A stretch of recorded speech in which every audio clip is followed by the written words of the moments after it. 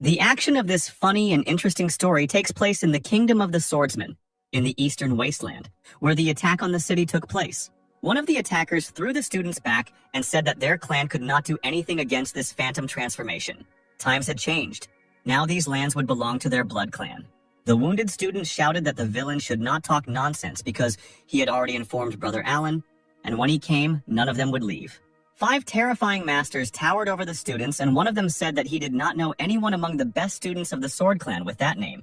Apparently, he is not even among the top 10, and if he dares to fight the Great 5 of the Blood Clan, he will be finished.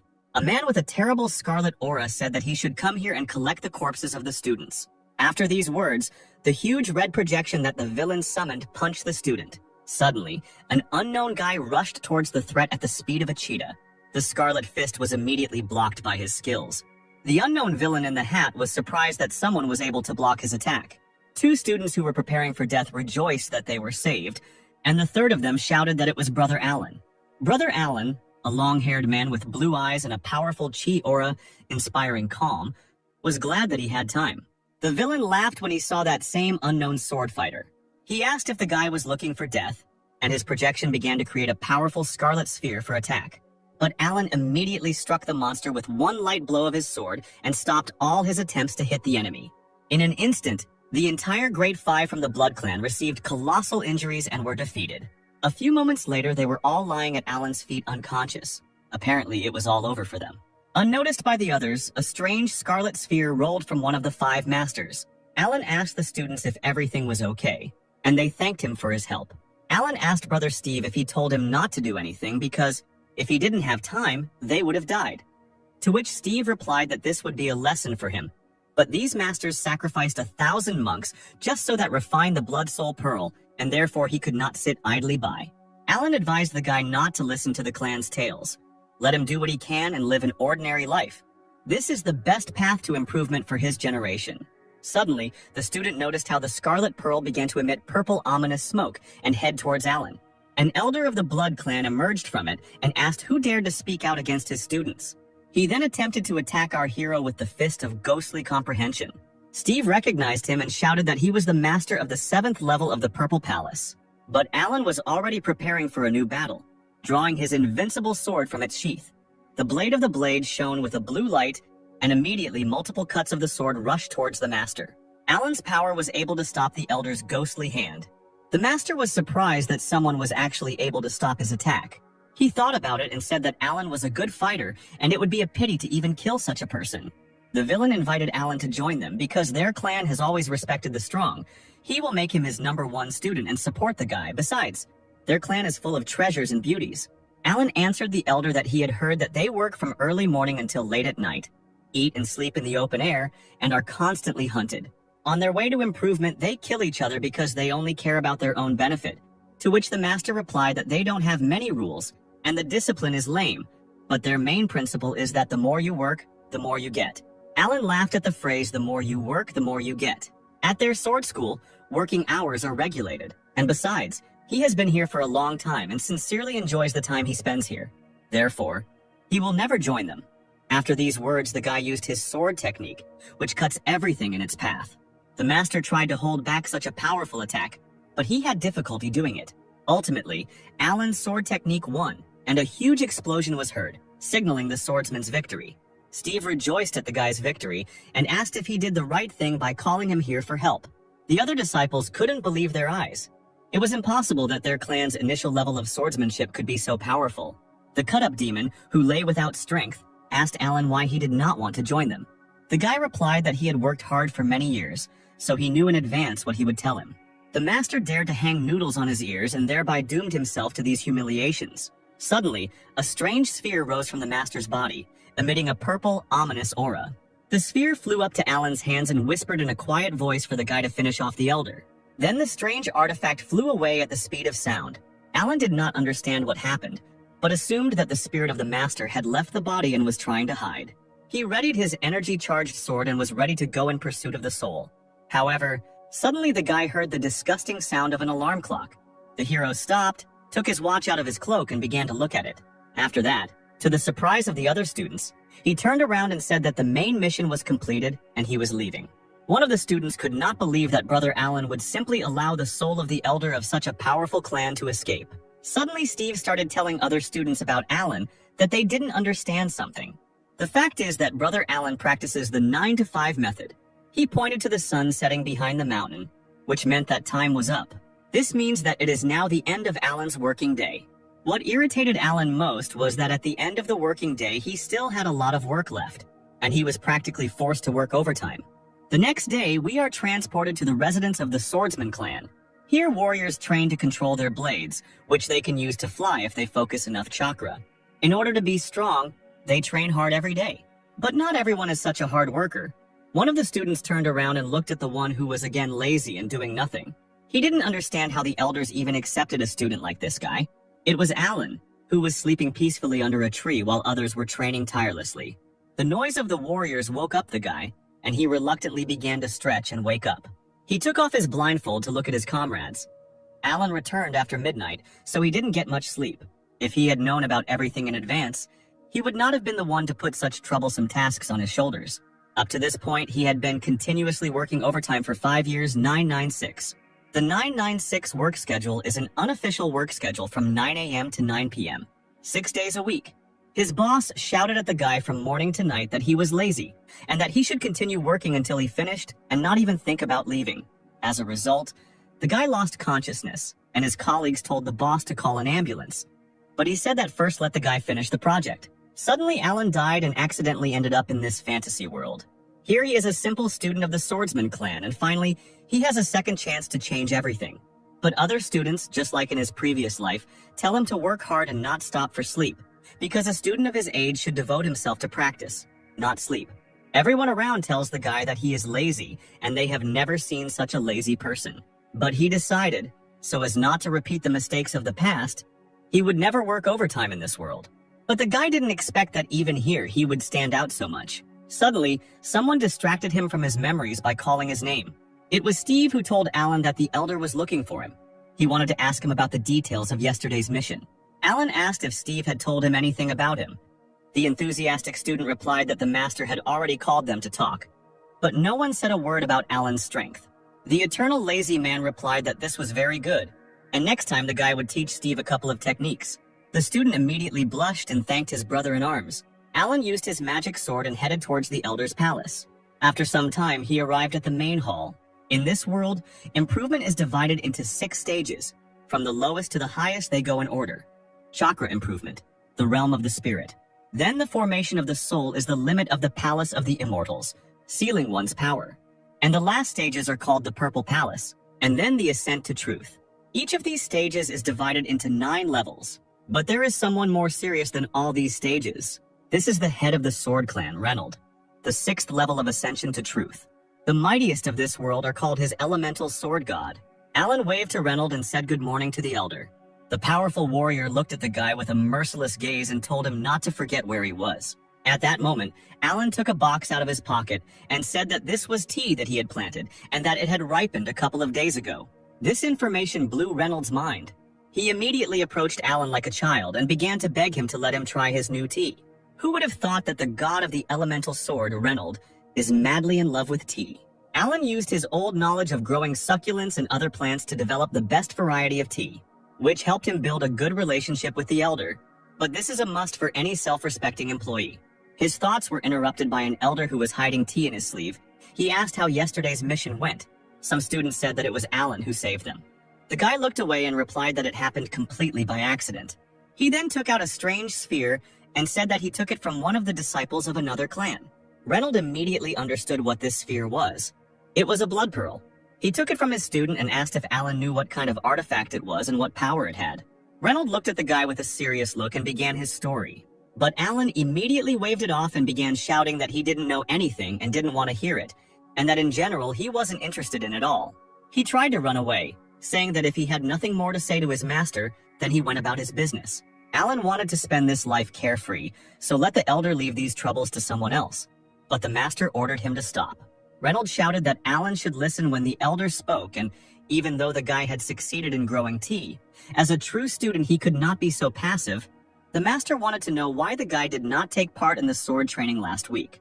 Alan replied that he would then have to wait an hour until it was his turn, and the master should know that Alan has his own principles in training, so he needs to be understood.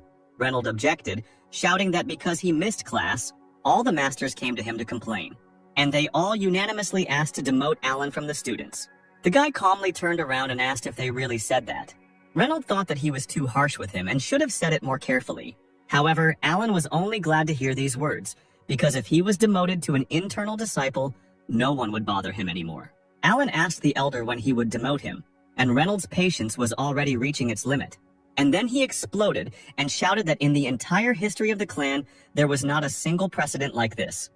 If Alan was demoted, it would be tantamount to a slap in the face to his elder.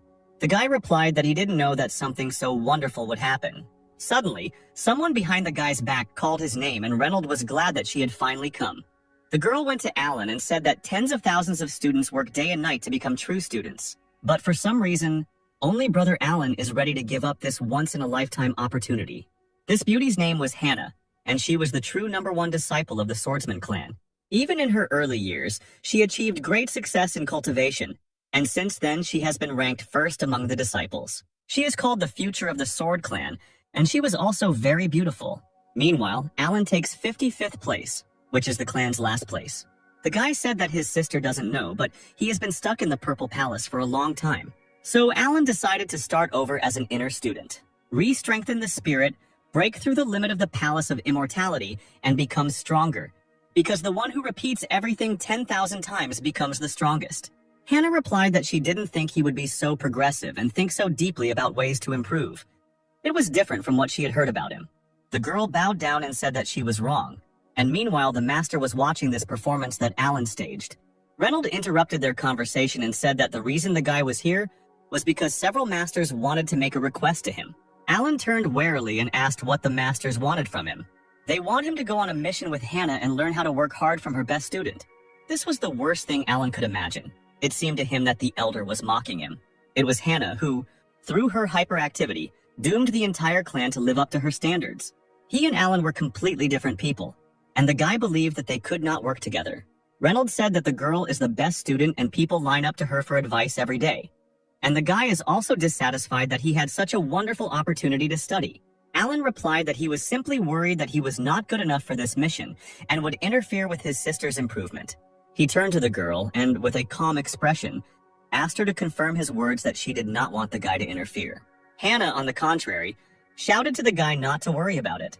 Her eyes sparkled with enthusiasm, and she said that their entire clan was family, and they should support each other and make progress together. In addition, Brother Alan can use this opportunity to prove himself and destroy the rumors that other people are spreading about him. Alan was gripped by fear. The guy thought that they were trying to intimidate him because he didn't want to suffer like she did. Then he used another trick. The guy folded his hands in a sign of humility. He stood in front of the elder and said that if he took part in this mission, his tea leaves would be left without sensitive supervision. The elder even invited Hannah so that Alan could take part in this mission. But he did not intend to deviate from his principles. He had no reason to go with her when he could play the fool here just fine. Suddenly, the enraged master raised his hand, making a strange gesture. Reynolds said that if Alan successfully completed this task, he would give him 3 days off. 3 days off, these words echoed in the guy's head. A whole 3-day weekend, one could only dream about it. Alan immediately grabbed the master's hand as a sign of gratitude. His eyes glowed with enthusiasm, and he asked the elder to immediately inform him of the contents and location of the mission. He will go through fire, water, and copper pipes to complete it. And meanwhile, the master only sighed in disappointment. A quarter of a day later, Hannah worked hard to master the techniques. Alan, meanwhile, was yawning after a deep sleep. He approached the training girl and said that she was training very hard. Hannah, meanwhile, was angry with the guy because he was late. Alan answered her that if he did not sleep at lunchtime, he would not have any strength for the battle. The girl began to scold him, saying that he should devote more time to practice. So she, for example, came here on time and managed to make 3,000 swings of the sword. But Alan, it turns out, needs sleep like an ordinary person. He is too weak. The guy said that she was right, and that he would think about everything in his spare time and then give it his all at the next training session with double strength.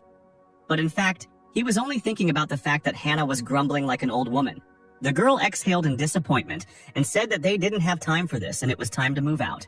At that same second, our new team rushed to the mission site. While they were flying to the place, Hannah asked Alan what he thought about the mission, to which he replied that the elder had sent them to investigate the disappearances of people in the mountains. And this mountain range was located right next to the sacrificed village. Alan suspected that the disappearance was not accidental at all. Hannah agreed with him.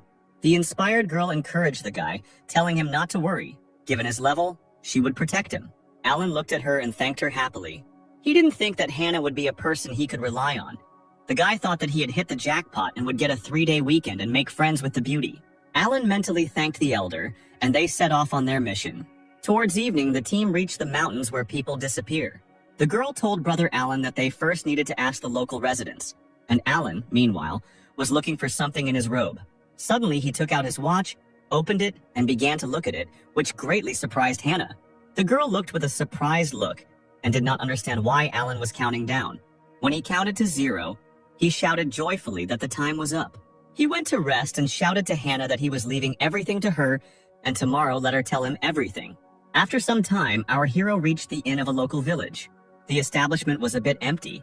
Alan came in and asked the owner to give him 1 room. The seemingly gloomy and tired man replied that it would cost 1 silver.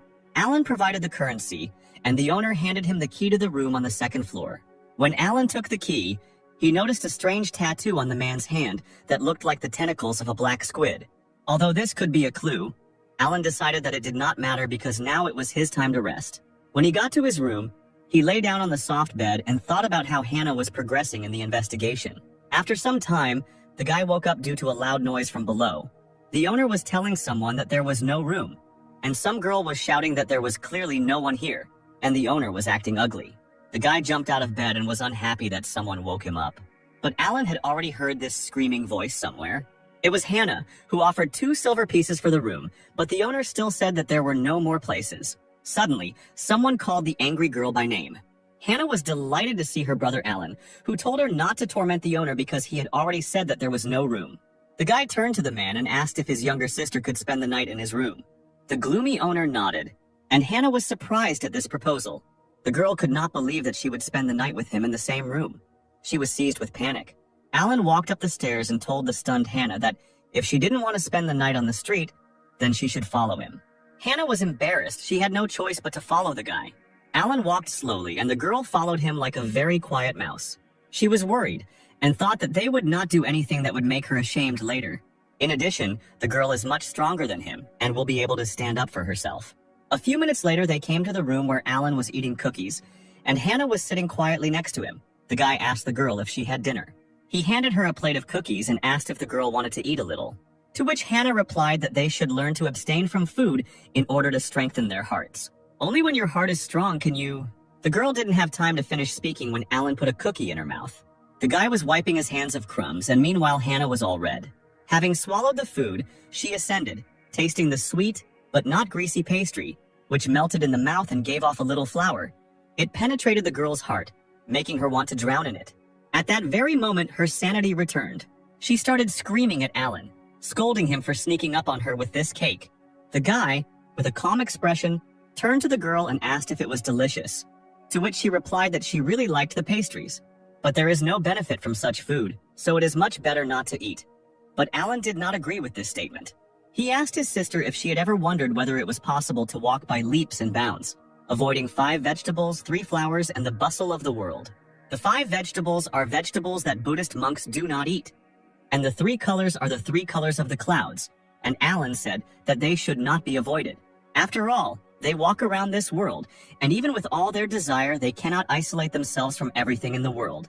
Blind avoidance will only tire you physically and psychologically. You will be afraid of everything that makes practice difficult. The girl asked how then they could practice without giving up human desires. It's impossible. Alan replied that he thought that true monks were not afraid to face temptation and experience it themselves. As with these cakes, if you're afraid that their taste will disturb your mind, you should try to get used to them.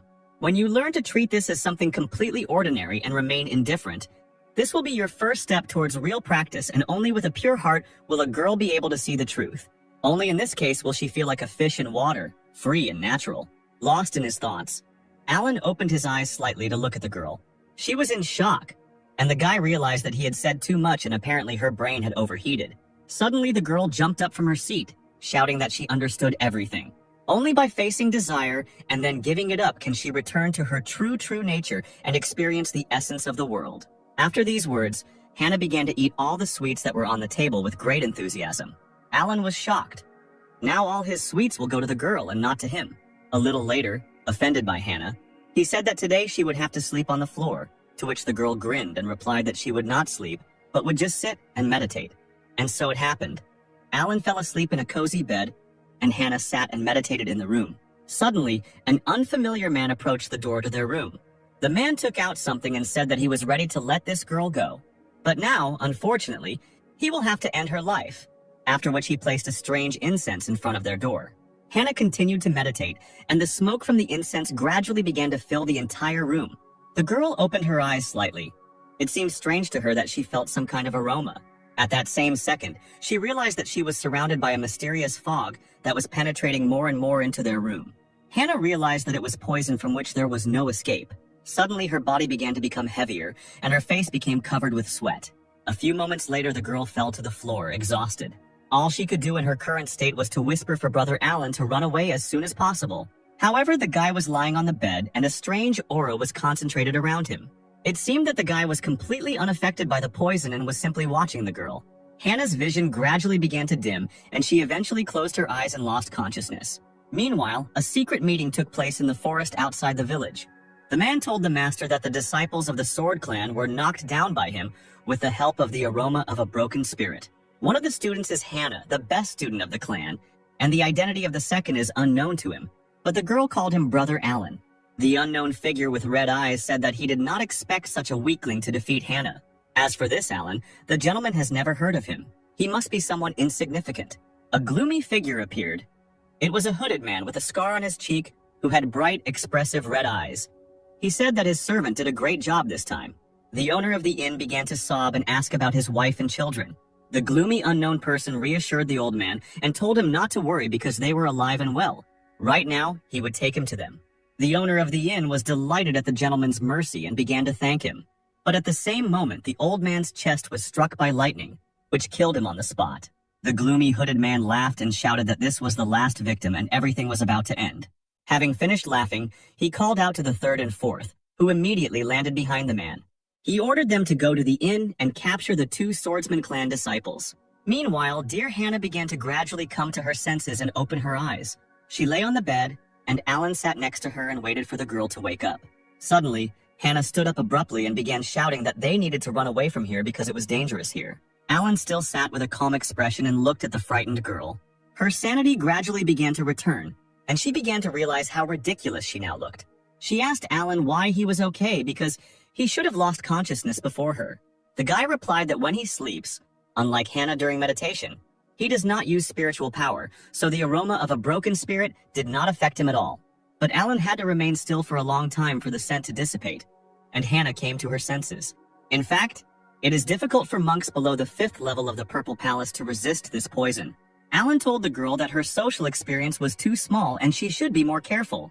If she had gone on the mission herself, the consequences would have been catastrophic. The girl bowed before Alan and thanked him for saving her. In the future, she swore that she would be more careful. Meanwhile, the guy brewed aromatic tea. He handed her tea and told her to drop politeness and drink some tea and warm up. Hannah was very embarrassed, feeling guilty about the incident, but thanked her brother Alan for the drink. There are rumors that Brother Alan is just an ordinary lazy person who doesn't know how to do anything and doesn't strive for anything. But Hannah never expected that he would not only say a few words to her, but also reveal the secrets of cultivation.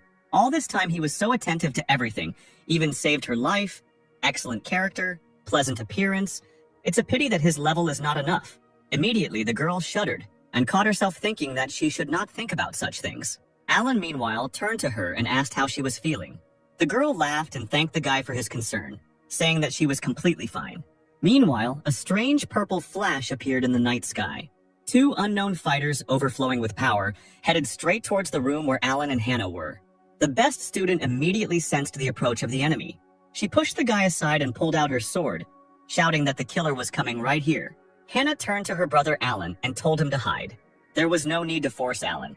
He was already heading to his bed and said that since Hannah was already better, she should deal with it herself because his working hours were over.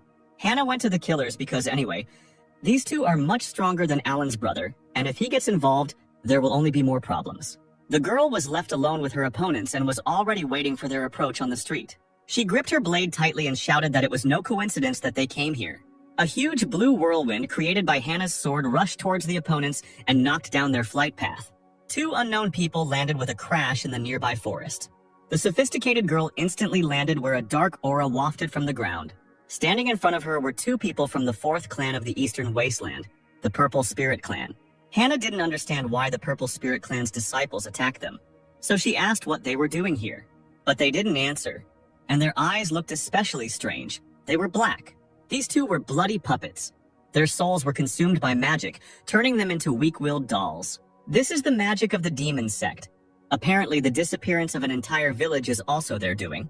The strength of these two is equivalent to the third or fourth level of the Purple Palace, and you need to be careful. Hannah, covered in blue chakra, slowly landed and said that they upset her. The girl took out her striking blade and summoned her sword technique. Then she used a powerful ability, clouds breaking the moon, and everything around began to fly into pieces. A powerful wave created by the sword headed towards the opponents. But the girl and the guy were able to deftly jump away and dodge her attack. However, this was not the end, and Hannah commanded her blade to dissipate. After this, the blue blade immediately split into two parts and flew towards the enemies. The targets were immediately hit, and small flashes from the explosions ran through their bodies. The cut and beaten fighters lost their strength and fell to the ground. Meanwhile, Alan watched the battle. He was surprised how Hannah was able to easily separate the light from the sword. But apparently the force of the blow has also decreased. By the way, it's much more convenient to watch the fight this way. You don't even need to open your eyes. However, these two definitely did not plan to give up so easily. With difficulty, the girl rose to her hands and tried to stand up. She called Hannah sick and said she couldn't do that to them. The best student realized that these guys had not completely become bloody puppets. Apparently, there was still a trace of self-awareness in their heads. The subordinate girl got angry and shouted that she would kill Hannah for what she did to them. She jumped towards the girl and swung her staff, concentrating her purple chakra.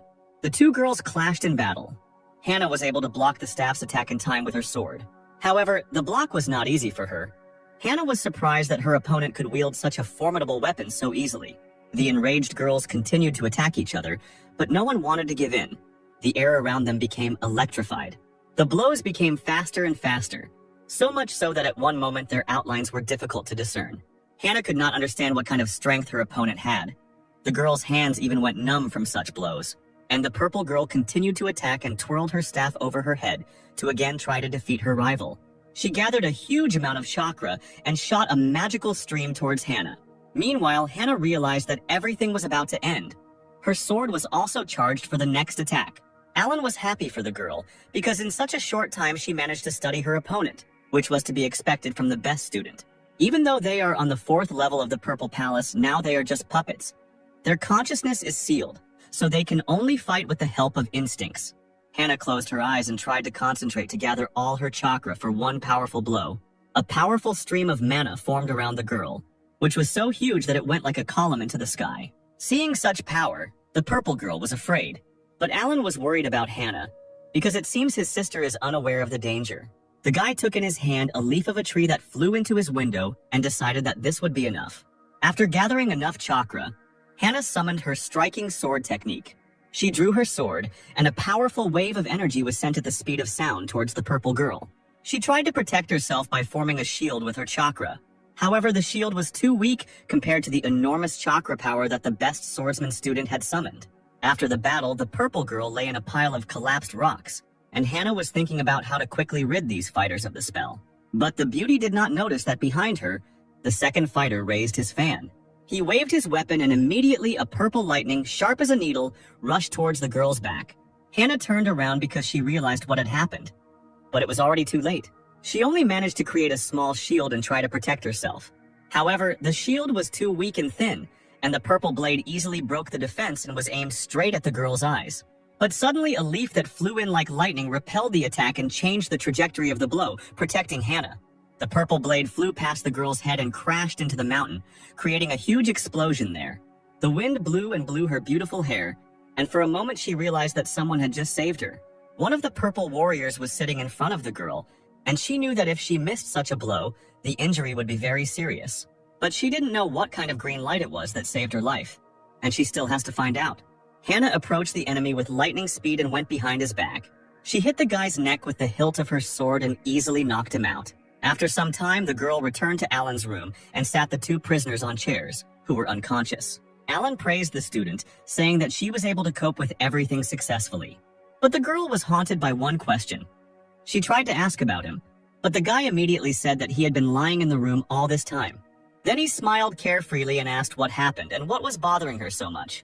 The girl shrugged it off and replied that nothing had happened. But she herself thought that with his level, he would hardly be able to do something like that, so there's no point in asking Alan about it. She also said that while the spirit of these guys is still alive, they should hurry up and return them to the clan. They need to ask the elders to cleanse their hearts and expel the evil formation from them so that they stop being puppets. But if they leave, the demon clansmen will run away and do their dirty deeds elsewhere. Alan stood up and said that for the sake of the people and the 3 days off, he would try to do something. Hannah was surprised that the guy began to concentrate chakra and asked what exactly he was going to do. Alan replied that he would use his divine sense to penetrate their consciousness and expel the formation. Hannah panicked and shouted that the guy was crazy because this is a very difficult practice. The slightest carelessness can lead to complete destruction of the soul. The guy calmed her down, asking her not to worry, and extended his hands to the heads of the prisoners. But seeing this, Hannah panicked even more because he wants to turn them from puppets at the same time. And this is even more difficult. Alan answered her that saving a person is tantamount to putting out a fire. The faster, the better. A little time passed, and the purple girl opened violet eyes that were once black. Her brother was happy that Sarah had finally woken up. The girl began to rub her tired eyes, trying to wake up completely. But then her consciousness finally returned to her, and she turned towards our heroes. Seeing Alan and Hannah, she asked if they were students of the Sword Clan. Hannah formally greeted Sarah and introduced herself, as well as her companion Alan. The brother began to calm the girl down, saying that this was the best student of their clan and they saved them. The guys were able to rescue them from the trap set by the elder of the demon clan. Alan asked Sarah to tell us in more detail how this happened. The girl bowed her eyes and began to tell this sad story. A week ago, he and Brian, on orders, went to the village to investigate the disappearance of residents. They asked around and traced it to a strange place in the forest. In it, the elder of the demon clan used the blood of the villagers for a sacrifice. In the end, they fell into a trap that he had prepared in advance. All these demons and images created by the elder suppressed the consciousness of the fighters. They ended up becoming puppets of the elder and could do nothing more about it. Therefore, the first thing Sarah did was to thank her new friend for saving her. Hannah began to wave her off and tell the girl not to thank her. After all, she didn't do anything, but the one who saved the guys was this lazy brother Alan. Sarah turned towards Alan and thanked him, saying that they would definitely repay their debt. Hannah stood shyly behind the carefree guy and thought about what happened. He had just managed to free 2 people from the curse of the bloody puppet at once. It happened so quickly that it seemed as if he didn't even bother, surprising his best student. Usually this spell affects the deepest corners of consciousness. Getting rid of it without harming a person is like finding a needle in a haystack. Not even all elders manage to get rid of it. After using the technique, Hannah immediately asked Alan when he was able to master such a complex technique. The guy replied that earlier he was whiling away time in the elder's pavilion and accidentally came across a fragment of a scroll of practices for manipulating spiritual thoughts. He found it very interesting, so he studied it. The information amazed Hannah more and more. He even found not a whole scroll, but just a fragment, and was able to learn such a technique. Suddenly, her memories were interrupted by Alan, who said that in order to save the guys, he needed to use resources and artifacts, almost worth 30,000 high-grade spirit stones. The girl puffed out her cheeks angrily, thinking that the guy probably did it by accident, and he would never have had that much courage. Sarah looked at Alan and realized that he was far from stupid. Therefore, she happily agreed to make up for everything as soon as they returned to their clan.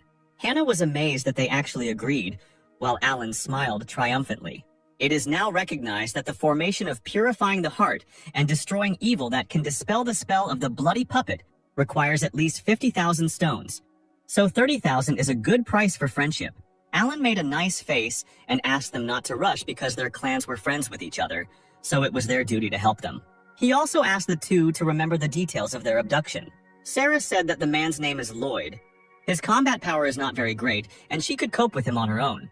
But he is very good at using formations and poisons, which is why the couple was able to get caught so easily.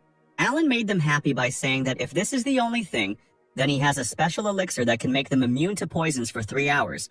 He will give it to the 3 fighters, and they will defeat the Elder. Sarah's morale increased, and she shouted that if she was immune to the poisonous incense, she would kill this opponent in a matter of minutes. But then she again remembered all the words that Alan said. She asked why only the 3 of them would go. Would Alan really stay here and not go with them? The guy bowed his head and replied that he actually needed too much spiritual power to save them. Therefore, he will have to sleep to recover, while Hannah could barely restrain herself from punching this lazy guy.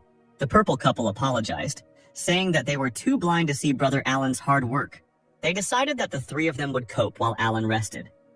Meanwhile, Hannah realized that the lazy man had again deceived everyone in order to do nothing.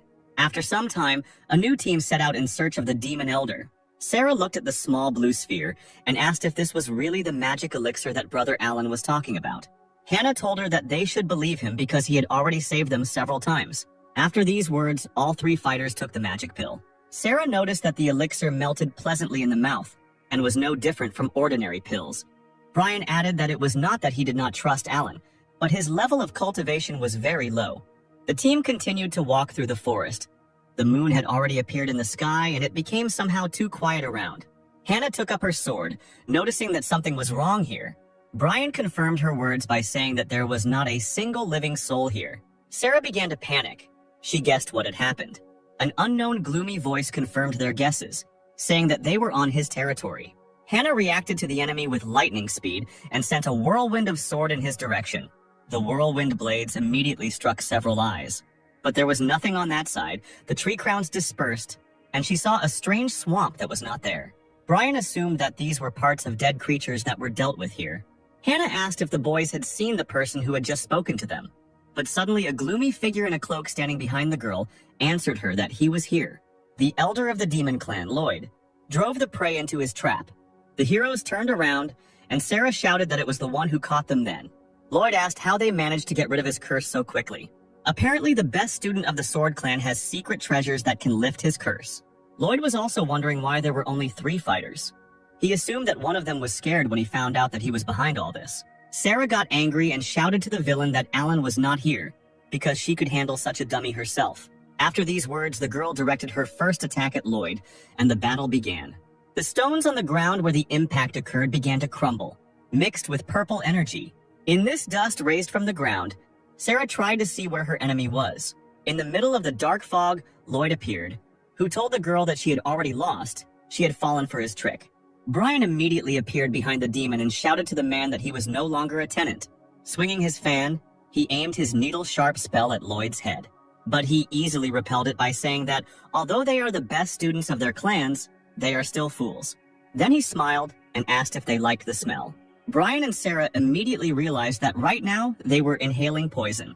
Hannah also did not stand aside and attacked the dark bubble in which Lloyd was located. The master just as easily repelled her attack while continuing to taunt them. But suddenly he noticed that the blue lightning did not dissipate. She, like a swift wind, continues to break through his dark bubble. Eventually, the blade's whirlwind broke through Lloyd's defenses and an explosion was heard. 3 fighters were already in the air and were waiting for their opponent. The dust from the explosion cleared, and Hannah saw a small hole where Lloyd was standing. She became angry, realizing that they had missed the villain. But at that very second, the air turned scarlet, and a dark fog formed around the heroes. It was poisonous incense. Lloyd emerged from the poisonous fog, and he really had his own tricks. The master hung in the air right above our heroes and sprayed his crimson mist. He laughed and shouted that it was useless for the soldiers to run away anywhere because they had already inhaled his poison. It only takes 10 breaths, and they will immediately turn into bloody puppets and become his faithful servants. However, nothing happened, and the guys stood and smiled. At that moment, Lloyd realized that something was wrong. And then he realized that he was missing the 3rd fighter, who was already swinging his huge staff behind the master's back. Sarah took advantage of the moment and hit Lloyd on the back. The force of the blow was colossal, and the master immediately spat out a lot of blood. Then he rushed towards the ground at the speed of sound until he crashed into it. Brian also wanted revenge. He prepared his fan to finish off the enemy. Swinging his weapon, several sharp chakra needles rushed towards the prone Lloyd. The purple needles mercilessly hit their opponent in all places of his body. The demon elder bled, his most terrible weapon no longer working. He could hardly stand on his hands and bled while trying to understand how this happened. The master raised his bloody gaze to the team. He did not find an answer to his question, so he asked them why his poison did not work on them. And the squad of fighters only mocked the once strong villain. Sarah was happy that Alan's elixir was really so strong. Resistance to poisons would help them deal with all the members of the demon sect. Lloyd knew that this poison was even stronger than the previous one, and even if you held your breath, it would be absorbed into the skin. And nothing short of his special antidote can dispel it. Then why doesn't he take these warriors? Apparently they have some kind of secret of their own. Hannah said it was time to finish with him and prepared to use her sword technique. But Lloyd wasn't going to give up so easily. He wiped away his blood and said that this was far from over. The demon elder immediately jumped and took off from the ground. Having covered a great distance with lightning speed, he said that the game had just begun. Flying into the sky, he summoned the bloody flames of the heavenly formation and covered the entire area below him. The girls who got into the area panicked and tried to understand what was happening. Lloyd scoffed and reminded them that they had entered his territory. He ordered the first to get rid of them, and at that very second, something began to form from the dirt behind them. Brian turned in horror to see a man began to form from the mud. A powerful, angry demon who was ready to tear everyone apart. The team realized that this was the bloody puppet of the 6th level of the Purple Palace. Lloyd continued to taunt, telling the guys that they would definitely not be returning home today. Speaking of the house, Lloyd sent the second one there. He has the 5th level of the Purple Palace, and he will deal with the coward who is hiding there. Hannah immediately began to worry about Alan, because he was too weak to cope with such an opponent. Meanwhile, Alan was sleeping peacefully and was not at all interested in the outcome of the battle. And a terrible demon with 6 eyes had already entered his house through the window. But, to his surprise, he found no one on the bed, and there was not a soul in the house. Sly Alan was lying in the next room and had absolutely no intention of working overtime. He turned to go to sleep, but immediately, an explosion thundered behind him. It was a trap that Alan had left for the demon. But, to his surprise, the enemy was not torn apart, and there was a silhouette behind him. It was a demon who was struggling in agony and screaming because he had received many injuries. Actually, no, the trap was too weak for him. Alan had to get out of bed. He realized that the demon would not be able to return until he caught him. The guy didn't understand whether it was really necessary to involve him in all this. Meanwhile, a fierce battle broke out in the forest. Hannah concentrated her power and used her sword technique to create a hurricane of water. Meanwhile, the bloody puppet began to form a cloud of energy to repel the attack. Then he put up an impenetrable shield, and the blades of water crashed into it without causing damage. But suddenly Sarah appears behind the monster, who took advantage of the situation and the fact that the enemy was distracted. The girl tried to attack him with her staff, but the bloody puppet successfully blocked the blow. The monster then took hold of Sarah's staff, and with a powerful movement of his hand, he threw the girl away from him. Brian was angry and summoned one of his techniques, the sealing purple chains. Approaching from behind, the sealing chains seemed to have successfully begun to bind their enemy. But the monster was not so weak. He gathered his energy and began to scream with all his might. The chains that bound him broke, but Hannah managed to take advantage of the moment and strike the body of the immobilized enemy.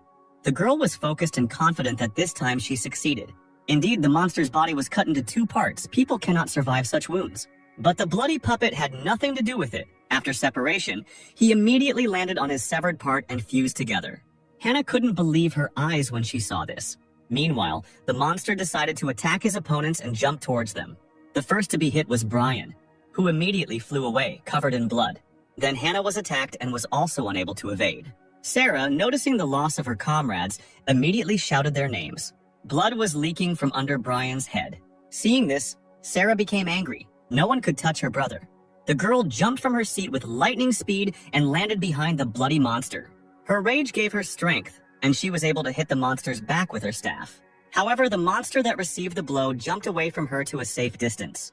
This time was enough for Hannah to come to her senses. The girl landed next to Sarah and said that this guy is so strong that with his endless regeneration, they will simply fizzle out over time. Sarah said with a serious face that she had a secret way to destroy him. Hannah was happy because there was hope, but Sarah needed time to gain strength. So the purple girl asked Hannah to buy her some time.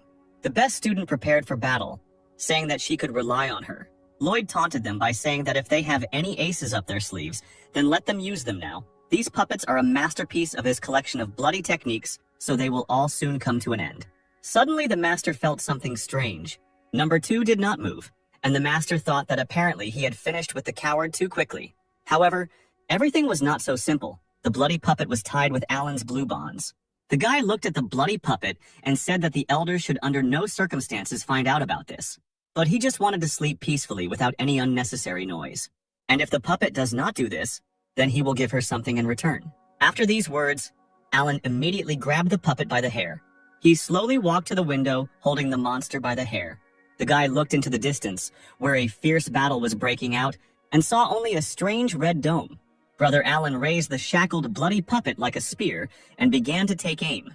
Then he threw the monster towards the dome with all his strength and shouted at him to get back out and let him sleep. Because of such force of the throw, the monster flew into the sky so far that it was no longer visible. Alan, meanwhile, turned around and thought that he had a little more time to rest. He wanted to go see if there were still free rooms here because he needed to sleep a little more. Meanwhile, Hannah continued to gain time and many blows from the puppet flew at her. The girl tried to block the fists with her sword, but their strength was great, and Hannah's strength was decreasing, so the girl flew a short distance. She was all wounded, but she didn't really have a choice. The girl did not understand why this bloody puppet was becoming stronger and stronger. Lloyd told the girl that since she was still holding on, it was not for nothing that she was called the best student of the Sword Clan. But all this would soon end. He ordered his first blood puppet to attack the girl. The monster immediately obeyed and attacked Hannah with great speed. He gathered furious energy around himself and jumped into the air above the girl.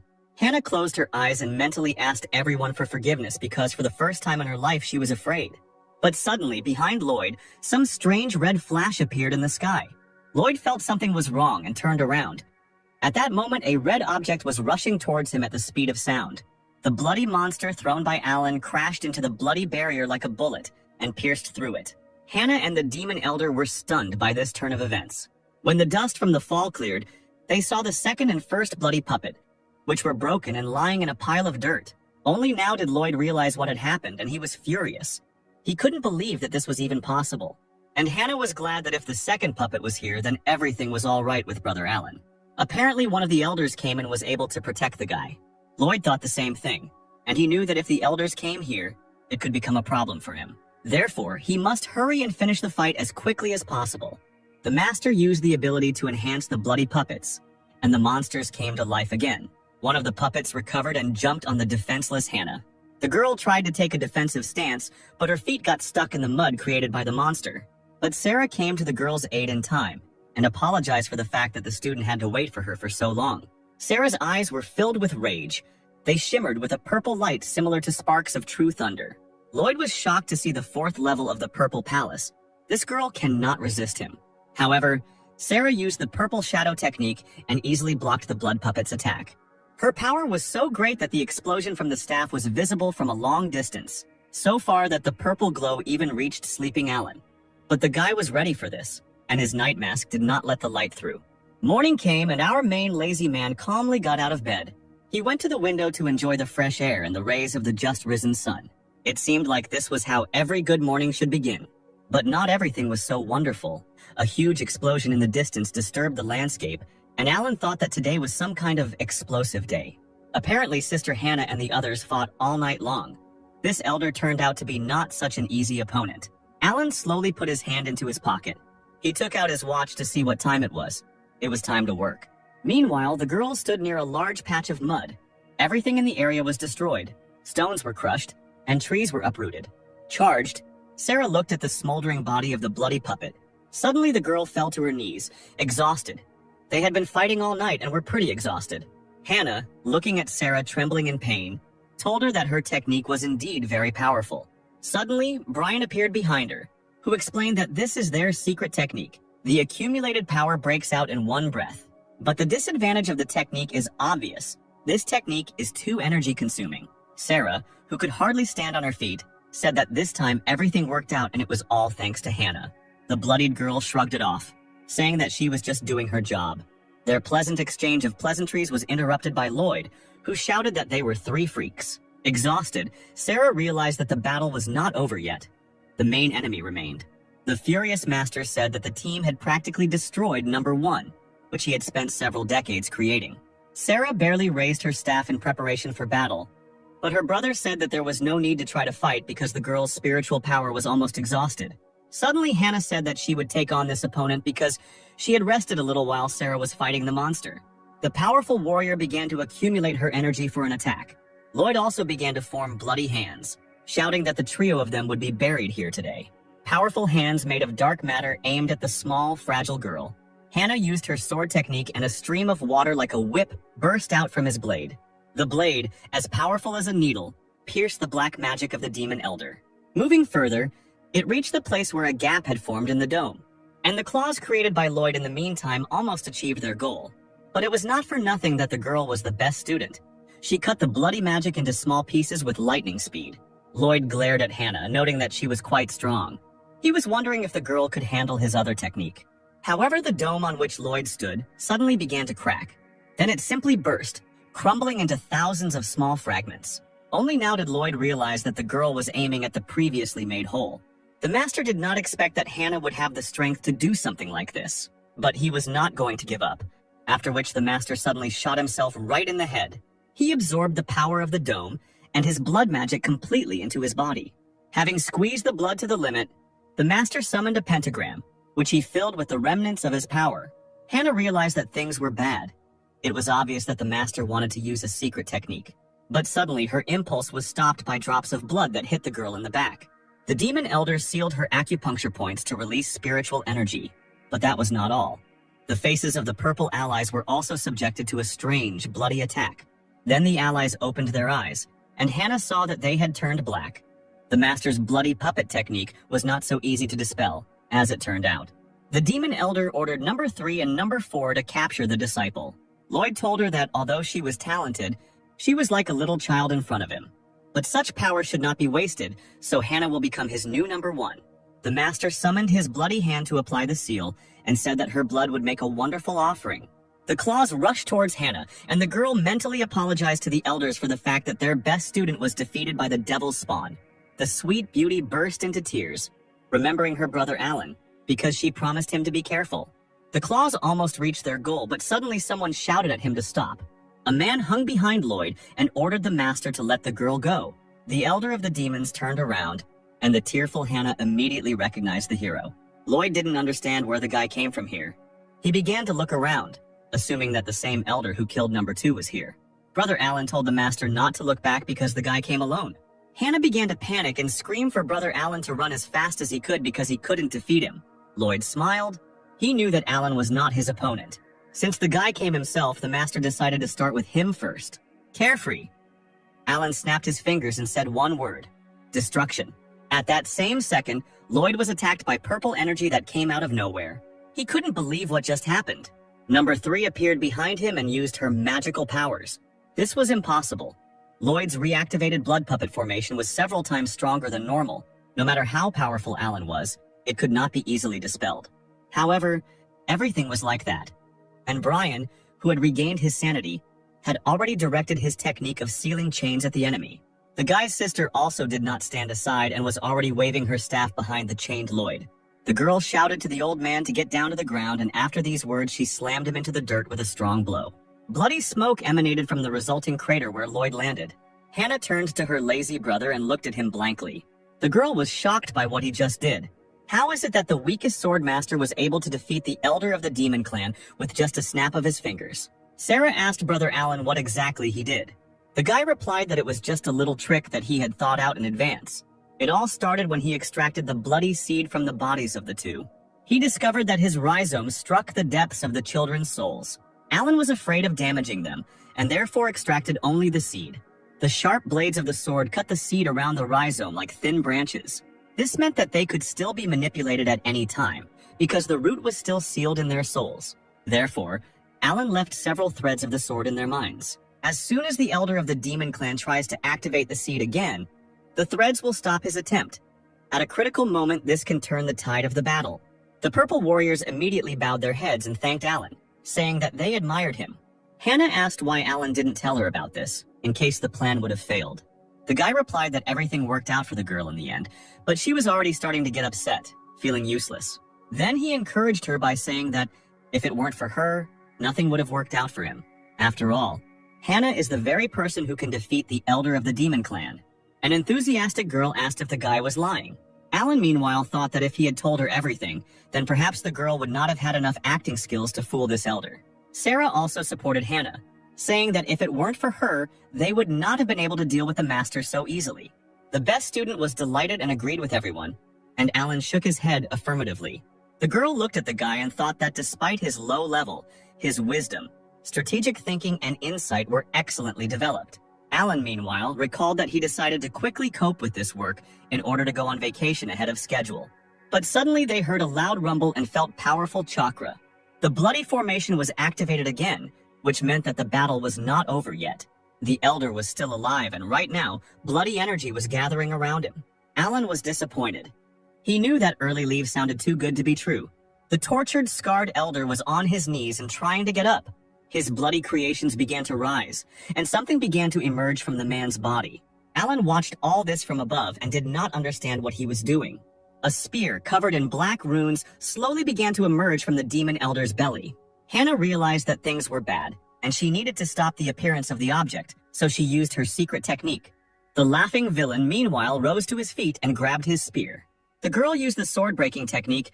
Many lightning bolts rushed towards the master, but he only laughed and said that it was too late. He raised his dark spear, and Hannah's attack was immediately blocked with ease. The elder smiled ominously and said that his formation was complete. The girl did not know what to do. This was her last chance to destroy the enemy because she no longer had any strength left. At that very second, Brian said that it was time to retreat because their strength was not enough to fight the master. Hannah agreed to this, and the trio tried to escape. However, Alan said that the guys should leave first, and he would catch up with them later. Hannah turned around and asked what the guy was waiting for. She needed to leave quickly. But Lloyd didn't want to just let them go. He summoned a huge projection that stretched its hands towards the heroes. In a split second, the summoned monster grabbed all 4 heroes in a tight grip. Lloyd shouted that now he would show these pathetic insects the power of real poison. Sarah said that the master was able to catch her because her strength had run out, and Brian had lost all hope after realizing that the elder was invincible. Hannah looked at the monster and could not understand how he instantly jumped from the 5th level of the Purple Palace to the 8th level. Sarah didn't want to die like that, and her brother suggested that he became so strong because he absorbed his puppets. Lloyd told them that number 1 and number 2 were the best in his collection, and he didn't even think that the trio could beat them. Sarah said that even if number 1 is stronger than them, they could definitely cope with number 2. But now, these 3 are one. Lloyd laughed and told the team that he was also a victim. He said that he was forcibly raised into a bloodthirsty soldier. Then he raised his staff and it began to call for something. The guys did not understand what the master's words meant. Meanwhile, only one hero was not interested in the fight. He looked at his watch and Hannah asked him what he was doing. Brian said that the ancient books say that demon warriors first appeared 10,000 years ago. Countless decent people were beheaded, and most of the lands began to belong to the demon clan. And only when the 5 clans united among themselves to resist them were they able to defeat the demon clan's troops and put an end to this disaster. Lloyd laughed again. He said that he had witnessed many things. He had seen blood spilled, souls taken by force. All of this helped shape warriors like him. And today, the team of heroes has the honor of becoming an offering for his bloody formation. But suddenly, his solemn speech was interrupted by a disgusting sound. Lloyd didn't understand what the sound was, and Alan, meanwhile, was looking at his watch. His working hours are over, and apparently he will have to work overtime. Lloyd did not understand the guy's words and asked him what it meant to work overtime. At that same second, a huge wave of energy flew towards the invincible demon elder. A powerful flow of chakra immediately knocked the master out of the summoned formation. The weakest student told Lloyd that his hour of death had come. Hannah was surprised to see such a powerful technique. She asked Alan if it was his doing, but the guy only answered that they needed to get out of here as quickly as possible. The girl wanted to object, but the hero said that they should get out of here as soon as possible and protect the village from attack. In a panic, Hannah asked the guy who defeated puppet number 2, they need to quickly call this elder here because they themselves cannot cope with this opponent. Hannah's comrades also supported Hannah, telling Alan that he shouldn't be brave because, thanks to this formation, Lloyd's power has increased to at least the 8th level of the Purple Palace. So even with their common efforts, they can't cope. But the hero, smiling, told his friends not to worry because it would all be over soon. Meanwhile, Lloyd, who had fallen to the ground, stood up. He did not understand what had just happened because the guy's level should not be enough to defeat him. The demon elder asked Alan what trick he used just now to stop him. Alan, mocking his opponent, replied that he did not need tricks to defeat such a weakling. Meanwhile, Hannah and her purple friends were heading towards the village. Sarah asked the girl why they left him there alone. She couldn't believe that the guy really knew a way to defeat such a formidable enemy, who at that moment directed his bloody chakra at Alan. The bloody lightning hit Alan directly. Sarah continued to say that the hero's level was too low and that demon would destroy him with one blow. Hannah told the girl that she didn't know why, but she trusted Alan, because since he left the mountain, all his decisions had been correct.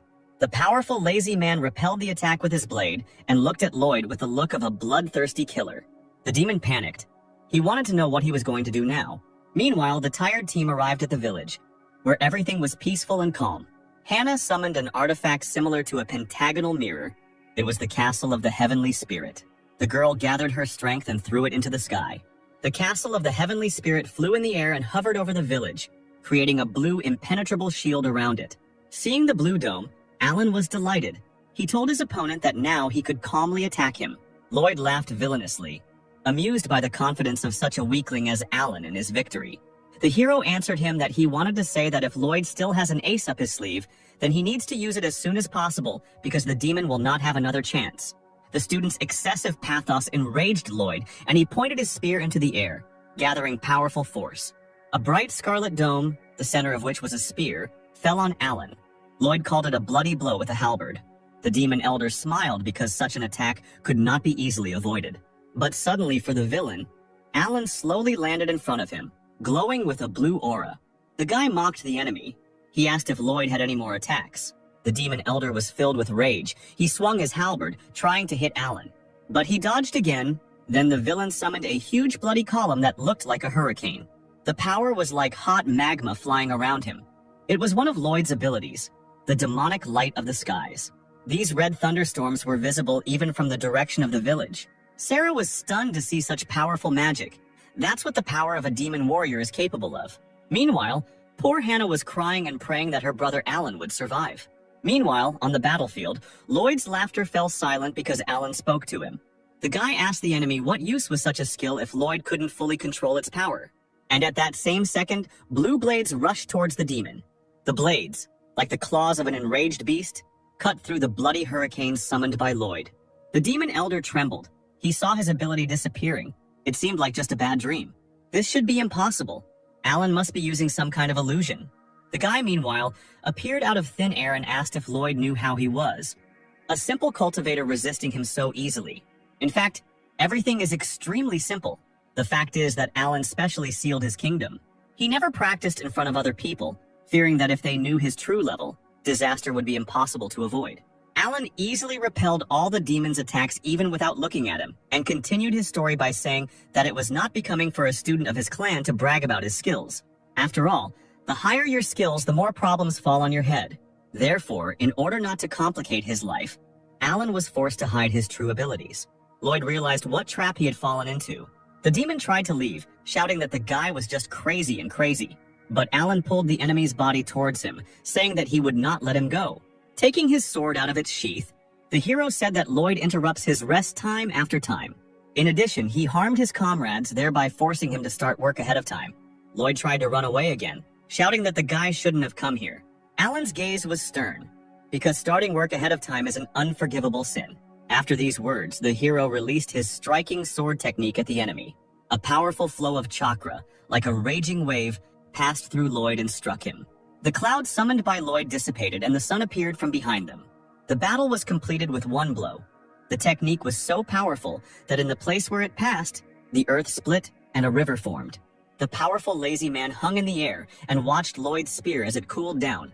Sarah, who was watching the battle, asked Hannah if they were really only at the level of the Purple Palace.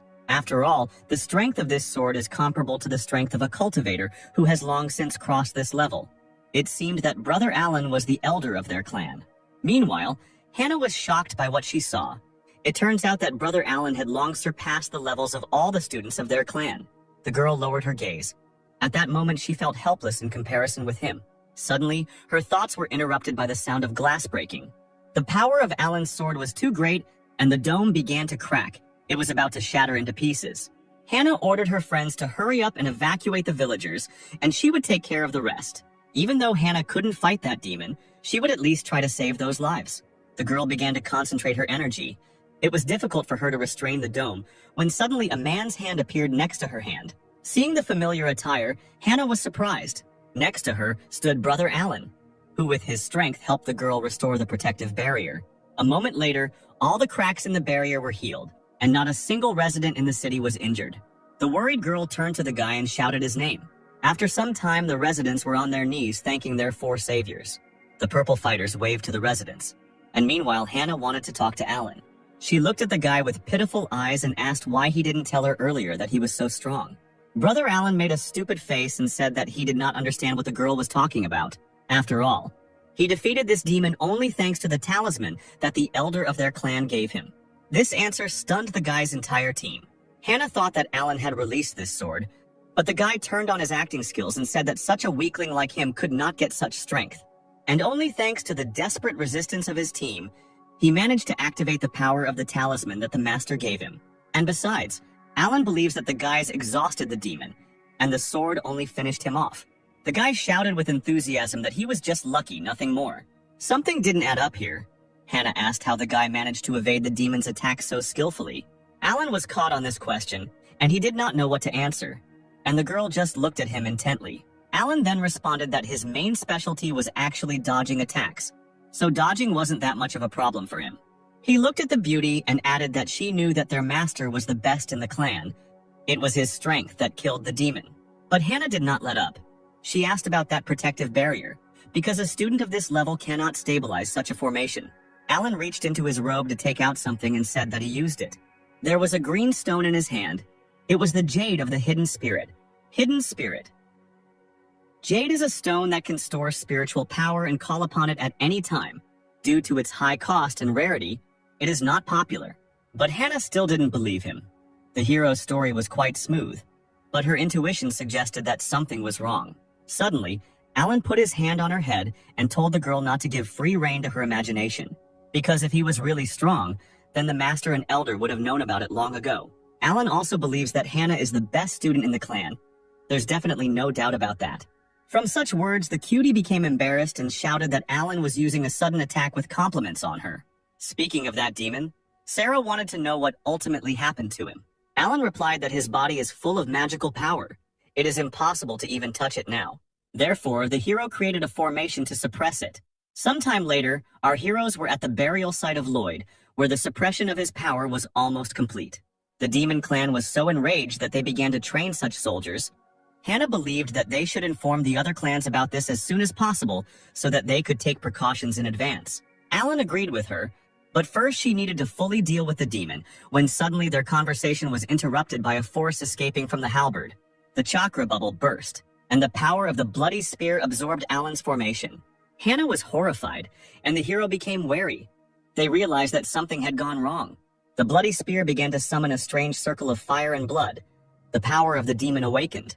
Alan reacted instantly and tried to strike the enemy's chakra clot. The rest of the heroes managed to jump away, and suddenly, the spear and the demon's body disappeared along with the bloody chakra. Sarah realized that apparently their master had taken the demon from here, and Brian believed that now was not the time for chatter.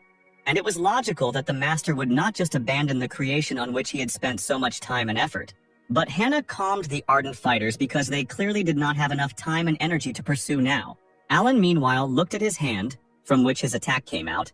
He realized that he could not let the girl know how strong he really was. However, this formation that the hero left should be strong enough to stop Lloyd.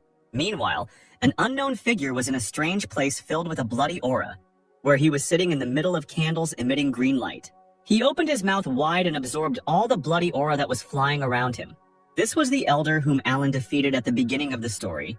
He swore that next time he would tear him into thousands of small pieces, when suddenly his meal was interrupted by another gloomy figure who appeared behind the villain. The elder bowed his head in greeting to his master. The dark secret figure said that apparently Howard had already finished cultivating his body. Howard smiled and said that he couldn't do it without his master's help. Suddenly the gentleman said that Lloyd was dead. This information shocked the elder. The unknown person said that he completed the formation before his death and created a demon embryo. However, when the master tried to take it away, another force did not allow him to do this. Now the fruit is in the Yun clan prefecture on their mountain range. The Lord ordered Howard to return it. He also gave 3 things to his subordinates, saying that these artifacts would help him in battle. Howard failed him last time. If he does it again, he will have to answer for his misdeeds. The elder bowed his knee and understood the order of his master.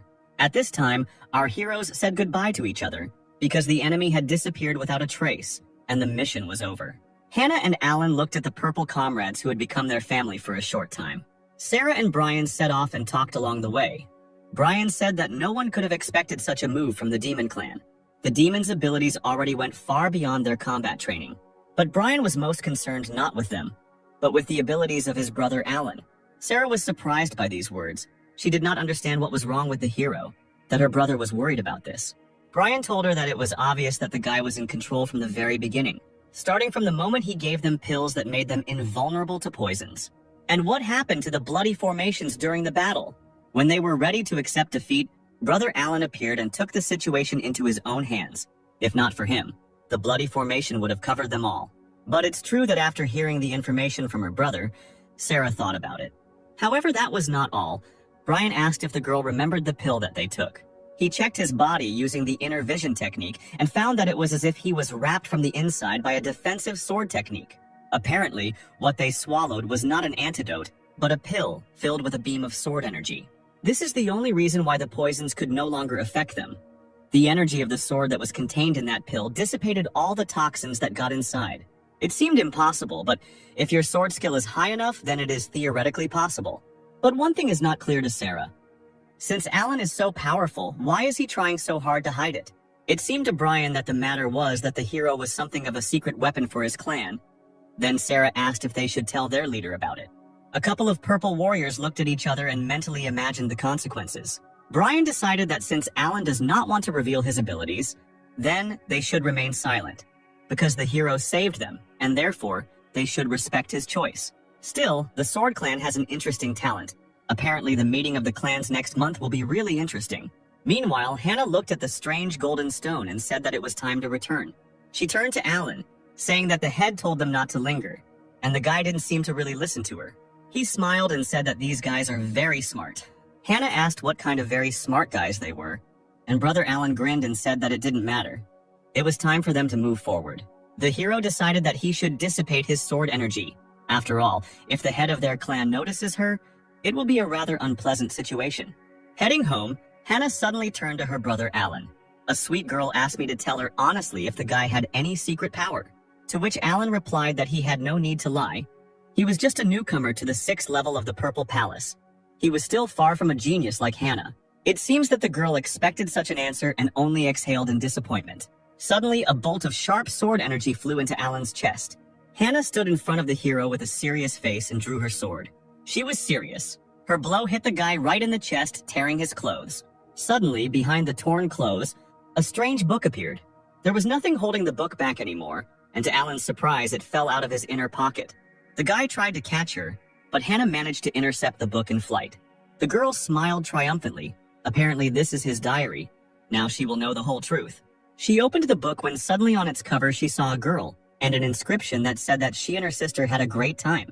Hannah's face immediately turned as red as possible from embarrassment and what she saw. Alan immediately snatched the book from the hands of the embarrassed girl, saying that he would explain everything. This is a fairly popular book. It's just a novel. Hannah said that she didn't think the guy was like that. Alan immediately explained that the picture on the cover was just to attract attention. In fact, it was a serious adventure story. Hannah suddenly grabbed the book to look, and on the next page she saw a passionate flirting girl, strewn with rose petals. She again became embarrassed and turned away sharply, and Alan shouted that she understood everything wrong. These were illustrations. They were needed to attract attention. It is actually a story about a young man who is part of a clan and his relationship with his female companions. This is an orthodox adventure story. It is very popular among monks and ordinary mortals. Updates are released every 3 months. Alan had to wait in line all night for this limited edition. It is very difficult to buy. Hannah pretended to believe it, saying that she would pay for the clothes she had ruined. But in reality, she was thinking that the guy did not dodge her blow. Apparently, he really did not have hidden strength. The girl said that she thinks that her brother should get less involved in such literature. This kind of thing in their clan is called fiction. They are prohibited. She looked sternly at the guy, adding that their head believes that this distracts from practice, and his brother, like no one else, should work harder on himself. Alan smiled sweetly and nodded, saying that this is exactly what he would do. The girl turned around sharply and said that it was time for them to move on, and the hero exhaled. because now all of Hannah's doubts about him should have evaporated. But suddenly, another sharp blade of energy flew towards him. This time, the blade flew straight into the book the guy was holding. Alan pressed the book to his chest protectively and repelled the attack. The force of energy that burst from his hand dissolved Hannah's chakra and flew towards the nearest mountain. Half the mountain was immediately destroyed, at which point the hero realized how much he had screwed up. Alan asked Hannah if she could pretend she didn't see it, to which the girl replied that despite her level, she couldn't just turn a blind eye to it. The guy hid his treasure in his bosom. This book failed him again. It's time for excuses. Alan admitted that he didn't tell Hannah something. The girl abruptly approached the guy and asked whether his skills greatly exceeded hers, to which Alan stood at attention and replied that they were only slightly superior.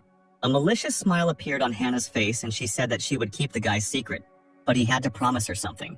Fearing for his secret and for what the girl would ask, he asked what she wanted. The sweet beauty's eyes sparkled with happiness. She asked her brother Alan to teach her sword techniques, but the hero was not delighted. He thought that this mission would help him get along with his sister and get 3 days off. But for some reason now he thought that he had screwed up badly. And meanwhile, Hannah was burning with joy and waiting for the guy's answer. Alan pretended to think, answering that in principle he could teach her, but there was one but. The sparkling top student swore that she would keep her mouth shut. The guy need not worry. She flew up and said that she could not wait to return, and Alan mentally asked the head why everything turned out so against him. After some time, sad and eternally lazy, Alan and the inspired student returned home. Our heroes entered the main hall to report to the elders. Hannah greeted the chief, elders, and masters. The men turned around and saw their favorite student and said that she had done an excellent job. The master thanked the girl for her hard work and asked whether she was injured anywhere. Alan lowered her head and quietly, without much enthusiasm, greeted the head, elders, and masters. In response, they only looked at the guy with contempt. The master asked if the guy on the mission had caused problems to Sister Hannah. If she had suffered while protecting the hero, then he was a dead man. The man hoped that Alan had made every effort to learn as much as possible from the girl. In his heart, the hero was very indignant because if it weren't for him, they would no longer have their beloved student. Suddenly, the head rose from his chair and demanded that the master stop slandering Alan. After all, if he had not activated the talisman in time, they would not have defeated the elder of the demon clan. Alan smiled. It was not for nothing that he gave so much tea to his beloved friend. The elders looked at the master, who had Alan under his command. And it turns out that he is a real hero who saved the whole situation. The man said that it was only natural that he would give the protective talisman to his disciple. The other elders smiled, feeling the master's strength. They praised him for destroying the elder of the demon clan with just one talisman. However, the master clearly remembered that the talisman he gave to Alan was barely above the first level of the Purple Palace. But Lloyd, the elder of the demon clan, was rumored to be at the 5th level. Is it possible that the master gave Alan the wrong talisman, and that's why he defeated the elder? They were all interrupted by the head of the clan, who announced that they were gathered here for only one reason, because their world would soon face a crisis. He asked Hannah to tell everyone what happened after she met the elder of the demon clan. This information is extremely valuable both for the clan and for the entire alliance. The girl immediately agreed. Late in the evening, the meeting ended, and a tired Alan, leaving the building, was happy about it. Starting tomorrow, he will finally be free. He needs to plan his weekend well. However, the guy's joy was interrupted by a sweet female voice that called him by name. Hannah, anticipating new knowledge, reminded the guy that he must teach her as they agreed. Alan tried to fight off the crazy beauty by saying that he had plans for the coming days, but the girl said that she could not wait any longer because she could learn from such a powerful person as Alan. The guy tried to use his acting skills by saying that they were both tired after a difficult mission, and he needed to rest before he started training her. But Hannah was also no slouch, and making kitten eyes began to cry, saying that her brother slept all night, and she fought. She's a fragile girl and doesn't complain. Why then does Alan complain? But this won't win the guy. He said he was tired because he made a big contribution to the victory. Then crazy Hannah grabbed him by the clothes and threatened that if he didn't help her, she would tell everyone about their relationship. Alan panicked because they were at the main entrance. He asked the girl not to say nonsense. What other relationship? But the girl shouted that she didn't care because he himself was avoiding responsibilities. She said that her brother was a fraudster. Suddenly the hero agreed, and the sweet beauty immediately calmed down. Alan said that she could come to him tonight and then he would teach her a lesson. But after that, Hannah should leave him alone. The girl agreed with her eyes sparkling with joy. She must also remember to keep a secret if someone sees Hannah going to Alan late at night. Then all the monks will chop him into mince or hang him on the gallows. But she didn't care anymore. She shouted that she remembered everything and said goodbye to the teacher. A few hours later, our hero arrived at his home. He was sitting reading his novel when suddenly Hannah landed next to him. Alan raised his head and greeted the student with a serious face. She asked why her brother was so serious. The girl was worried that it was because of her. Maybe she had caused him a lot of trouble. But the thing was different. Alan said that he had just learned something very important. The sweet girl looked at the mentor and asked what he learned. Stern Alan replied that the new issue of Sister Shoe was coming out the day after tomorrow. He overheard a conversation between two monks who were complaining about the demon clan. Because of them, they would have to travel all the way to Yun City and stand there all night for a new release. Therefore, Alan must leave for Yun tomorrow, so there will only be one lesson. He hid his book and asked his sister Hannah to attack him with all her might. The girl was surprised, because if she tries so hard, the guy's house won't stand it. Brother Alan smiled. He replied that the girl should not worry because she did not have the strength to do it. This answer provoked the best student, and she prepared to show her power. The fire of rage burned in her eyes. Now she will show everything she is capable of to the new teacher. The girl released maximum energy from her sword and sent it into the air, calling on the heavenly heights. All the blue energy gathered into one huge clot of chakra and rushed towards Alan. It seemed that such power could not be contained, but suddenly there was a bang and the whole clot seemed to burst. Hannah was in shock.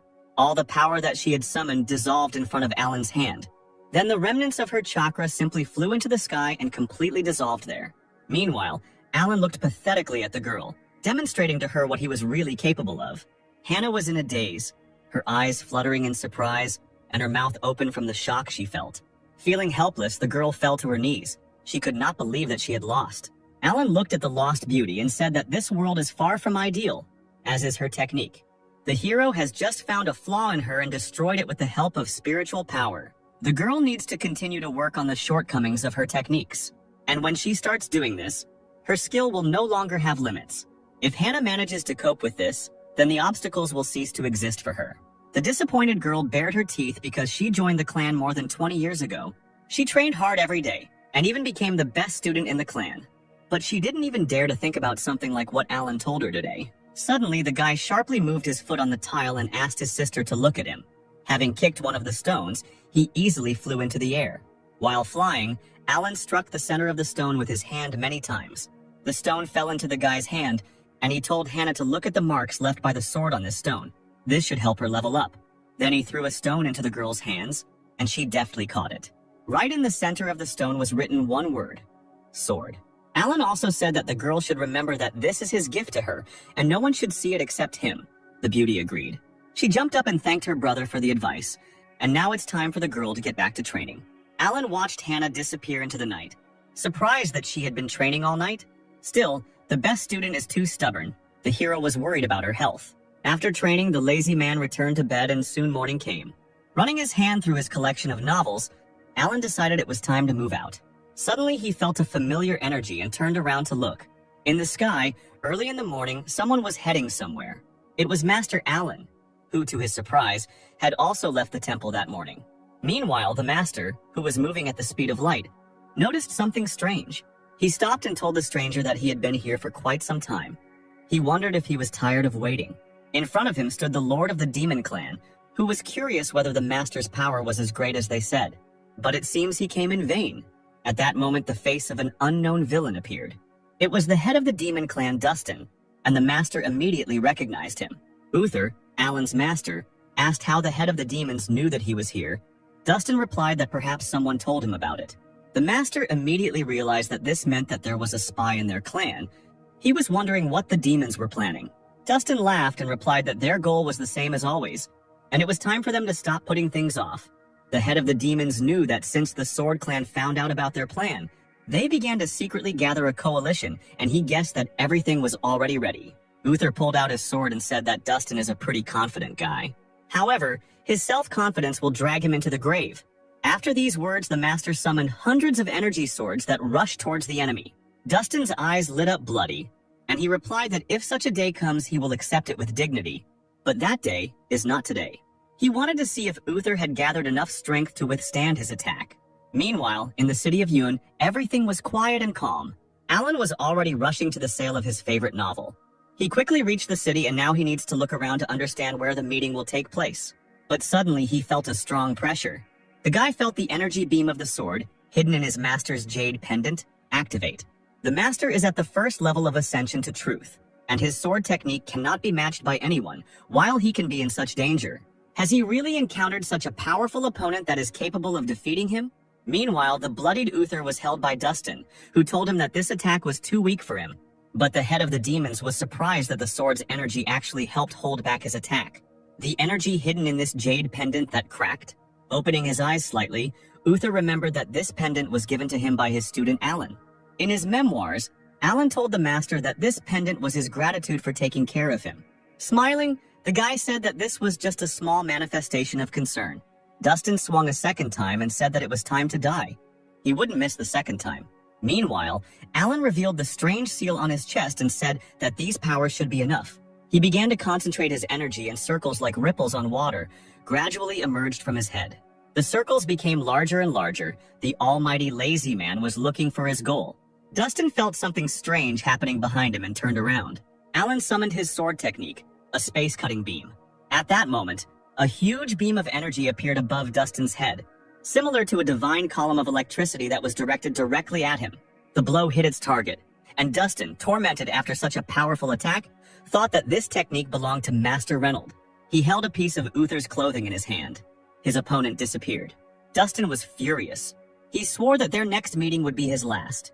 After some time, Alan was already in place. The guy realized that he had hit the target. However, this did not help. The strength of his opponent was probably much higher than the level of the Purple Palace. But why did someone from the Demon Clan need to kill his master? Fortunately, Master Uther managed to escape and Alan was already rushing back. The hero returned to the city where his book was being sold. The guy thought that upon returning home, he would need to visit the master. The guy looked down and was surprised that this city was quite crowded today. All these people stood in line for the ceremony in honor of the release of the new volume of the Immortals' Mad Journey. Alan didn't think it would be like this, but he had no choice. He had to stand and wait. Evening came, the line gradually shortened, and suddenly the seller said that there was the last copy left. The residents were indignant, but Alan rejoiced at his success because now it was his turn. He extended his hand to the coveted reward. Apparently today luck is on his side. But suddenly someone's hand also reached out to the book. Next to Alan stood a gorgeous girl with blue eyes and in a pink robe. She looked at the guy seductively and innocently. But the hero was not so simple. He put his hand on the book and did not want to give it away. Then the girl turned on all her charm and sense of smell, asking this handsome guy to give her the last copy. But Alan did not give in and rudely refused the girl. Then she offered to pay him twice as much for this book. Her gaze became stern, and she said that this was a great deal. You shouldn't refuse a luxurious lady. No one wanted to give in. The hero and the girl shouted to the seller that they needed this book. The sellers did not know what to do. Seeing the angry buyers, they asked them to calm down. There was the last copy left and I needed to come up with something to share it. And then the girl had an idea. She said that since Alan does not want to give in to her, then she should act according to her conscience. The hero asked what the girl meant. Cards with pictures of hands appeared in her hand, and the girl suggested playing rock, paper, scissors. Alan doubted that it was very easy to cheat in this game, to which the girl replied that she personally created it, and these cards are capable of reproducing a person's thoughts. So there is no way to cheat here. They can use this to achieve justice. The guy agreed that it would be really difficult to cheat. Everything seems quite reasonable. In the end, they decided to play. Alana's rival offered to play until 3 victories. The hero agreed to this condition. He decided to choose scissors in the first round to check everything. The girl gave a countdown. After she counted to 3, they put the cards on the table. She invited the vendors to turn over the first round of cards. The sellers turned over the cards, and a disappointed Alan saw that he had lost. The girl rejoiced at the victory, and the guy tried to understand whether she cheated or was just lucky. The second round began. This time, the guy was not going to lose. To prevent her from cheating, Alan decided to turn over the cards himself. Turning it over, he saw that he had scissors and the girl had a stone. There was pure disappointment in Alan's eyes. One more loss, and he would lose his treasured book. But the girl won another round. She mocked him by tossing her cards in her hand. Apparently, she was lucky today. Alan could hardly stand on his feet, realizing his failure. And the sellers said that if he felt bad, they could contact someone from his clan to pick him up. He tried to find where the girl cheated, but everything was clear. The guy wasted so much effort and his book went to another buyer. But nothing can be done about it. The hero decided to return home. His tea leaves are about to ripen.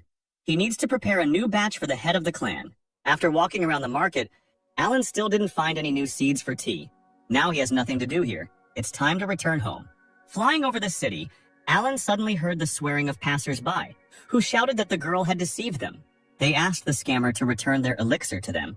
She in turn said that she was just lucky, to which the guys replied that she could not be lucky 20 times in a row. This was the same girl who defeated the hero. She shouted that she was an honest person. But these two monks are unlikely. Apparently, heaven is punishing them for all the bad things they have done in their lives. The guys were sure that the girl was a liar, so she decided to run away from the crime scene in time. But the monks were not going to give up, and one of them decided to use his golden energy. Instantly, a golden hand appeared above the girl, and she realized that this energy was at the level of the Purple Palace. Suddenly, she saw Alan and started waving at him, getting his attention. The girl asked the guy to help her, and two monks asked the hero who he was. Alan was outraged that the beauty was asking for help, complaining that these two monks wanted to beat her, because just recently she had taken his book. The monks were wary, but the hero folded his hands in a sign of peace and said that he didn't really know this girl, so he wouldn't interfere in their showdown.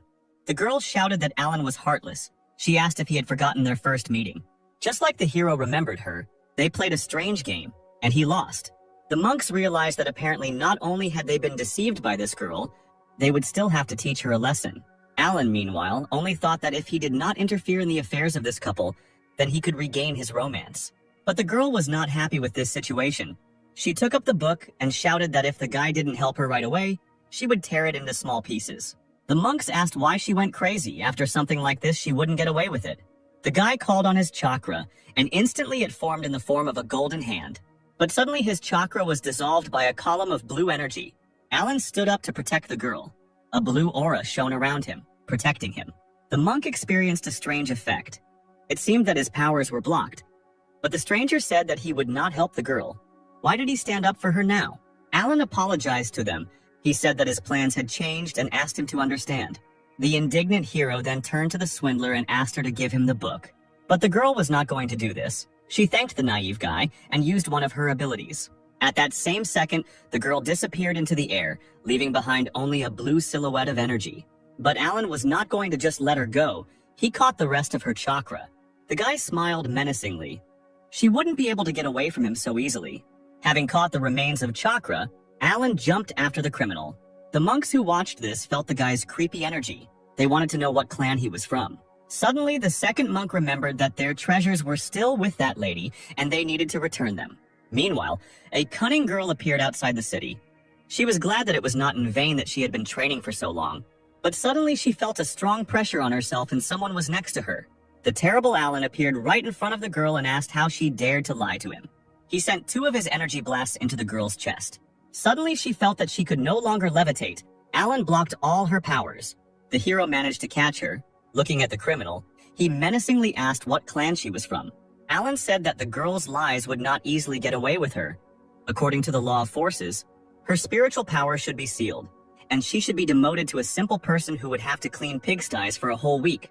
The girl imagined how she would be poking around in the mud with pigs, and this terrible punishment frightened the exhausted beauty. She kicked her legs and tried to escape. At that moment, 2 monks flew past the couple, whom the girl had robbed. The beauty asked to let her go, but Alan said that he would not let her out until she gave the book back. Then the girl said that he would be alone for the rest of his life if he continued to read such novels. But she had no choice. The swindler took a book out of her pocket and handed it to Alan in exchange for her powers. Alan did just that. He restored the girl's strength and threw her a spirit stone. But he was really curious about how she managed to cheat so cleverly. The girl was indignant. She said that she did not cheat and did not deceive anyone. She just took advantage of a small illusion. The monks who heard this were indignant because this was cheating. Alan asked what illusion the girl used. She took the card, and at one moment there was a stone on it. Then the girl turned it over, and instead of the stone there were scissors. The monk said that such an illusion does not reveal even half of the real strength. Quite cleverly, it is not surprising that they lost. With the help of this illusion, they can adjust round after round for their own benefit. Alan remembered that when they competed, he took the initiative to turn over the girl's cards, which is how she managed to win, because she can't change his cards during the game. The girl replied that this is a simple cognitive modification. While he thinks that he has lost, the picture in front of his eyes will change as she needs. Cognitive modification is an advanced method of illusions that includes the laws of cause and effect, which is what makes the method work. The stunned monk asked the girl who she was. The beauty struck a pose and introduced herself. Her name is Lisa, and she is from the Palace of Heavenly Illusions. One of the monks asked a comrade what power this heavenly palace has. He replied that this is a famous ancient clan that is voluntarily isolated from others. They do not enter into an alliance, but their strength should not be underestimated. The monks bowed their heads and asked Lisa's forgiveness for not recognizing her. To the girl's surprise, they allowed her to keep the thing that she had taken from them. In addition, the monk asked her to go with them in search of treasures, because her illusions would be very useful if they encountered danger. Hearing the words about treasures, the girl immediately became inspired. She loved everything valuable and shiny. The monk explained that a few days ago, in the depths of the Yun mountain range, a red ray of light appeared, filling the air with energy. It was likely that some rare treasure could be found there. Alan, hearing these words, became interested, because it could be that same demon. The monk continued the story by saying that this ridge is winding and long, but he knows the approximate path, so they can go there together. If there is a lot of treasure, they will divide it among themselves, and if there is only one, they will use it in turn. Alan wondered, the red beam a few days ago, if this was the very thing he was thinking about. However, the guy decided that it was useless to think, because it could be a simple coincidence. Sister Lisa happily agreed to go with the monks in search of treasures.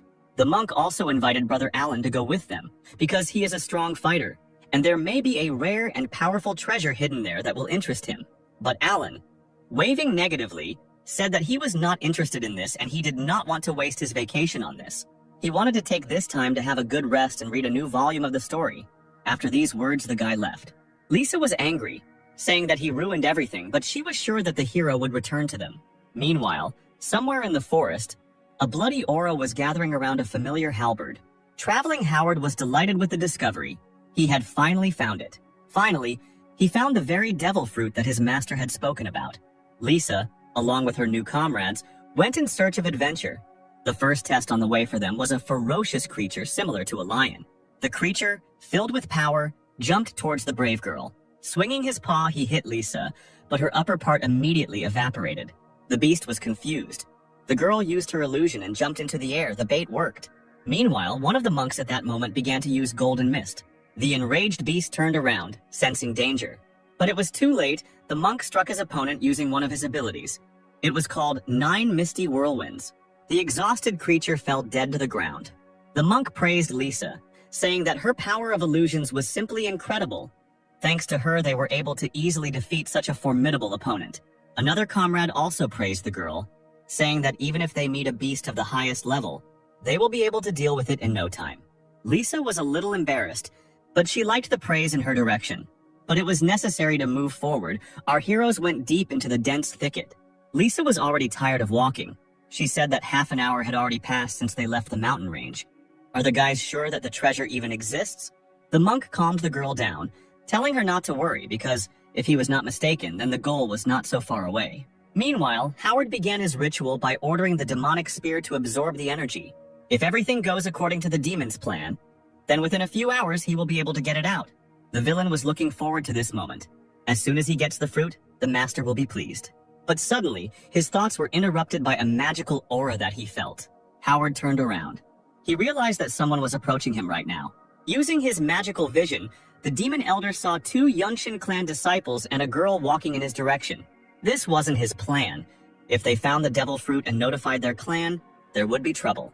The level of these 3 was not very high, so Howard was confident that he could deal with them with the help of bloody puppets. He took out from his pocket one of the 3 artifacts, similar to a bell that the Lord had given him, and rang it. At that same second, the ringing from the bell began to form a demonic gate. Howard laughed. It would be better if these travelers ran away from him. An unknown substance appeared, and Howard told her that he would stay here to protect the fetus. And the unknown creature that appeared should lead these 3 uninvited guests to him. The creature, engulfed in a purple aura, understood the order and instantly rushed after its target. Observing the artifact, Howard said that he was in no position to leave 3 corpses behind. Meanwhile, Alan returned to Yun City because it was already too late and he doesn't work overtime. The guy was sitting in one of the taverns and drinking aromatic tea while reading a long-awaited book. Before he knew it, he had almost read to the end of the book. Finally, The killer whose identity had been hidden all this time was about to be revealed. Alan eagerly turned the page. Here it is, the secret the guy wanted to know about. His eyes sparkled, but there was only a drawing of the face of a girl he knew, and an inscription that said that she would not tell him who the killer was.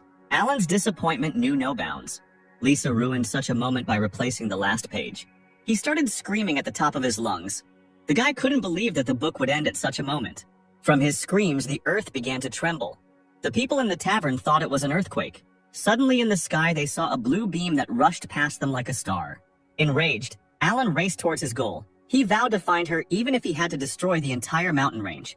Meanwhile, the team of adventurers went further into the forest and began to notice a strange situation around them. In addition, for some reason it seemed to Lisa that someone was watching her right now. The monk who led the detachment turned sharply and shouted that something was wrong here. Something was moving towards them. At that moment, purple lightning struck the guy and blood poured out of his mouth. Lisa and the second monk screamed when they saw this terrible sight. The monk fell to the ground. His brother grabbed his partner and began to try to bring him to consciousness. Lisa noticed something approaching the still living guy and tried to warn him, but he did not have time to react in time. Now 2 monks were lying on the ground unconscious. Lisa trembled, asking who was there. Stuttering, the girl asked the creature to appear. At that same second, a person as fast as dark lightning appeared behind her. Lisa felt a powerful blow to her neck and immediately lost consciousness. Alan felt something strange. An explosion of spiritual power had just appeared next to him. But suddenly he disappeared somewhere deep in the forest as quickly as he appeared. The guy walked forward, surprisingly, but there were no signs of a battle, as if everything had disappeared or someone knew how to cover their tracks. The hero used his sensory ability, and at that moment he felt that there was something in the air. The dark entity was already about to attack the guy, approaching him from behind. But Alan, who was standing motionless, suddenly opened his eyes and stopped the attacker. The dark blade almost touching the hero's neck stopped. Alan asked the creature who he was and what he was trying to do. The violet aura dissipated, and inside it, Alan saw a cute little girl holding a needle with trembling hands. Feeling a terrible aura in front of her, the girl suddenly began to cry. Alan assumed that she could not speak and asked about it. The cute creature nodded her head. The hero asked if the 3 guys who fought with her were still alive or not, and the girl again nodded her head in the affirmative. Suddenly, the guy became stern and told the creature to take him to them, and then he would not punish her. The creature wanted to agree when suddenly they heard the ringing of a bell coming from the depths of the forest. The little girl grabbed her head, feeling a dark pressure on herself. Sobbing, the girl flew towards the bell, which greatly surprised Alan. The hero immediately realized that this was a soul control bell. The master told him that this was a kind of witchcraft that seals the soul of a living person in a bell, placing a curse on him. Apparently, there was a clan of demons here too. Meanwhile, the demonic spear was gathering energy around itself. Howard, who was ringing the bell, looked at the 3 prisoners from whom the strength was being siphoned off, and told the arriving girl that she had so much time, but she still could not grab another person. The demon called the little girl useless trash and placed his foot on her tiny body. The girl lay sobbing on the ground, and the elder of the demons said that there was no way she could escape from him. If she tries to escape, Howard will do everything to turn her life into such a nightmare that she herself will beg him for death. Suddenly, an unknown voice from a cloud of aura asked where that guy was now, because he came here for him. And besides, why did Howard call him if he said that he could handle it himself? But they didn't have to look for the guy for long. He was already right above their heads and said that it certainly wouldn't have been possible to restore such damage in just a couple of days without outside help. The elder demon immediately recognized the scoundrel who defeated him last time.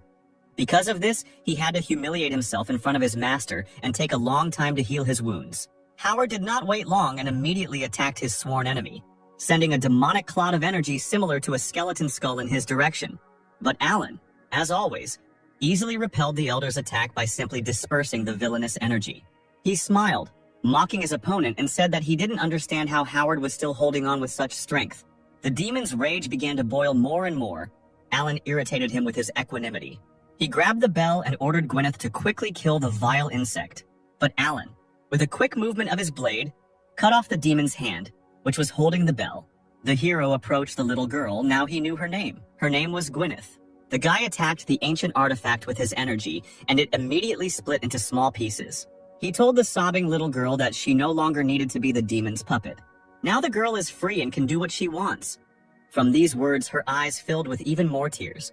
The girl flew sharply towards Alan, but Howard ordered her to stop. Gwyneth immediately fell to the ground. The demon said that even without the bell, she could not disobey his orders. The villain tried to say what would happen to her if she disobeyed, but at that moment he shut up because he got hit on the head by a little girl. After the blow, the frightened Gwyneth immediately rushed into Alan's arms. The guy stroked the crying girl on the head and told her that now she can return home. And she doesn't have to worry. The hero here will sort everything out himself. This is coercion and exploitation of labor.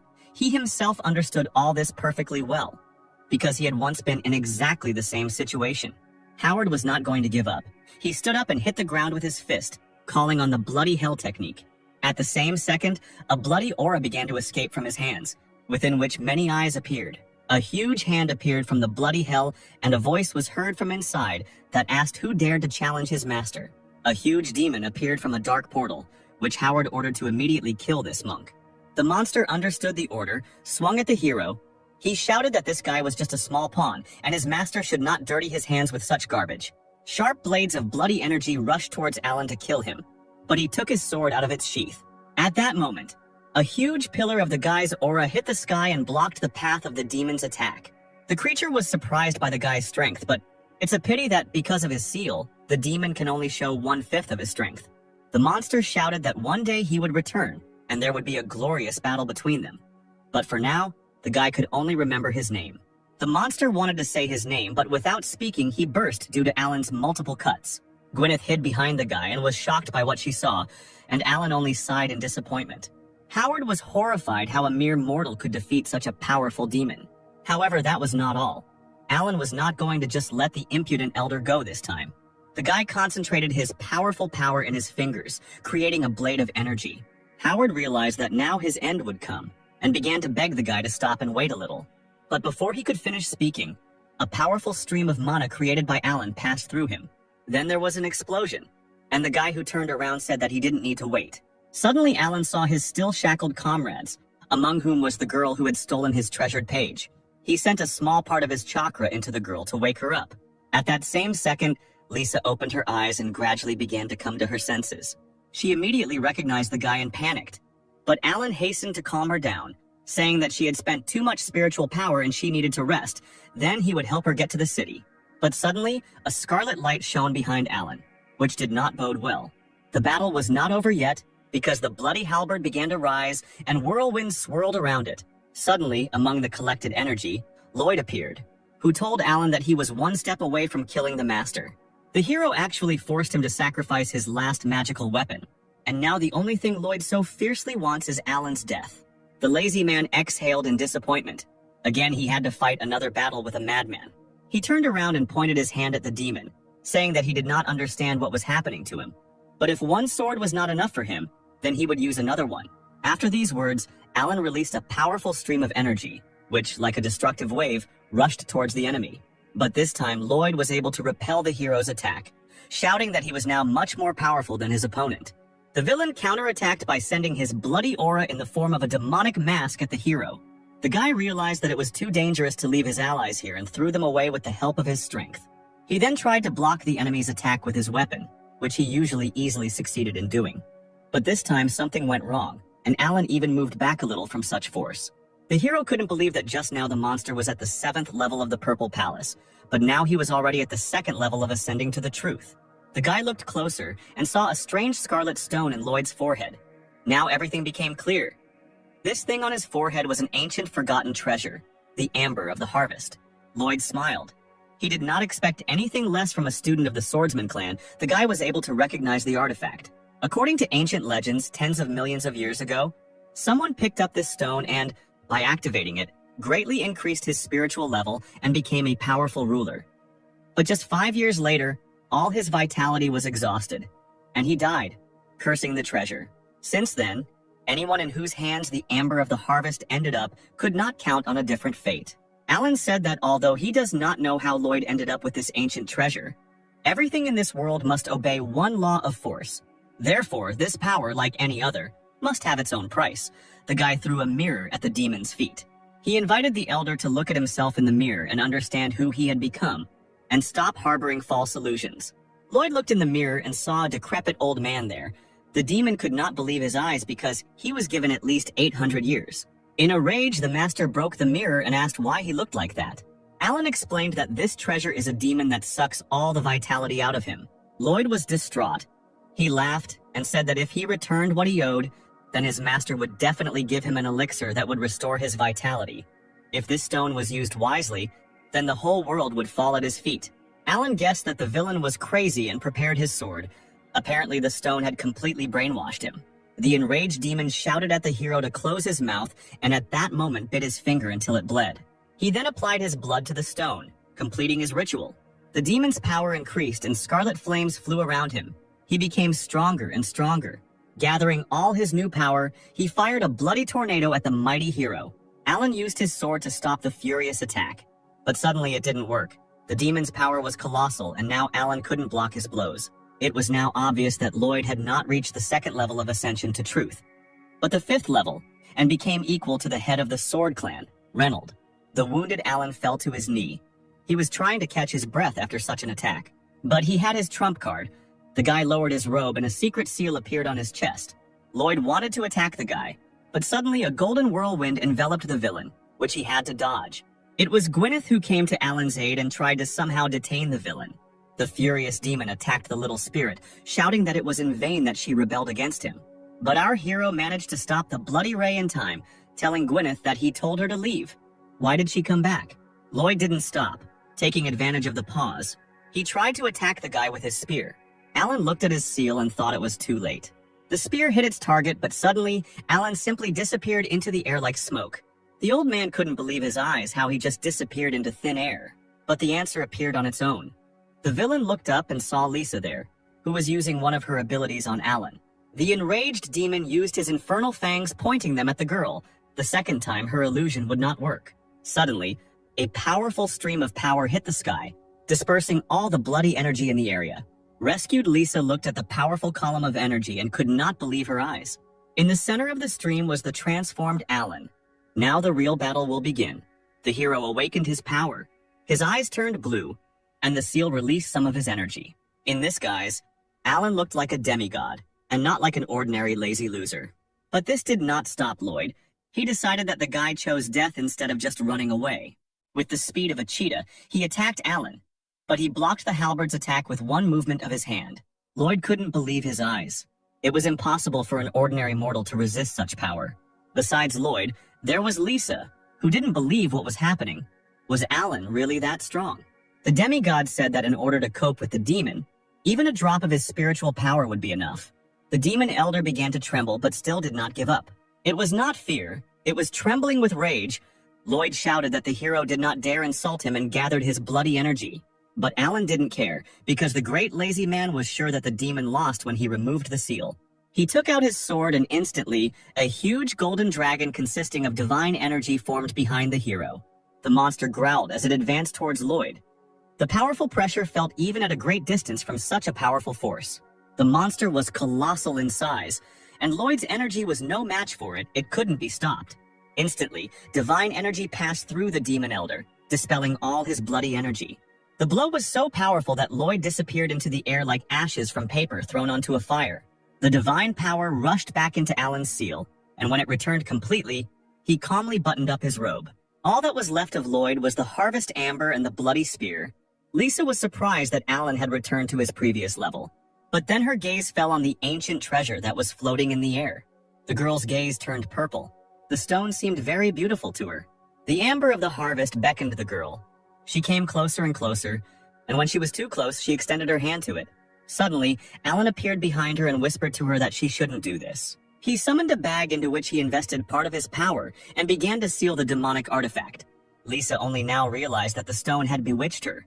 She felt uneasy about it. Alan explained that this thing is extremely dangerous. You need to be careful with it, otherwise you can lose your life like Lloyd. The cute little spirit of Gwyneth immediately appeared and was protected by the hero. Lisa recognized the offender. She pointed at Gwyneth and shouted that it was she who attacked them. Because of this, the little girl began to sob guiltily. Alan, holding Lisa back, said that this girl's name was Gwyneth, and she did not want to offend them. She simply obeyed the soul bell. Lisa asked the guy what happened to the bell now, to which he replied that he destroyed it. Therefore, now Gwyneth is safe and can leave calmly. He asked the girl to be careful and not get caught by the bad guys anymore. Looking at the spirit and the guy saying goodbye, Lisa said that the girl was quite strong and Alan could keep her, to which the guy replied that he was not like these demons. Lisa turned away, saying that the bad guy used her as a weapon thanks to the soul bell. The beauty thought about it and decided that she was mistaken about the hero. Alan replied that since she was mistaken, could Lisa return him the page that she tore out? And the girl was indignant that this fool only cared about a stupid novel. But there is no need to argue with him, so Lisa gave him the last page. The hero was barely embarrassed when he saw that very last page, but deciding that he would leave it for later, he hid it in his robe, thanking the girl and saying that no one should know about what she saw. Lisa did not understand why the guy would do this, because killing the elder of the demon clan is a great achievement, and he can become famous, for which Alan poked her in the forehead and told the girl not to ask unnecessary questions, but simply accept it as a fact. The beauty understood. The last question remained. What to do with this spear? And Alan had the answer. He would simply take it with him and dispose of it. And he also asked Lisa to take care of those guys while he went first with this thing, to which the girl got angry, saying that she was not a nanny. The guy extended his hand to the spear to take it away, when suddenly a huge hand of unknown strength appeared from space. A voice from space shouted that he would not allow the bloody halberd to be taken away and grabbed the artifact, dragging it along with him. A second later, the monster disappeared. This was quite unusual. Lisa shuddered from such a strong aura. She asked what it was. Alan replied that it was probably another elder. The girl asked if the guy was going to follow him because the weapon was probably valuable, to which the guy replied that, firstly, the unknown person was too strong and it would not be easy to deal with him. And secondly, he did not care about the disposal of this artifact in an amicable way. Well, thirdly, Alan is now on a legal vacation, so it's time for him to leave because he needs to quickly return and find out how the novel ended, the hero hoped. The hero said goodbye and hoped that he would meet Lisa again. After these words, the guy quickly ran away, leaving the girl confused. She stuck her tongue out at him in parting, saying that she didn't need him to meet him again, because so many bad things had happened since their first meeting with the beauty. But if you think about it, Alan has incredible strength, good character, and he's not bad looking. Lisa thought that she shouldn't think about this because this guy left to deal with the consequences of what happened. But in their next meeting, by morning, Lisa woke up the monks, the girl slapped each guy in the face, and they immediately woke up. The monks did not understand what had happened. The head of the demons disappeared somewhere, and Lisa sat in front of them without a single scratch. The girl saw the questioning faces of the guys and decided to tell them everything. After a few minutes of stories, one of the monks was horrified to learn that the treasure was a weapon of a clan of demons. It turns out that Lisa and Alan saved them from death. Lisa confirmed the guy's words, adding that they were lucky because the elder died from exhaustion of spiritual energy. The monk asked where Mr. Allen was. He was worried because they didn't even thank him for saving him. Brother, isn't the solemn meeting about to begin? Considering his strength, Mr. Allen would surely be there as a representative of his clan. Indeed, there we can thank him, the monk answered, which surprised Lisa. The girl became interested in what kind of meeting would be held, when and where it would be. The monk scratched his head and said that it was not surprising that the girl knew nothing about the meeting because their city was isolated from the rest of the world. Most of the clans from the east are part of the alliance, and every 10 years they send a representative to Tianjiao. During this meeting, the rating of each clan is determined. This is called the Great Meeting in Tianjiao. In addition, the place in the ranking in the future affects the distribution of resources between clans. Lisa understood everything. She assumed that she could also come there. The monk answered the girl that given the reputation of her clan, it was quite possible. The cunning girl smiled and thought that if she went there, she would have the opportunity to fight with that guy. Her gaze was insidious, and the girl decided that it was time for her to return. Meanwhile, Alan was already hurrying home. Flying over the mountains, he thought about past battles. That man, what happened to him? Casting such a spell requires extreme skill and great spiritual strength. His power is very great. If I don't destroy the seal by at least a third, I'm definitely not his opponent. But most likely this will need to be done because the demon clan has taken up the matter and dared to attack even the master. They probably need that demonic halberd for a reason. Even if I try to return the weapons, it will certainly lead to a lot of attacks and a big crisis. I count on the help of the elders of my clan, and I myself can contribute to solving this problem. Suddenly, the guy felt a strange aura in the wind. He stopped and asked the entity why she had come. At that same second, a golden whirlwind formed behind him. To the guy's surprise, Gwyneth appeared from a golden whirlwind and crashed into the hero's chest. Looking at the child's tear-stained eyes, Alan realized that she simply had nowhere to go and she wanted to go with him. The hero said that she could join him, but if in the future she wants to leave, she doesn't have to ask for permission. Hearing these words, the little girl's spirit burst into tears and pressed closer to the guy as a sign of gratitude.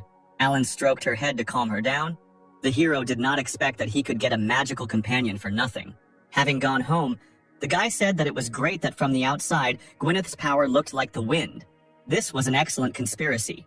In the future, Alan promised to solve her speech problems. The spirit was slightly surprised by what was said, after which the guy decided that it was time to return to the clan. Flying up to the familiar mountains, the hero told Gwyneth that now this place would become her home. Meanwhile, in one of the palaces of the Swordsman clan, Reynold landed next to the girl. In a panic, the head of the Swordsman clan began to ask what happened to the master. A girl named Selena said that he had many fractures. Internal organs were damaged. If they had delayed a little, then not a single god could have saved him. Master Uther slept in his bed. Selene used the divine pill. His life was saved. Reynold's rage knew no bounds. He vowed to make them answer for what they did to the master. A little later, in a secret place of the Alliance, on the border of the Dark Moon, a meeting was held. The elder of the Purple Spirit clan, Ivar, the 4th level of Ascension to Truth, asked why Reynold called them all. Reynold began his speech. Ladies and gentlemen, it's no secret that the Demon Clan has become very active in the last few days. As soon as I crossed the borders of the prefecture, it immediately attacked me. In addition, Dustin, the elder of the Demon Clan, has been busy improving the Bloody Demon Warrior formation. I think each of us understands what this means. Even though the students of my clan were unable to return the Devil Fruit, they returned the Bloody Soul Pearl. I instructed one of the masters to personally deliver it to the Alliance. But he was attacked by a man from the Demon Clan. The master himself was seriously injured and his spirit was also damaged. Ivar was horrified. Were Master Uther's injuries really that serious? Few people can match his level. How could he receive such damage? Master Reynold is right. The question is indeed serious, said the elder of the Taishu clan named Henry, the 9th level of Ascension to Truth. The elder suggested that the demons have their own informant within the Alliance. From today, I recommend that all elders conduct a thorough check among their students. It is necessary to prevent the impending disaster, to get rid of the problem at the root. If the Demon Clan finds out about our intentions, I am sure that they will not sit idly by. Reynold was surprised that Master Henry agreed with his assumption. The man immediately stood up and shouted that he, as one of the elders, would willingly obey the master's order and personally carry out the inspection. The elder of the Yungshin clan, Cody, the 4th level of Ascension to Truth, added that just a few hours ago, news came from the disciples of his clan. They met the elder of the Demon Clan on the mountain ridge. He attacked them, depriving them of spiritual strength. Their lives hung in the balance, but the elder was weakened due to the fact that the ancient treasure sucked all the life force out of him. As a result, a student of another clan and a guy named Alan joined forces to kill him. Hearing the name of his weak and lazy student, Reynold was very surprised. The elder did not understand what the guy was doing there. He must be on vacation. How did he end up there? Seeing Reynold's reaction, Henry asked him if he knew the name. Reynold explained that in his clan there is a disciple with that name, but his level cannot be that high. He must have just been helping. I'll ask him when I return. Suddenly, a vague cosmic figure spoke. The man said that due to the increased activity of the Demon Clan lately, they were forced to take action as soon as possible. It was the elder of the Starry Sky clan, Silas, the 8th level of the Purple Palace. He said that some adjustments would need to be made to their charter to encourage the interest of disciples and clans. Ivar thought. Since the creation of the Alliance, the rules have been revised only 3 times. Changing the charter now. Is this appropriate? Energy began to form in Silas's hand, and he said that those gathered here could be sure of this. After all, he will not skimp on motivating the students. When they saw what he created, the elders were surprised. Silas offered to use this as a reward. In his hand was a golden thing that looked like a mysterious key.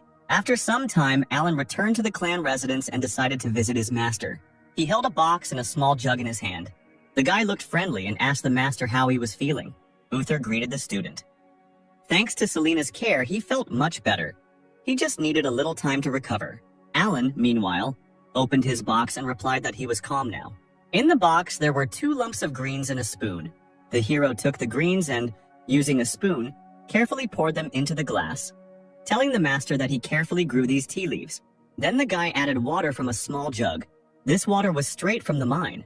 Having brewed the tea, Alan handed it to the master, saying that a cup of this tea would definitely restore the spiritual strength of the teacher. Alan came closer to the bed and asked Uther to drink it. He happily accepted the gift. After taking one sip, the man felt a surge of strength after appreciating his student's tea. He then said that Alan should use the time he spends on plants on his own development because his level is still too low. Among the students, Alan is perhaps at the lowest level. The teacher's words upset Alan. Again, he took up his task. The hero decided to release some spiritual power this time. A blue aura surrounded Alan, and the guy told Uther that he had risen to level 8 recently. Seeing the force flying around the room, the master was surprised, but then his gaze changed from joyful to indifferent. The angry teacher said that 5 years have passed since Alan's last breakthrough. Look at your sister. She trained hard to achieve her goal. Alan, in his usual manner, said that he would try his best. The teacher asked him to stop making fun of him. As your teacher, I know that you don't like to hear about such trivial things. You probably visited me for a reason.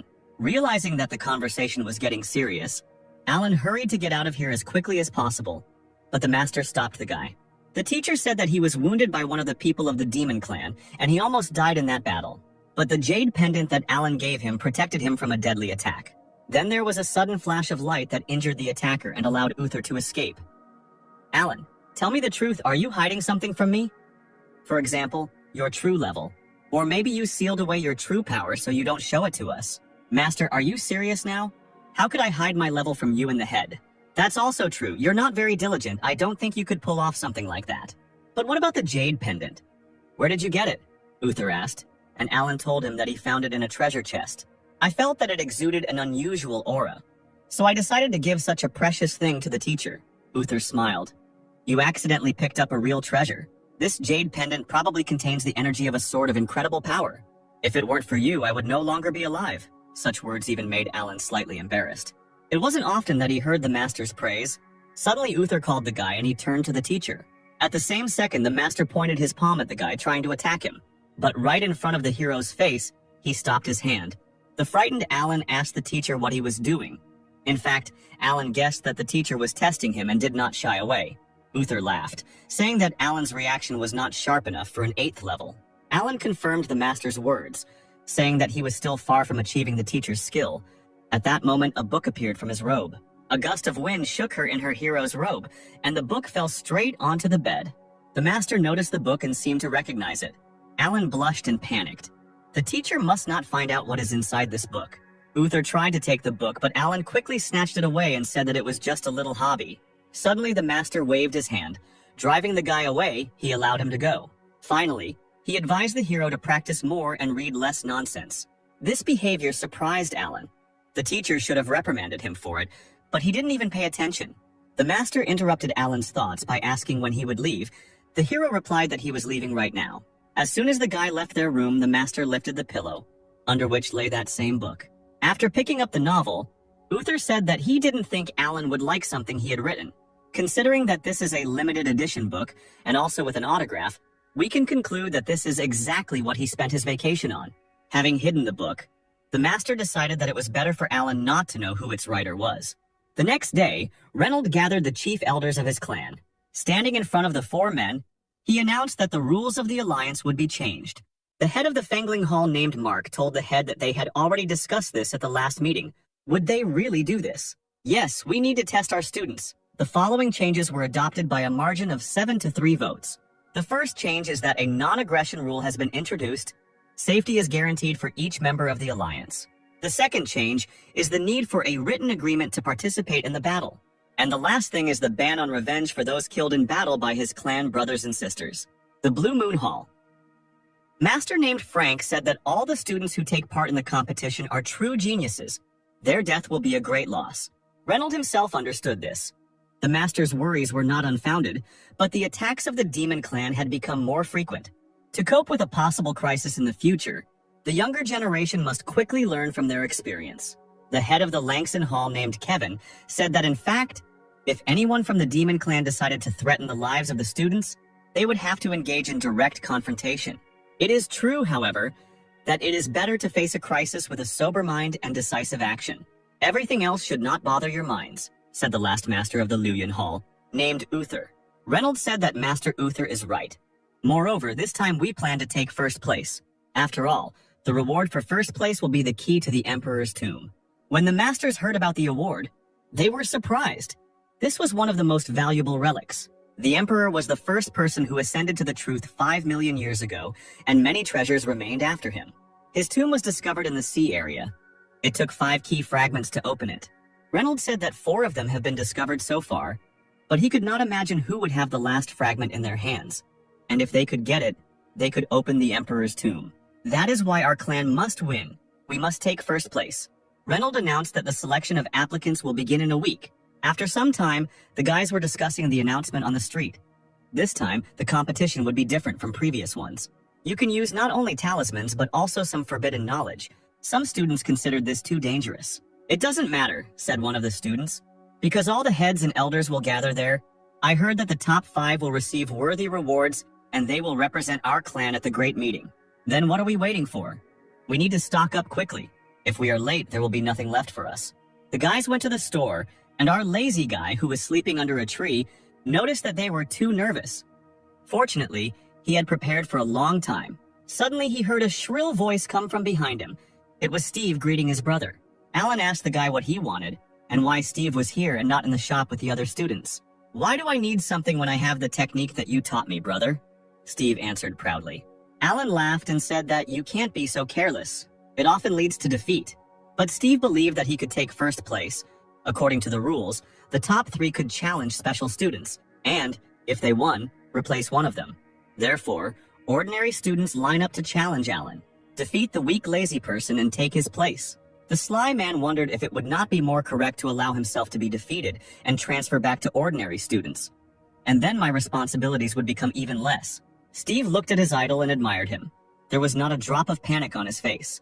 Everyone who underestimates him will pay for it. Suddenly, Uther's pendant lit up on Alan's belt, which meant that the master was looking for him. Alan told Steve to train hard while he visited the master. A few minutes later, the hero was already at his residence. Standing in front of the master, the hero asked why he was looking for him. Uther greeted the student and said that he had one requirement in view of the upcoming competition. The master said that the guy should not restrain his strength. He should at least get into the top 20 students of the clan. Alan shouted that this was absolutely impossible.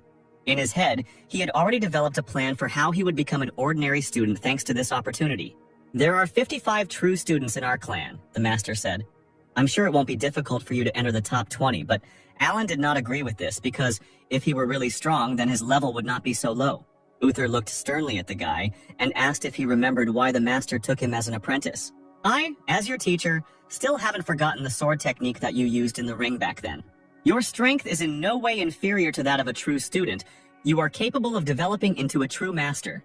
Alan cursed that day. I had to restrain myself then. I didn't think that 10% of the force would cause such a wave of destruction. Master? Then it was a simple accident, the guy said. Now, even if necessary, I won't be able to repeat it. Do you want to refuse your favorite teacher? Master, but I really can't, Alan replied. No one can stop him from becoming an ordinary student again. Suddenly, the teacher took out a pink book and put it on the table, asking if the guy really couldn't show his strength. Seeing the familiar book in the hands of the master, Alan was a little embarrassed. Uther sent the book into the hands of the guy. The hero was surprised if the master really reads such things too. In Alan's hands, the pages began to turn, and he saw a signature on the last page, the author Uther. At that second, the hero realized that the author of his favorite book was his master. Meanwhile, Uther took out a stack of sheets from his robe and said that this is the 12th volume, which is not yet on sale. But Alan still could not get over the shock. His favorite author had been next to him all this time, and also turned out to be his master. But suddenly it dawned on the guy. He realized that if he wanted to get the new volume, he would need to do something for the master. Uther grinned and took the book from Alan's hands. Then the master said that the guy must enter the top 20, otherwise he will kill the main character in the next part. Alan couldn't believe his ears. She was his favorite character. Master, how can you decide the fate of a character so hastily? Don't you feel sorry for the fans? But Uther was unshakable. He said that the elder sister of the protagonist would marry another man. This information shocked Alan even more. The elder sister is his second favorite character. The master is too cruel. Alan decided to use a trick and asked his master if he was afraid that his student would tell the elder about who the author of the novel was. Uther replied that if this happened, he would make the hero's beloved die right before his eyes. The master wounded our hero without a knife. He could not do anything with the teacher's arguments. But still, if Alan enters the top 20, then Uther promised to treat his favorite characters well. And besides, He can show a small sketch and also give him a couple of collector's editions with illustrations. Alan found it hard to resist and had to say that he would try to win. The conversation ended, and Alan returned to his previous place where Steve was waiting for him. Alan's face showed tension. He put his hand on Steve's shoulder and said that the master was looking for him. Seeing that gloomy expression, Steve became afraid. After some time, the guy arrived to the master, who said that Alan was too young to act as a mentor. Uther told the guy to go to the peak of Mount Jin and find their eternal missing person, Miss Hannah. She got caught up in self-improvement again and missed all the latest news. The guy understood the order and immediately went up the mountain flying on his sword. Arriving at the place, Steve stood in front of the closed gate and began to loudly call the girl. But no one answered the guy. He thought that no one was there. Apparently his sister was really busy. Suddenly, the door burst open with a strong flow of blue chakra. The cutting wind literally demolished everything in its path. But Steve could hardly stand on his feet. He immediately ran inside to check what had happened, and what he saw surprised him.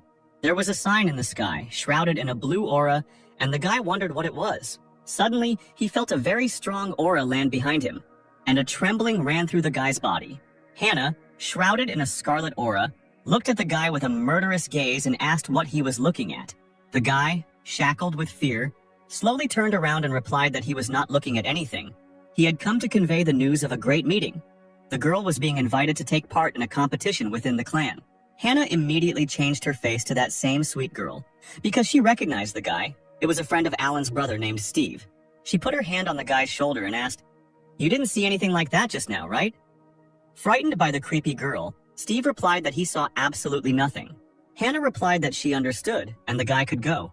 Steve didn't wait long, but immediately tried to get away from this creepy lady as quickly as possible.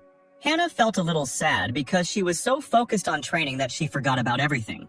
Brother Alan is truly amazing. In recent days, the girl felt that she had become much stronger. Hannah remembered those puppets that she had fought with earlier, and that were difficult for her to defeat. If she fought them now, she would cut them into small pieces. We need to spend more time practicing. Wait, Brother Alan. I will definitely catch up with you soon. Meanwhile, Alan cursed his master for daring to threaten him. In a normal battle, I would quickly reveal my true strength. But this time, the rules are more flexible. So I can throw everything into props, so that if I win, I won't be given new responsibilities.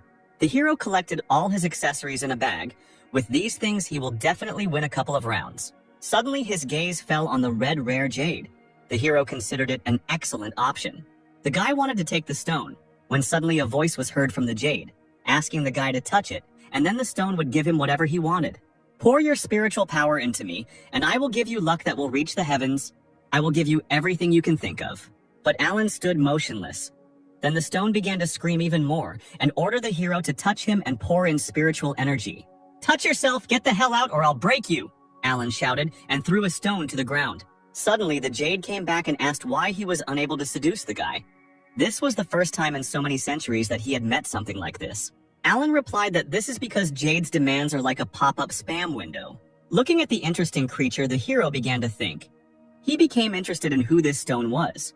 The Scarlet Stone said that he was a venerable lord, a demon of heaven, a great master. What kind of great master is this? I've never heard of such a thing. Scoundrel? I came here with the devil himself. He left and I remained. All the monks of the world should address me as lord. Alan replied that now everything was clear to him. Apparently his owner had thrown the stone. This phrase outraged the demon. "How dare you insult me? Pour some spiritual energy into me and I will show what I am worth." "So it means you have some kind of secret," Alan said with interest, looking at the stone. "Well, boy, do you dare to touch me? Or are you still a coward?" Alan laughed and touched the jade with his finger. The hero said that this was nothing for him and released his spiritual energy into the ominous stone. In the blink of an eye, he found himself in a heavenly jade void. Around the guy, there was only space and purple lights that seemed like raindrops falling down. Wandering through the emptiness, Alan suddenly felt something. He turned around and saw huge violet eyes that mocked the fact that all people are fools. Alan answered the demon that he thought so, that he looked pathetic. He didn't even have his own body. Insolent. How dare human trash like you talk to me like that, to the great demon Mo Zun. You have a strange name, Alan answered. The demon explained that Mo is a race and Zun is a position. Mr. Mo Zun is an honorary title. Alan yawned. It seemed too difficult for him. Since your body is purple and you are a demon, just call yourself a purple demon.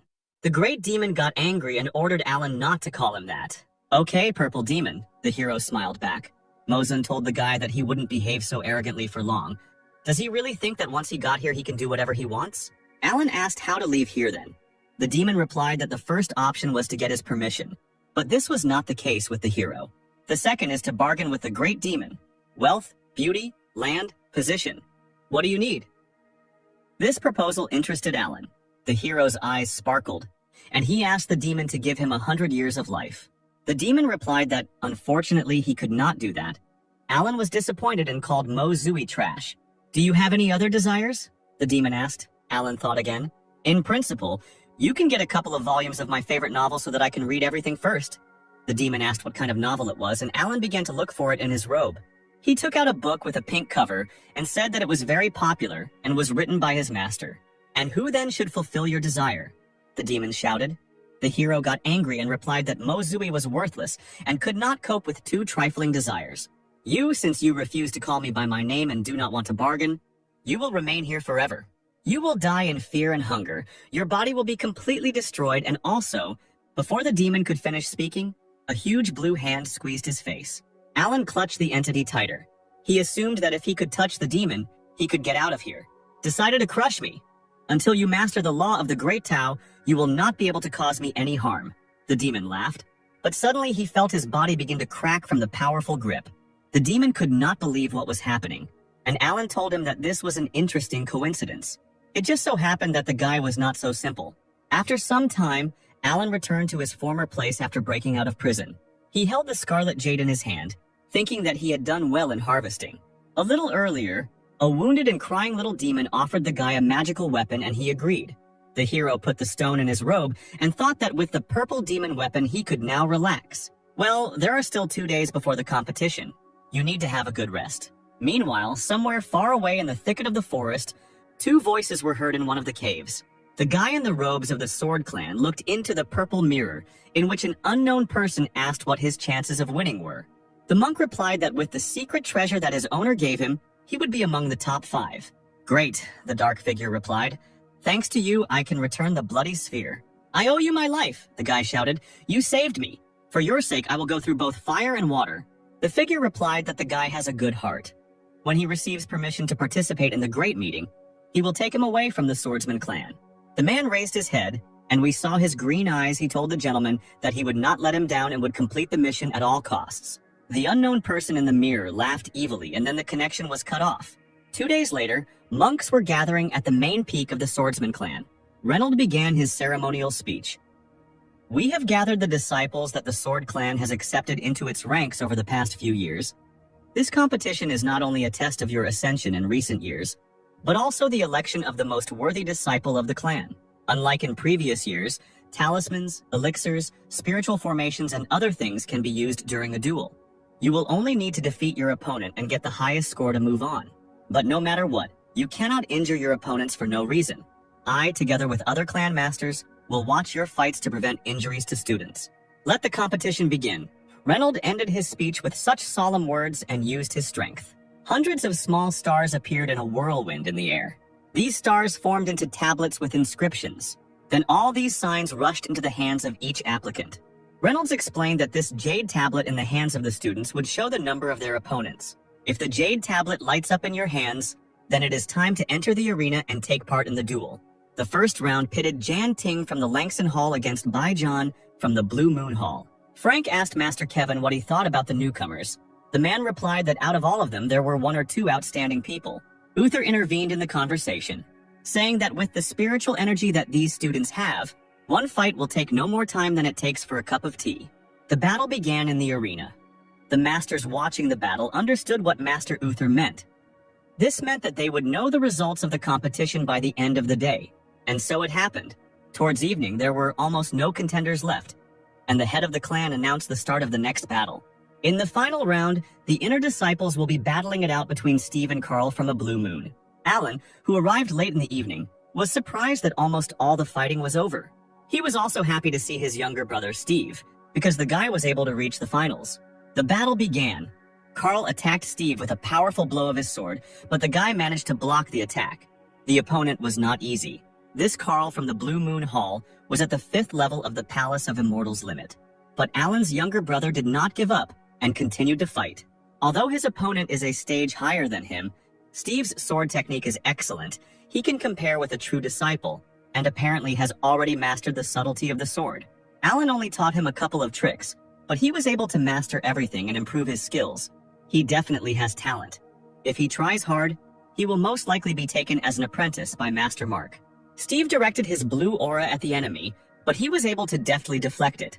Carl suggested that Steve stop their attempts to exhaust each other and find out who will win this fight here and now. A little tired, Steve agreed with his opponent. He also wanted to offer this. Carl took out a piece of paper and blue energy suddenly began to appear from it. The audience recognized this talisman. It allows you to burn your own spiritual energy and spiritual knowledge for a short period of time in order to experience your own strength at full power. Elder brother Carl wanted to use the 4th level talisman, so he doesn't skimp on money. Steve also did not stand aside and swallowed a small pill. It was an explosive energy pill. Although this pill is only a 3rd level, considering its effect, it is completely equal to the talisman that Carl uses. Carl used the Moon Spirit Sword, Moon Bending, and warned Steve to prepare for his attack.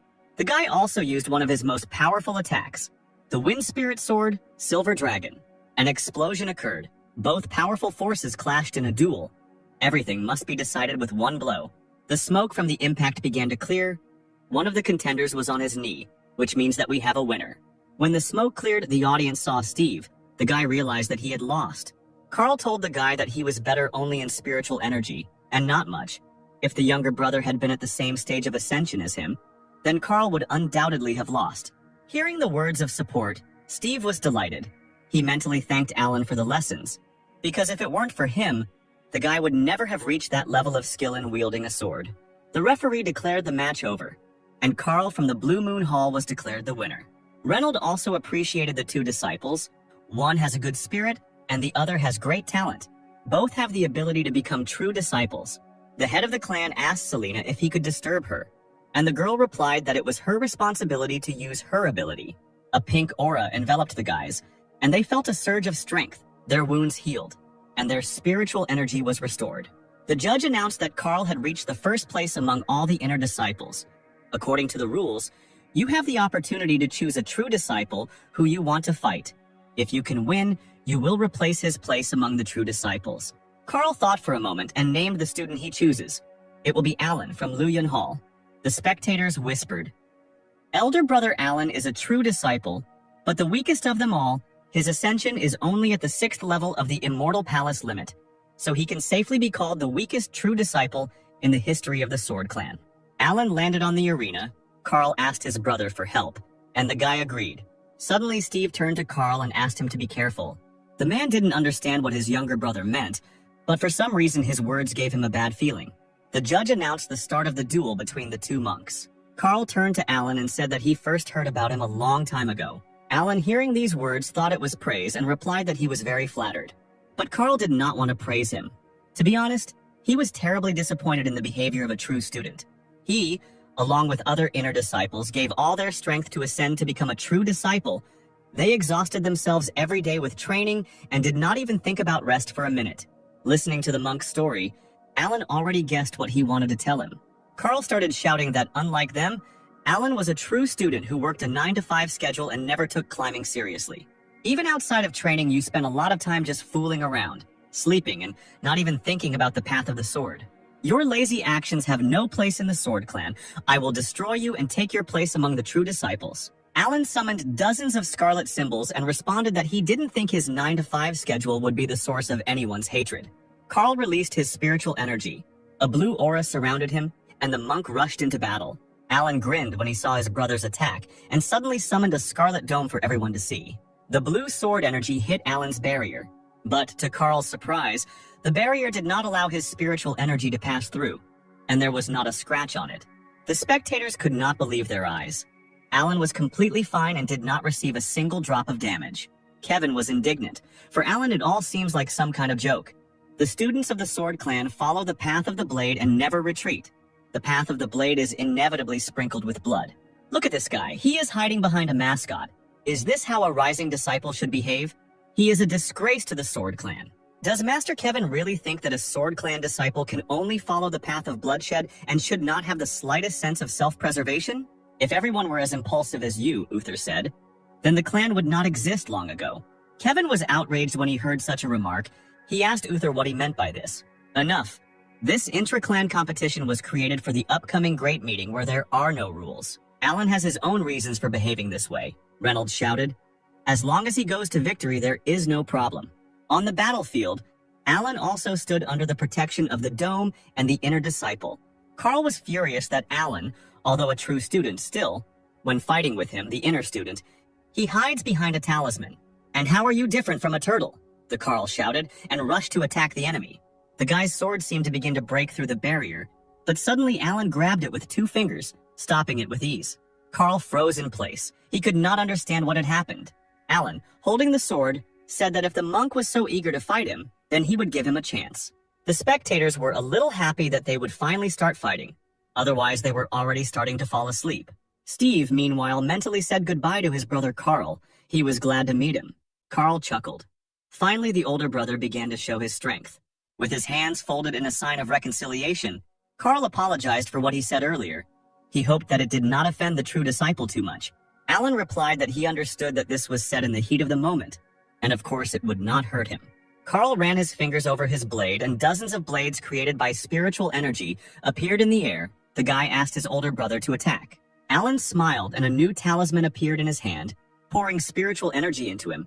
This talisman began to sparkle. The audience was surprised. They wondered what kind of talisman this was. They had never seen anything like it before. Scarlet sparks summoned hundreds of fireballs, which were under Alan's control. It was incredible that just one talisman could release so much spiritual energy. Carl did not wait long and attacked the fireballs with his blades. But suddenly, his blue spiritual energy dissipated, and the balls still remained on the battlefield. Carl couldn't believe his eyes. There were still more than half of the balls left. It was simply impossible. Alan pointed at his opponent, and instantly the fireballs rushed towards him. In response to this attack, Carl shouted that now he would show all his power. He folded his fingers into the appropriate sign. His hand became covered with a scarlet aura, and at the same second, blood poured out of the guy's mouth and onto his blade. This was one of the secret techniques. His spiritual energy turned red, and the guy prepared to take the attack. 2 powerful forces collided with each other, but despite the powerful energy summoned, Carl was unable to hold back the onslaught of fire. A loud explosion was heard on the battlefield, and a naked man flew out of the epicenter. Carl was lying on the ground. Not a trace of his clothes remained. His body was burned, and the hair on his head was puffed up like popcorn. The girls watching the fight squealed in embarrassment and closed their eyes so as not to look at the naked monk. "I told you that this would happen, but you didn't listen," Steve said, after the fleeing Carl. One of the students who took 3rd place was horrified because he also originally wanted to choose Brother Alan as his opponent. The smoke from the fire cleared, and the judge announced that they had a winner, the true disciple Alan. The hero smiled and said that apparently he had overdone it and hoped that he had not caused psychological trauma to anyone present. Alan was able to win and not use his power. Everything went exactly according to plan. Next should be Steve, who must also choose his opponent. Steve ran closer to the arena and shouted to his older brother that this fight was simply amazing. Alan put his hand on the enthusiastic guy's shoulder and told him to keep working. Encouraged, Steve accepted his mentor's instructions and entered the arena, preparing his sword. He chose his opponent. It was elder brother Lin. Lin was surprised that he was chosen because he was ranked 3rd among all the true disciples. The guy entered the arena and the fighters greeted each other. Suddenly, Alan was called by his teacher and asked to come for a second. The hero did not torment the elders with waiting and immediately headed to the terrace. Landing near the elders, he kindly greeted all the masters. But in response, he heard only silence. It was clear that they were not very friendly. Uther got straight to the point and asked his student where he got that talisman from. "Previously, I inherited this family treasure from my ancestors in the secret realm, and thus learned about this hundreds of hell dragons talisman. The power that this talisman can release is directly related to the spiritual energy of the student. In fact, he obtained it by making a deal with that purple demon and giving him some of his spiritual energy in return. When this talisman is activated, its power will be comparable to attacking someone on the 4th level of the Purple Palace. I just need to use these spiritual talismans during the fight, and I will be able to win 2 fights without lifting a finger and be in the top 20. So Alan will not only question his strength, but also fulfill the task of the teacher, to whom he demonstrated his family treasure." Suddenly, the guy was called by the name of Kevin, who was clearly unhappy with him.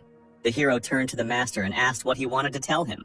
As a Sword Clan disciple, you know how to wield a sword well, but you chose talismans instead. Isn't this the easiest way to win without fighting? What does winning without fighting mean? Alan asked. Since competition between clans does not prohibit the use of talismans, then my tactics do not go beyond the rules. Or maybe Master Kevin does not agree with the rules that the head of the clan established. Kevin replied that he was just wondering how far Alan could go with his scam, at which point their conversation was interrupted by the head of the clan. Alan, since you received the talisman from the Secret Kingdom, we will no longer torment you with questions, Reynolds said. You can go. We wish you good luck in the upcoming competitions. The hero bowed his head and thanked the head for the parting words and said that he would leave here immediately. In his thoughts, the guy was glad that the head helped him out. Next time he will give him more bags of tea. A few minutes later, the competition in which Steve participated ended, and, unfortunately, the guy lost. Although the student lost, Alan knew that he had good skills and was not far away from being initiated into a true student. The competition between the inner disciples has come to an end, the judge announced. And now the fights among the true disciples will begin. Students from Grid A were announced, and Alan had Grid B. The guy guessed that his turn wouldn't come even after an hour and a half. Therefore, he decided to rest a little while levitating in the air. After a few fights, the judge announced a new fight. It was a match between Hannah from the Hall of the Hidden Mirror and a girl from the Hall of the Blue Moon. The guys who were in the audience were happy that finally there would be a fight between the strongest student Hannah, who was also liked by many not only for her hard work. Alan heard the guys chanting the student's name. Apparently Hannah is really very popular. But many people also shouted the name of her rival. There are rumors that the younger sister Alice is very beautiful and many people discuss her. Apparently all these guys are so excited because they want to see two beauties fight. The first girl, enveloped in purple petals, appeared on the battlefield. This was Alice from the Blue Moon Hall. She was the 4th level of the Purple Palace, and the girl was ranked 6th on the Divine Leaderboard. Next came Sister Hannah, the 5th level of the Purple Palace and the 1st place on the Divine Honor Board. Hannah's gaze was stern. Alan immediately noticed that the purpose of the elder sister's sword was stronger, and her ascension had increased. The masters also noticed this, but Alice is not weak either. Her Blue Moon sword technique includes magic and power techniques, mysterious and terrifying. Selena asked the head what he thought the outcome of the fight would be. Reynolds replied that both contenders are the strongest among their peers. But in Hannah's ascension to a level higher than Alice, I think that everything will become known before the incense burns out. The judge announced the start of the fight. Alice said that a year had passed since her and Hannah's last fight. Last time they exchanged 133 blows, and Alice only missed one. Since then, she has been practicing climbing hard. Her strength is not what it was before. Alice hoped that today Hannah would know how much higher her sword technique had become, after which she summoned the Shadow Step technique. Meanwhile, Hannah held her sword tightly, concentrating her strength. Only for a split second did the girl take her sword out of its sheath, which illuminated the battle area with its bright light. Then the girl turned around and, to the surprise of the audience, began to leave the arena. Behind the student, hundreds of blows from the blue blade of cutting phantoms appeared in a split second. Alice's blade fell to the ground, her illusion dissipated, and the girl was forced to admit defeat. She looked at her trembling hands and could not believe that she had lost so quickly. Hannah turned around and told the girl that she only won because Alice let her. The audience did not understand what had happened at all. Why the elder sister Alice admitted defeat so quickly? One of the observers asked the elder brother Zhao if he saw this attack. The man with red hair replied that one blow immediately destroyed all illusions. The sword skills of the younger sister Hannah improved again. In addition, junior sister Hannah came into contact with junior sister Alice's sword 10 times in such a short time, causing her spiritual energy to go in a different direction and loosening her grip. Bill, who was ranked 3rd on the heavenly leaderboard, said that this was mostly due to the sword falling from Sister Alice's hands and her admitting defeat. The top disciple of the Zhao clan, 2nd place on the heavenly table, said that to be precise, they collided about 20 or 30 times. He was unable to count the exact number. Alan knew that, not counting the blow that dispelled the illusion, there were 23 more blows, which dispelled the spiritual energy contained in Alice's sword. No wonder she is the best among the true disciples. I just gave her a few tips and she was able to develop them into such a beautiful fighting technique. Amazing. Just look at the faces of the masters and elders. They are absolutely delighted with what they see. Frank jumped up from his chair and said that it was a beginner sword technique. There could be no mistake, it was definitely her. How old is Hannah? I think she has been climbing since she was 20 years old. With such talent, the girl will become an invincible swordsman in the future. The so-called beginning path refers to the sword technique, one of the 3,000 different paths. There are only 10,000 cultivators of the 9th level of the Purple Palace in the whole world. But among all those who can understand the path, analyze it, and ascend to the truth, there are terribly few. Countless cultivators have tried to go overboard, going to dangerous places just to have even a small understanding of the path. Head, even if you search the entire world, it will be difficult to find an equally talented disciple. With such a talented student, the clan will become stronger and stronger, Reynolds replied. By the end of this competition, I will personally find Hannah and ask her in detail about the training. The fighting between the students continued, and towards evening Alan became bored. The sun had already begun to set, which meant that his working time was almost over. The judge invited the following fighters into the arena. Student number 23, Sean from Luoyuan Hall, and Alan from Luoyuan Hall. Looking at the booklet for the upcoming battle, one of the students was horrified, remembering that same guy. Sean was the first to arrive at the arena. He was a massive dark-skinned man who clearly wanted to get started. Sean from Luoyuan Hall ranked 13th on the heavenly table, and had the 2nd level of the Purple Palace. I would never have thought that in the very first fight I would meet an older brother from my own hall, also in 13th place among the students. But nothing can be done. Alan arrived at the arena.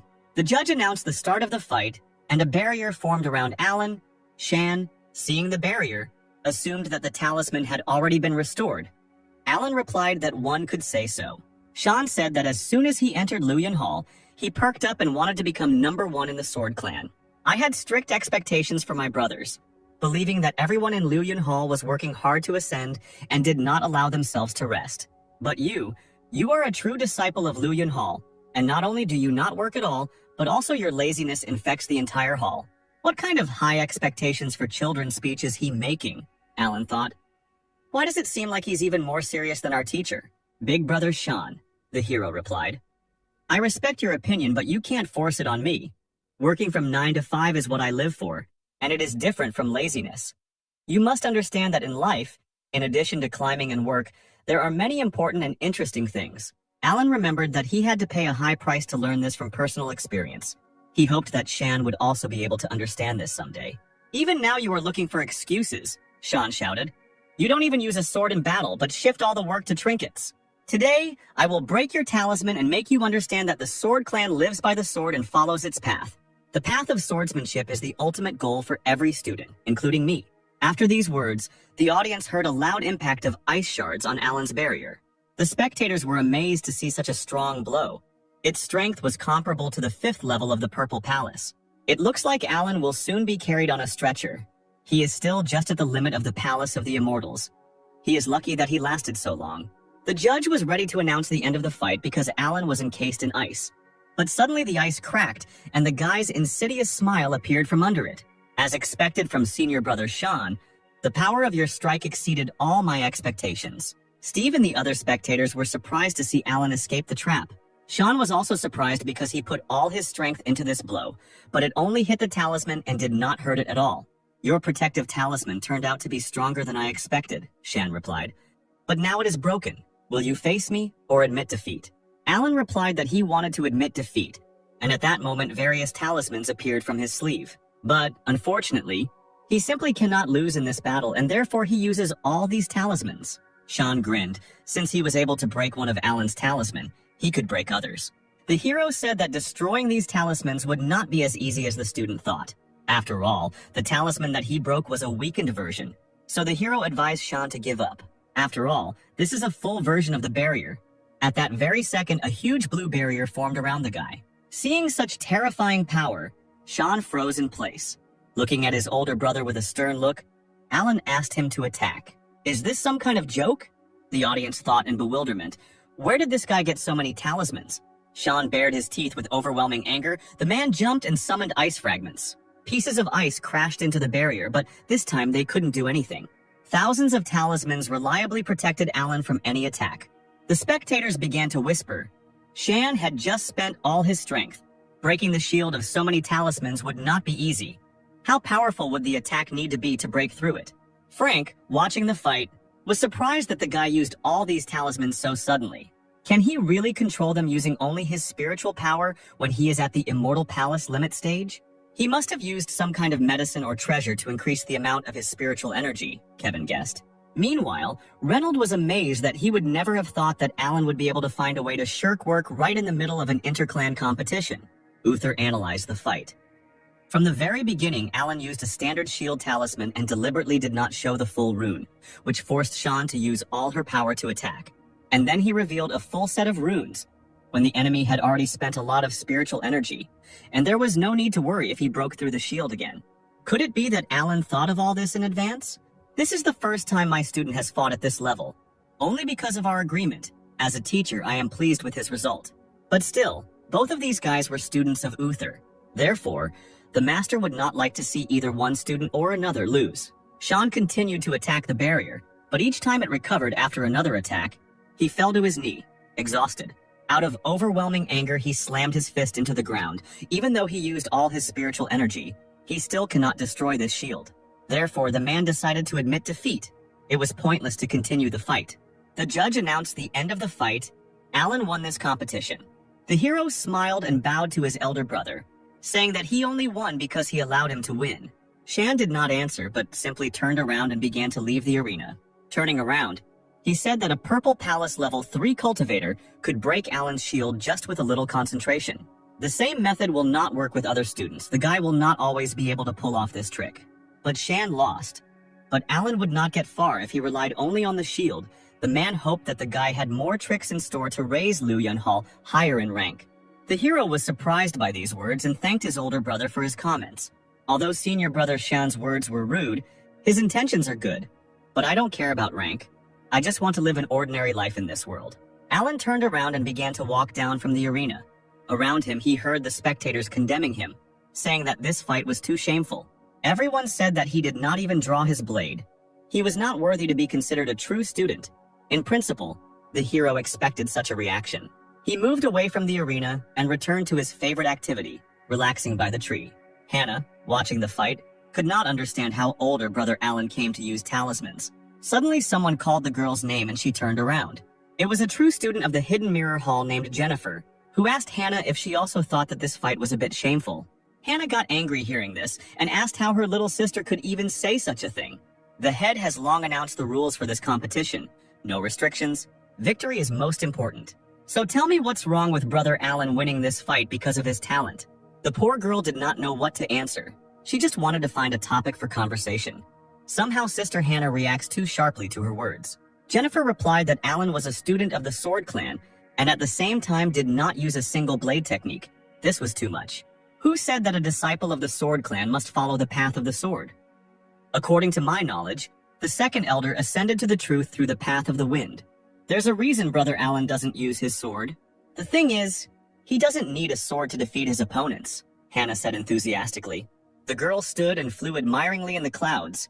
Jennifer did not understand what was happening to Hannah. This was strange because, as the first student of the clan, she always worked hard and did not even look towards lazy students. But, as soon as Alan, the laziest student of the clan, appeared, she suddenly became his protector. Today, something is definitely wrong with her. Suddenly, the girl's conversation was interrupted by the cry of the judge, who shouted at the monk asking how he could be so cruel. Alan also heard a scream and also felt a strange energy. One of the students was lying on the platform. He was dead, and a sword was stuck in his body. A monk, shrouded in purple lightning, hovered above the man's body. It was a true disciple of Liu Yunhao named Urui. He was ranked 33rd on the heavenly leaderboard. Alan became wary when he saw the death of one of the monks. Although the intra-clan competition this time takes place without any restrictions, it has several strict rules. One of them is the ban on intentional injury. Urui, what have you done? The judge shouted and concentrated his spiritual power.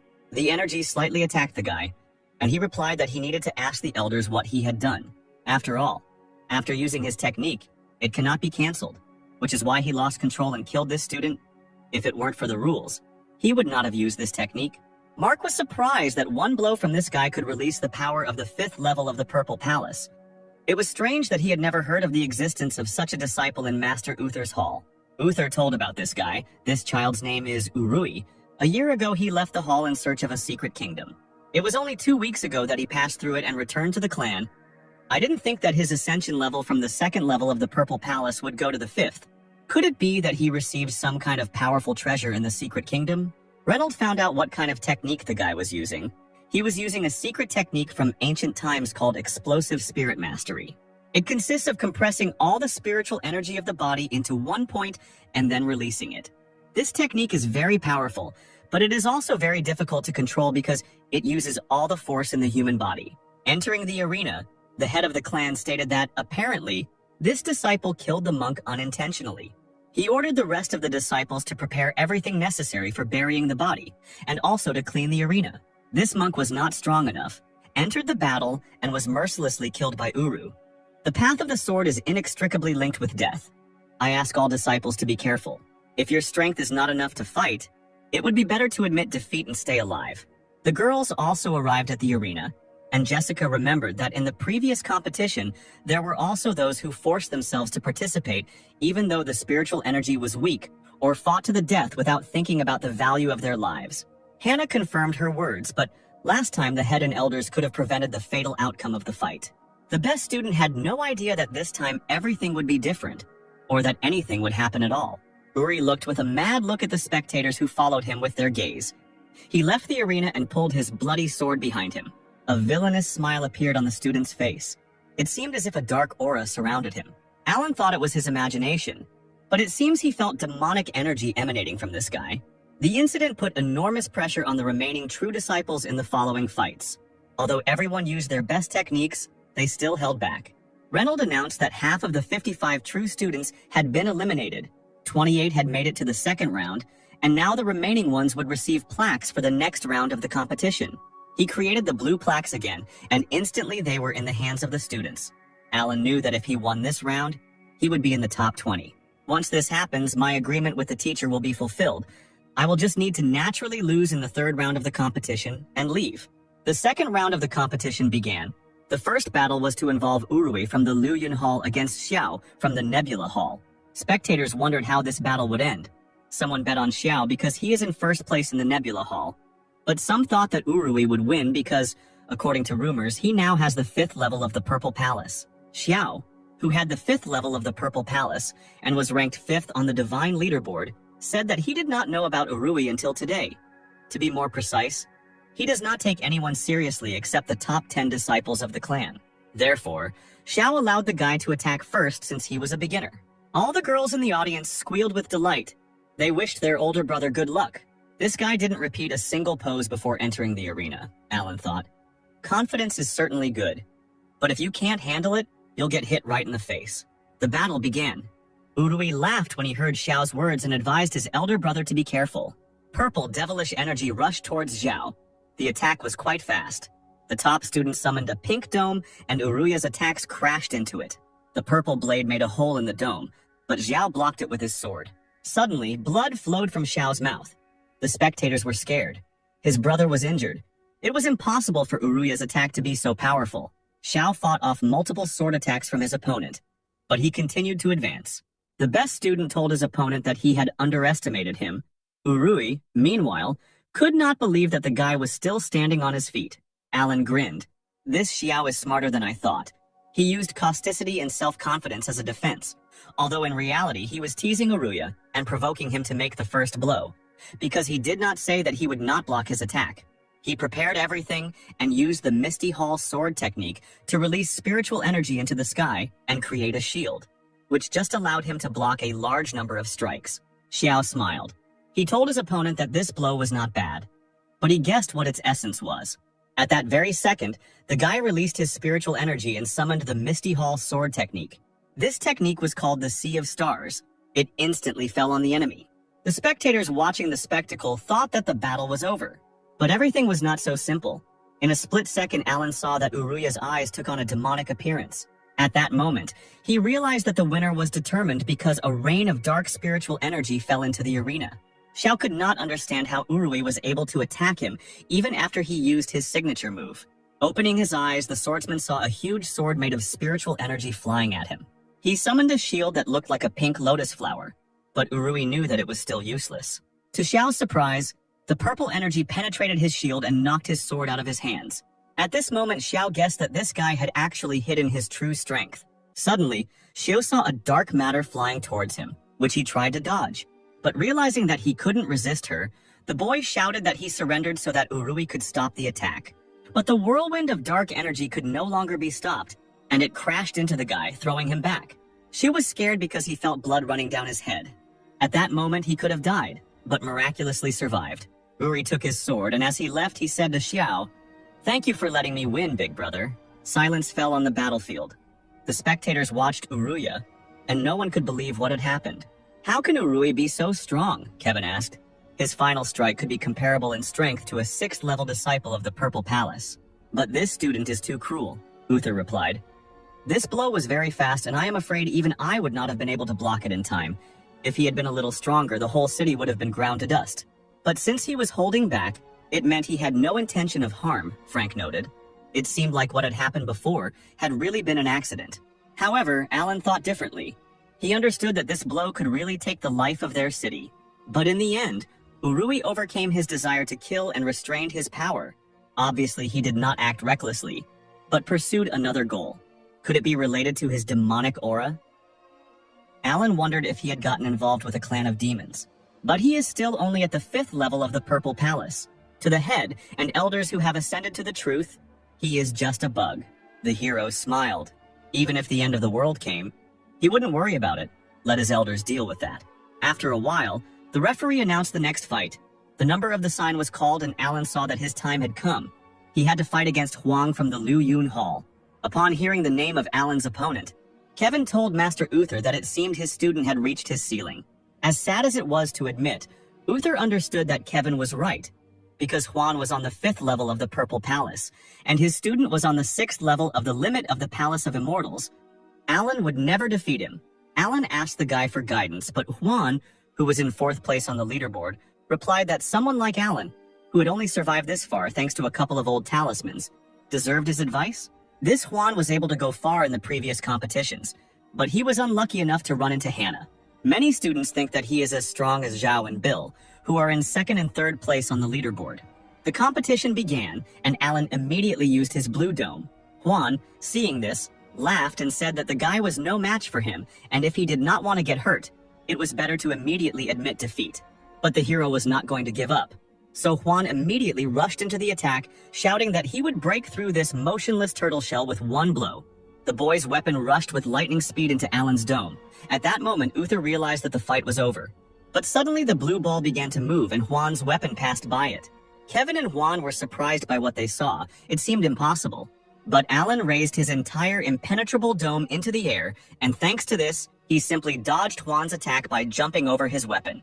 For the talisman array to remain intact, it must be motionless, Hannah said in surprise, because it needs to connect with the power of the earth and sky. The girl pondered over what she had seen while Jennifer tried to understand where the weak student got such talismans from. She had never even heard of such. The ball of Elder Brother's talismans can move so fast and dexterously. I didn't know that Elder Brother Alan had so many aces up his sleeve. In addition to sword techniques, he also controls talismans well. I can never catch up with him. Huan didn't understand where his opponent had directed the barrier, but he wasn't going to give up that easily. He used his sword technique called Ivory Tooth. Alan saw the enemy attack and took out one of his talismans. Huan's sword rushed towards the hero's dome, engulfed in green flames, but suddenly the dome opened and red opposing energy appeared from there. There was an explosion. The two forces collided with each other, and the spectators, meanwhile, did not see what happened because of the smoke. Huan's green blades cracked and smoke came out of them, obscuring his vision. Using the curtain, the guy threw shurikens filled with energy at his enemy, trying to hit him. But suddenly he felt a blade pierce his hand. Huan became angry that this vile scum dared to use a hidden weapon. Alan chuckled and replied that these were divine withered flowers, one of the sword techniques of the Liu Yun Hall, an authentic technique in which there was nothing dubious. Uther was ashamed of his student, because this technique never belonged to their hall. You, on the other hand, use the smoke to throw as many of those green aura weapons as possible, Alan said. This sneak attack is a bit much, don't you think? Didn't you say you'd finish me off with one strike? Who knew you wouldn't even use a sword technique? The audience, hearing such words from Alan, were perplexed, because they all knew that the guy was the first to start doing this. Meanwhile, Hannah admired her older brother's strength. It turns out he even understands hidden weapons, which made Jennifer suspicious. Didn't Master Kevin say that the clan's disciples should live by the sword and walk the path of the sword? Frank asked. So why did Juan use this weapon? Kevin replied that this Juan only thought about winning. These foreign objects only gave him a slight advantage. Usually it is the sword technique that separates the winner from the loser. But in reality, everyone realized that the master had double standards. Damn, this old man keeps yelling at me from afar, trying to hear my voice to find out my location, Alan said. There you go, Juan said, hearing the voice of his opponent. Juan threw his weapon, which went straight for the hero's barrier and made a hole in it. Old man Kevin was happy with what he saw. He thought that this time the fight was over. But suddenly he saw an unexpected outcome of the battle and was surprised. Juan was bound with golden chains. Was Alan really prepared for such an attack? Juan didn't understand how he managed to grab it so quickly. And Alan, meanwhile, smiled maliciously. Suddenly the boy felt a blade on his shoulder and turned around, seeing Alan behind him. It's useless to resist, the hero said. This formation can even bind a 5th-level Purple Palace disciple for 30 breaths.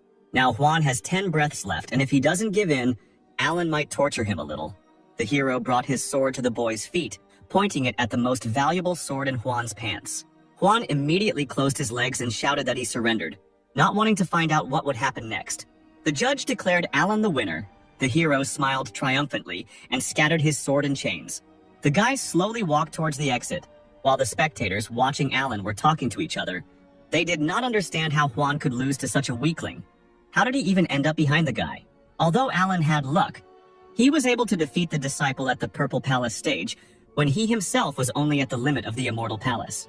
It was an achievement the clan could be proud of, said Zhao, the second-ranked divine genius who was watching the fight.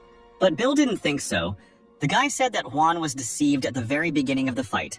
At the beginning of the duel, the younger brother Alan set a trap and allowed Juan to fall into disdain. Then hid a formation in a dark weapon and threw it at Juan while they exchanged hidden weapons under the cover of spiritual smoke that obscured their vision. At first, he used a verbal attack to provoke and agitate his opponent, distracting his attention from how he was hiding the formation in the hidden weapon. Then he began to exchange hidden weapons with Juan and quietly created another formation next to him. He then used his divine power to recite a prayer inside the formation to change his location. He tricked Juan into thinking he was still inside the formation and got another ineffective attack out of him, while he used the smoke to detect Juan's location through his voice. A very unusual strategy, Zhao noted. If the level of ascension of Alan's younger brother was just a little higher, he could become a huge threat to us. Bill smiled. The guy said that his level of ascent was apparently not as easy as it seemed at first glance. Frank clapped and cheered. The weak had defeated the strong, combining the arts of formations and talismans, and thinking through every step in advance, predicting the entire duel. Incredible. Big deal, just a few clever tricks, Kevin replied angrily. If Juan hadn't been so absent-minded, how could he have beaten him? Elder Uther, your hall really does hold many interesting secrets. First Urui, then Alan showed themselves well. But the next fight will also be interesting because Hannah will fight in it. Against Lee from Langston Hall, who was ranked 8th on the Heavenly Leaderboard. He was a 4th-level Purple Palace and was considered the top disciple of his hall. The opponents prepared for battle. The guy understood that he was weaker than the girl, but as a disciple of the Sword Clan, he never lost heart. Just use all your strength and fight to the end, Hannah said calmly. At that moment, the guy's eyes lit up and he shouted that he would use all means to destroy Hannah and win. Uther realized that this guy used a divine power releasing pill before the duel. This pill can increase spiritual power by 50%. But even if he wins, what's the point? The pill will destroy his ascension. But Reynolds guessed that right now, Lee wanted to enter the Tao with his sword and step into the 5th level of the Purple Palace. To move to the 5th level of the Purple Palace realm, one must have the appropriate preparation, which includes a clear outline and concept of the ascending Tao. For example, to ascend the sword, one must comprehend the purpose of the sword and, based on this understanding, attain the original Tao of the sword. Many disciples are stuck at the 4th level of the Purple Palace for their entire lives and cannot advance in their ascent. Their number far exceeds the number of those disciples who move from the 9th level of the Purple Palace to the 1st level of ascent to the truth. In order to make contact with the Tao, this guy decided to sacrifice his foundations. Alan was wondering how Hannah would act in this situation. The girl at that moment used her blue sword technique, the technique of spiritual form. She pulled out her sword, and a lightning-fast attack rushed towards the guy like a storm. Seeing such colossal power, Lee used 3 talismans with different spiritual powers to try to stop Hannah. Fire, lightning, and ice rushed towards Hannah, but were repelled with one blow. The boy couldn't believe that after he dispersed his power and used the strongest attack, she was able to easily repel it. The girl walked through the air, and with each step she came closer and closer. Lee continued to attack her, but all was in vain. Then the guy increased the number of attacks, but the girl dealt with this too and came closer and closer to him. Lee's face was covered in sweat, and he was scared. But Hannah was determined. When the girl seemed to get too close, the guy saw her spiritual form, which was guiding the blade. At that moment, he decided to repeat the girl's movements, and her spiritual form appeared in front of him. Hannah struck, but the boy was able to block it with his sword. The masters were stunned when they saw Lee's Tao of the sword. If he could do something like that, then his understanding of the Tao of the sword was only one step behind theirs. Still, Lee managed to move from one ascension level to another during the battle, and now his level is equal to the 5th level of the Purple Palace. Gathering all his strength, the boy raised the sword above his head. Now he has a chance to defeat Hannah. But at that moment, he saw a flash of spiritual energy from the girl in front of him. The guy's sword immediately flew out of his hands and flew off in an unknown direction. A terrified Lee turned towards Hannah and saw her sinister face, which said that the fight was over. The judge declared Hannah the winner, and the spectators were simply delighted with such a fight. "Thank you for your guidance, sister," Lee shouted. Although she could defeat me at any moment, she gradually revealed her sword technique to me, showing me the Tao, so that I could make a breakthrough. The boy believed that he now owed Hannah until his death. This sweet beauty deserves to be number one. With such generosity and strength, I can never compare to her. Hannah headed towards the exit. She heard the conversations of the spectators, who said that their clan could not be weak with such a student. It was an incredible sight. Their sister would definitely be the winner. She is much stronger than that disgusting Alan. Sister Hannah's sword technique is truly divine. They continued to mock Alan because he hardly even uses a sword, only uses all sorts of talismans. Apparently he was just lucky. At that moment, an enraged Hannah turned around and threw her sword at one of the spectators. With her murderous look, she ordered the guy to apologize to his brother Alan. The boy was scared and sweated when he saw the blade of his best student in front of his eyes. Alan became worried. He didn't want the girl to create unnecessary trouble for him. The unfortunate spectator began to stutter and said that they had only briefly commented on Alan's fighting style.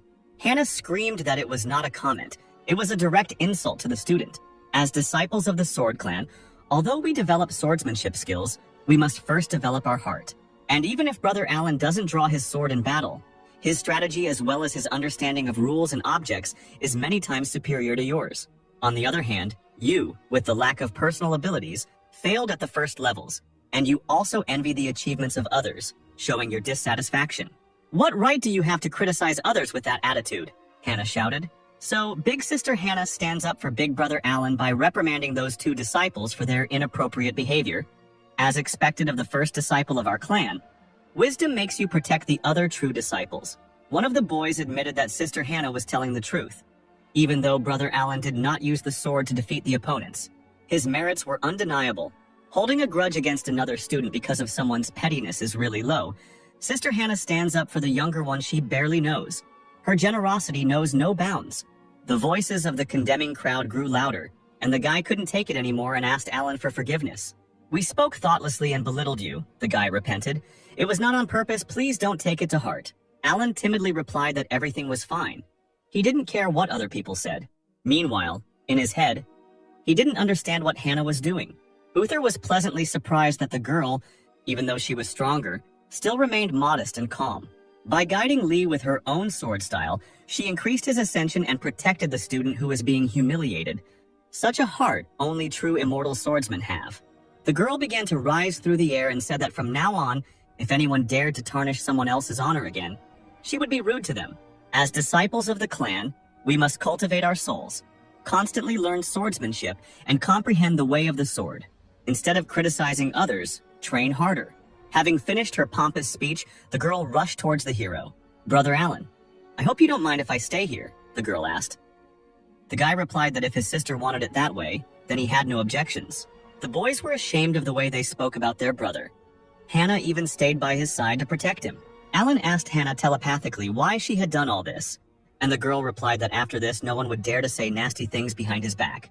Then she turned to the guy and asked admiringly, "How did you like my fight? Did I do well?" But the hero still thought about these unnecessary things.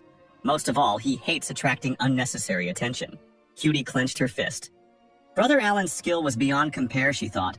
The strength and ascension I now possess was all due to his stone tablet. Even though you are not interested in fame and fortune and you don't care about your reputation, but you have been good to me, so I can't allow others to say bad things to you. Then why are you standing in front of me? Go back to your place, Alan replied. At the same time, the guy thought that he shouldn't have given her advice at all. The girl smiled and said that in fact she doubted something and wanted to ask him. But the guy threatened that he was not her master. If you don't want to teach me, I can't guarantee that I won't do anything. Besides, what others think will have nothing to do with me. Alan answered her that she was too cruel. If Hannah had questions, then let her ask and return to her place. Jennifer watched the couple. Again, Hannah was acting strangely around Alan, and also defended him in front of all the other students. And then it dawned on the young girl that apparently Hannah and Alan were in a secret relationship and loved each other. As one of the top students, Sister Hannah fell in love with the loser Alan. And to avoid rumors, she can only see him in person using a similar method. Wow, they even have such a relationship? Said Alice, passing by. She came closer to Jennifer and quietly whispered in her ear that if you look closely, it really is a little strange. They communicate in secret, and Hannah smiles sweetly at the guy. It can't be, this is incredible news. Jennifer realized that she had said too much and asked Alice to keep it all a secret, because if Hannah and Alan found out, the clan would punish her. Of course I won't tell anyone, said Alice. You can trust me, I'm always very careful. Okay, I have to go about my business and you watch what happens next. Alice waved her hand to Jennifer and flew away in an unknown direction. A few minutes later, she approached two girls in the audience and said that something serious had happened. This is about Sister Hannah. I heard it from another sister, but it's a big secret. Don't tell anyone. Meanwhile, Alan watched Hannah meditate and knew she was crazy. As soon as she finished her business, she started practicing. Such people who can meditate anytime and anywhere really deserve respect. The judge announced that the second stage of the fights was over, but the spectators did not want to leave. They thought that the competition would end today. Considering how much spiritual energy everyone had spent, the judge replied, "The clan leader and elders decided to stop the competition for today. The students should rest. The third round would take place in the morning at dawn." Alan looked at his watch. He was glad that he wouldn't have to stand here anymore. The judge asked all the students to leave the competition in order. They will continue tomorrow morning. Everyone went about their business, and a few hours later, a secret meeting took place in the house of the clan leader. Reynolds asked the stranger what he had learned. The man replied that based on the clan leader's preparations, he had learned the current state of the students. Among all the students, 5 were acting strangely, and the most suspicious of them were the 3 from Luyun Hall. Urui, the student who committed the murder, Bill, the student ranked 3rd on the leaderboard, and Alan, the weakest student who made it to the 3rd stage. Uther was also at the meeting, and it seemed he understood what the second elder meant. The man wanted to say that the traitor was in the Luyun Hall, which was under Uther's command. The elders of the Sword Clan gathered to find the traitorous students hiding in the Sword Clan when Uther was attacked. Even then, it could be safely said that there were rats in the clan. The clan competition was held so suddenly, including in order to weed out 5 students who could take part in the great competition. Reynolds told Uther that the head of the ancient hall asks not to worry. It's just that most likely the traitor is hiding in Luyun. In the end, I only asked you to accompany the Pearl of the Bloody Soul. I didn't tell others about it. When you left, you acted very secretly. But despite all this, the demon clan found out about everything. Don't you think that's strange, Uther? So Reynolds asked the second elder to continue his report. The elder said that these 3 disciples had literally grown in strength in just 1 year. The first was Bill from Luyun Hall. 2 years ago, his cultivation base was only at the 2nd level, which was not particularly powerful. But a year ago, during a competition, it was discovered that his skills had increased significantly. He defeated all his opponents and took 3rd place in the great tournament. According to him, he received some kind of message, which spoke about how to quickly increase the level of his strength. The second disciple, Urui, also did not stand out in his cultivation level. A year ago, he took 33rd place. But at the end of this competition, his level immediately soared to 5th. Simply unthinkable. In addition, the swordsmanship he learned is quite powerful. One might even say deadly. And according to him, he wandered into a secret kingdom where he learned his current abilities. And finally, Alan. He seems the least suspicious, but I'm sure he hides quite a few secrets, as far as I remember. Since he was promoted to a true disciple last year, he has stopped standing out and being cultivated. Moreover, he does not undertake tasks that take more than 2 days to complete. But how did he manage to master such amazing knowledge about talismans in such a short period of time? In addition, I recently found out that the connection between Qing Yun and the demons was broken by him. He destroyed the followers of the Demon Clan and returned the pearl. According to other students, the elder of the Demon Clan, Howard, was also there at that moment.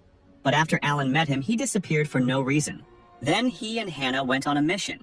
And in the village, they happened to run into Lloyd, an elder of the Demon Clan, who was engaged in the formation of a demon embryo. During the attack, he had a secret treasure in his hands, which in the end they failed to save. And then they met Howard, who had previously gone on the run. I think he got a lot of attention in this competition too. He used talisman strategies that I had never seen before, and he defeated 2 strong opponents in a row. I think he is not as lazy as he wants to show. On the contrary, he hides his true powers. To sum it up, I think Alan is the most suspicious of all. Reynold and Uther said in one voice that this could not be, and the guy could not be a traitor. Then the heads fell silent, a little embarrassed, and the elder wondered where the 2 of them had such mutual understanding. The silence was broken by Frank, who said that it seemed true. Maybe Alan had fallen under the control of demons. Uther approached the master and asked what his assumption meant. Frank explained that perhaps Alan was kidnapped by a clan of demons at some point, and then all these events began. I don't think that's true, Uther replied. I think he just hid his true strength for a long time so as not to stand out. Alan was always like that. And if the Demon Clan captured him, why didn't they take the pearl from us? Why did the elder of the Demon Clan start committing murders in the neighboring village? There is absolutely no room for logic in your speculations. Well then, why don't we just arrest all the suspects and deal with them individually? Kevin shouted. Enough. There's no need to jump to conclusions, Reynolds said, stopping the master's conversation. We need to find out why the Demon Clan planted spies among us. I think this is a top priority. Besides, I have a strange feeling that the Demon Clan wants to disrupt the competition. The second elder asked the clan leader what his words meant. Someone will be secretly controlling everything, Reynolds replied. Since the Demon Clan has thrown us a mole, we will use him as bait. No matter which of these 3 turns out to be the enemy, tomorrow they will find out what the Demon Clan is really up to. Meanwhile, at Alan's residence, an annoying spirit prevented him from sleeping. He didn't understand what Gwyneth wanted. The guy assumed that the sweet spirit wanted him to take her with him to tomorrow's competition. The sweet child immediately nodded her head quickly and looked at the guy with an admiring gaze. I understand that you have been really bored lately, but I can't take you with me. I'm very sorry. He patted Gwyneth on the head and said that tomorrow he would give up during the competition and then they would go out to eat together. But this option did not suit the little girl, and she puffed out her cheeks disapprovingly. Suddenly, Gwyneth sensed something and turned towards the forest. The little spirit immediately grabbed Alan by the finger and dragged him to that place. Where are you taking me? Alan asked because he was going to sleep, not to travel. After some time, our heroes came to a quiet forest. This forest was behind the mountain of their Luyun Hall. But why did the spirit bring him here? The girl began to point at the ground and Alan, seeing her signs, assumed that there was something underground. The sweet spirit nodded approvingly. Gwyneth immediately directed her wind energy into the pile of leaves. Leaves flew in all directions, and then Alan saw something terrible. In front of him stood a red formation flag that exuded an eerie energy. The rank of this flag is quite high. Apparently, it is used to protect spiritual knowledge and form a certain space. The hero could break the ban, but this would cause unnecessary panic. Besides, he didn't really care about what was happening, so the hero didn't care about this flag. However, judging by the arrangement of the flags, nothing good can be expected from this formation. If his clan faces a crisis, then he won't be able to lead a quiet 9-to-5 life. Alan turned to Gwyneth and asked her how she discovered this formation flag. The sweet spirit immediately began waving in all directions and trying to explain his discovery. Alan suggested that when she went out at night to absorb the essence of the sky and earth, she came across a man burying a flag. It was amazing how accurately he could understand her sign language. The hero asked the spirit if she could remember it. Gwyneth placed her hands on her head and began to concentrate purple energy. A few seconds later, Uruya's face appeared before Alan. Alan immediately recognized this guy, one of the students in his gym. He summoned his sword. Getting rid of this flag would not be easy, and he also needed to make sure it was not discovered. Alan could not find out the location of all the flags, so he decided to remove at least one of them. The blade energy he created could follow a specific target and then destroy it. The flag was covered with a dome of blue energy. Apparently the villain's plot had come to an end, Alan thought. At that moment, the cute spirit immediately flew into the air and quickly began to wave its legs. Alan realized that Gwyneth thought she had now earned his recognition and wanted to go out and fight with him. He took the girl by the cheek and replied that he had already said that no one should know about her existence in the clan. But this answer did not satisfy Gwyneth, and she frowned again. Then the girl grabbed Alan by the sleeve, and orange talismans appeared from it. She grabbed one of them and showed it to Alan, hinting at a solution to the problem. I see. You're saying that we can use the talisman, and then she'll be able to enter the arena. But suddenly he realized that since the clan competition was not limited by any rules, it would be possible to resort to the help of spirit spells, formations, and talisman strategy. Therefore, there should be no problems if the spiritual beast helps him. The delighted Gwyneth immediately joyfully circled around the hero. But Alan plans to lose tomorrow, so even if they go together, she won't be able to have fun. Gwyneth was shocked that even though she had achieved her goal, she would still not have any fun at the competition. It was the morning of the next day and the competition was about to begin. The judge asked the 12 participants on the list to come forward, and the students immediately landed. The audience cheered for their favorites, and they especially cheered for the true #1 student, Hannah. The judge counted the students, but he did not notice one of them. Alan was not in front of him. The spectators began to whisper. Was he really going to run away? How dare he miss such an important competition? Kevin was furious. How dare Alan treat such an important competition like some kind of child's play? Uther replied that it was actually his habits that were to blame. He would never abandon a task he had already taken on. Every time the teacher reprimanded him, he would only answer that work should start between 9 and 5, and everything else later. So, unfortunately, now is not the best time. That's why he didn't come. Maybe our clan will have to wait for him to come to continue the competition, Kevin shouted. Frank also supported the master, saying that with all due respect, one cannot be so indifferent to such events. The second elder asked the masters not to forget about yesterday's conversation. If Alan reveals his true identity in this way, then yesterday was not in vain. However, Reynolds said that Alan could not be removed under any circumstances, so the elders would have to wait, and Uther should go and look for his student. The judge was shocked by what was happening.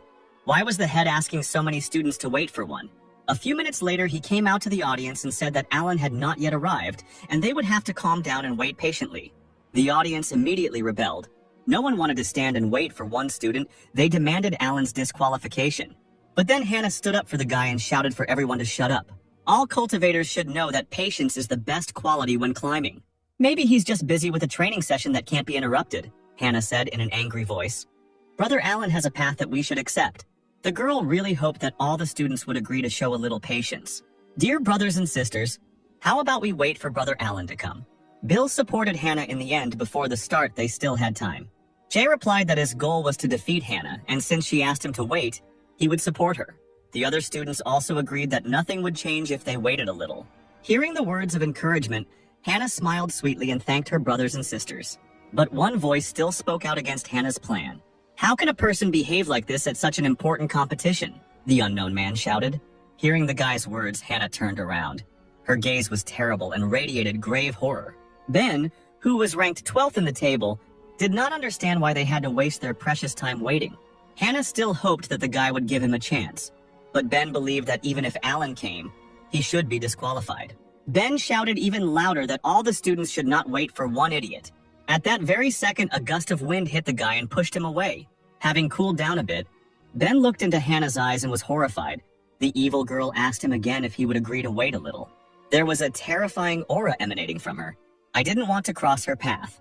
Ben took his words back and replied that there was actually nothing wrong with waiting. In that case, the judge announced that they would all wait a little while for Alan. Many were still outraged that a crowd of people was waiting for one person. An hour later, an important student whom everyone was waiting for appeared in the arena. One of the students urged Alan on, saying that he needed to move faster because everyone was already waiting for him. Our lazy guy, meanwhile, yawned and said that he was already on his way. Arriving at the arena, Alan saw the disapproving faces of the other students. He smiled and asked them to forgive him for being late. He was really sorry that they had to wait for him. The thing is, I'm used to working from 9 to 5, and the competition fell early in the morning, so I forgot to set the alarm. Alan didn't expect that they would all stand and wait. The leader didn't remove him from participation, forcing everyone to wait for an hour. The guy was very ashamed, but suddenly he noticed several girls looking in his direction and discussing something. They seemed confused, and Alan didn't understand what was wrong with them and why they were looking at him like that. The hero thought they liked his good looks, but in reality they were discussing Hannah's secret boyfriend. She fought so hard for him. They must have a special connection. It turns out that Sister Hannah, obsessed with blades, decided to switch her attention, said one of the girls quietly. Don't shout. I can hear everything anyway, her friend answered. Another girl heard that they were hiding their relationship to avoid getting into trouble. This sounds very much like the plot of a novel about a man who managed to melt an icy heart, the girl said enthusiastically. And her friend heard that it was Hannah who took everything into her own hands. Apparently, they were being forced into a new plot of a romantic novel. Although the Sword Clan is immersed in an atmosphere of constant cultivation, for many students, spending time outside of practice is also very important. If they do not find something to occupy themselves with, they will most likely give up further cultivation, a method that many sisters use to while away the time and calm their hearts: reading novels. Reynolds announced that it was time to start the competition, as everyone had been waiting for it for a long time, and threw signs to the participants. Alan was surprised that this time the leader used his hands to draw lots. He received a card with the first number. This time he will participate in the first battle. A few minutes later, the heroes arrived at the arena to begin the fight. The referee announced the fight, and Alan immediately raised his hand to say his cherished words. But then he was interrupted by a loud cough. "The clan competition is coming to an end. The 12 disciples are the best followers of the clan," Reynolds shouted. "I hope everyone will be strong and confident. No one is going to be timid and try to give up right after the battle starts. Even if you fail to make it to the finals, you must make every effort to at least try to do so. Never give up, students." These words inspired many guys, but not our hero. It seemed to him that the boss was watching him and the weight of responsibility hung over his head. Now he could not just give up. If Alan gave up without a fight, then there would definitely be ridicule after such words from Reynolds. So the guy decided to start a fight and see what would happen in the end. A barrier of talismans began to envelop Alan. Ben saw a familiar trick and asked how many times the guy would use the same thing. The guy used his sword art and summoned one of the abilities called Meteor. Whirlwinds of cosmic energy rushed straight towards Alan's barrier. They hit the defense and made several holes in it, but still could not get past it. Watching the attack, Alan was not surprised that such a person would use such powerful techniques. But he was no slouch either. Once the talismans began to take effect, it took a little time for the connection between them to be established. Meanwhile, the shadow of a man appeared behind Alan. But the guy expected such an attack. Turning around, he called several of his talismans. Ben attacked with his spiritual power, but was immediately met with resistance from Alan in the form of a fiery serpent. The hero's attacks irritated the man. He said that if these were the only attacks the guy had, then he would not win. Ben concentrated his purple energy and tried to attack Alan again. The blow seemed unexpected and powerful.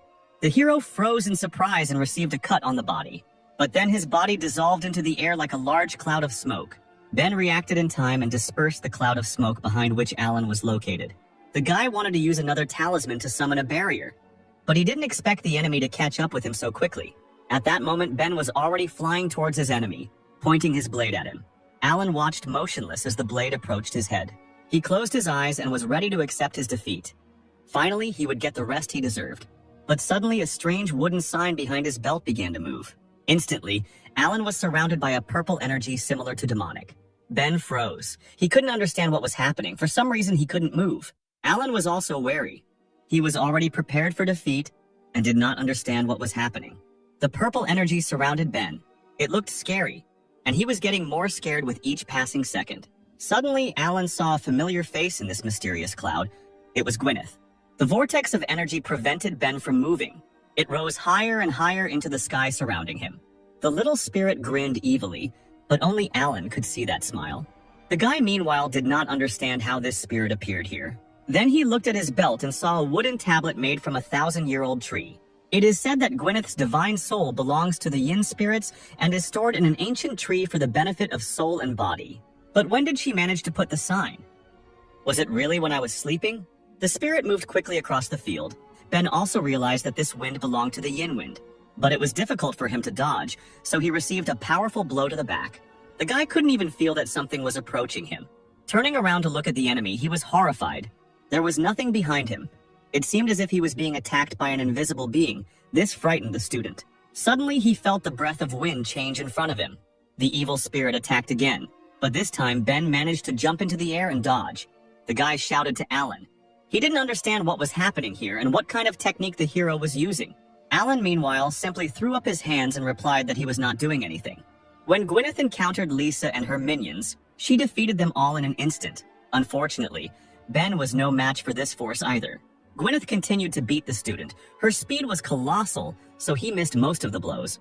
The divine spirit was beating the guy in the air. hitting him many times. Alan shouted for the spirit to come back and stop attacking Ben. The audience was furious. They didn't understand what this energy was and why this was happening to Brother Ben. Holding his sword with all his might, Ben shouted to Alan that he was fighting him, not the spirit. He tried to use the spiritual energy of his sword, but at that moment Gwyneth lifted him into the air like a whirlwind. There was no point in fighting anymore. Ben was beaten and exhausted. He screamed that he surrendered. Alan grabbed the spirit energy, stopping it, and shouted that it was enough, this time in a rougher voice. The audience was a little scared.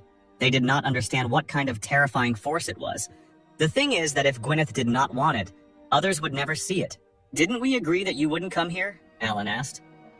At that moment, Gwyneth appeared and looked at the hero with pitiful eyes. Alan was immediately touched. He could no longer shout at such a sweet creature, so he forgave her immediately. Ben saw the creature that attacked him. He realized that it was a soul beast. The guy shouted to the elders that Alan was cheating. He brought a spirit beast. It was unfair. The audience began to whisper. It turns out that Alan brought a spiritual beast. Why does he always cause so many problems? I wonder what race this spiritual beast is. What nonsense. He can't be considered the winner, Kevin shouted in anger. This guy was on the wrong path from the start. The clan doesn't teach such techniques. Where did he get them? He's definitely a spy. There are no restrictions on this competition, Uther retorted. Alan's ascension is only at the 8th level of the Immortal Palace limit. He must have achieved such results through hard work. He decided to choose his own way of fighting, to resort to the help of talismans and spirit beasts. Don't worry so much, said the head of the Reynolds clan. I specially arranged a battle between Alan and Ben, so that the latter could destroy the talismans. In this way, they wanted to check Alan's belonging to the Demon Clan. But no one expected that he would have an ace in the form of a spiritual beast up his sleeve. I guess this is Gwyneth, who was once a household name, a rather rare divine beast. A supporter of the Demon Clan would not take such a risk by displaying it. I think the victory in the competition can still be counted, the elder said. Don't forget, our goal is to identify the traitor, and Alan has never been particularly conspicuous. If the spiritual beast is controlled, it is considered an assistant to the participant, which does not contradict the rules. Uther leaned over and said that everything was as it was and that Alan had not broken any rules. Everyone agreed, and the judge declared Alan the winner, at which point some of the spectators were surprised that this could be done, and some even decided to catch some kind of spirit beast before it was too late. Ben was furious and shouted at Alan that he would definitely kill him the next time they met. Gwyneth didn't like these words, and she looked angrily at the guy. A purple, powerful energy immediately struck near Ben's feet. The guy had seen enough of this energy and therefore decided to quickly run away so that it would not come near him. Alan, meanwhile, did not understand what was happening to the head. It seemed to him that it was a scam, but they still let him through. The boy took out a wooden tablet and ordered Gwyneth to return to it. The divine spirit followed the order and absorbed its energy into the talisman. The referee called the next fight, and Alan decided that he would try to lose the next fight. Meanwhile, at that moment, a secret ritual was taking place underground. Just as the Sword Clan was holding a competition, dozens of monks from the Demon Clan were putting their plan into action not far from them. From the mysterious portal, the heels of a demonic figure appeared. From it came the true ruler of the Bloody Sea, Mary, the 4th level of ascension to the truth. The monks immediately bowed and greeted the true ruler. The girl, whose eye was covered by an unknown red material, told the monks that they should not bow. The people we sent to the Sword Clan have already placed everything necessary there to get rid of the interference, the girl said.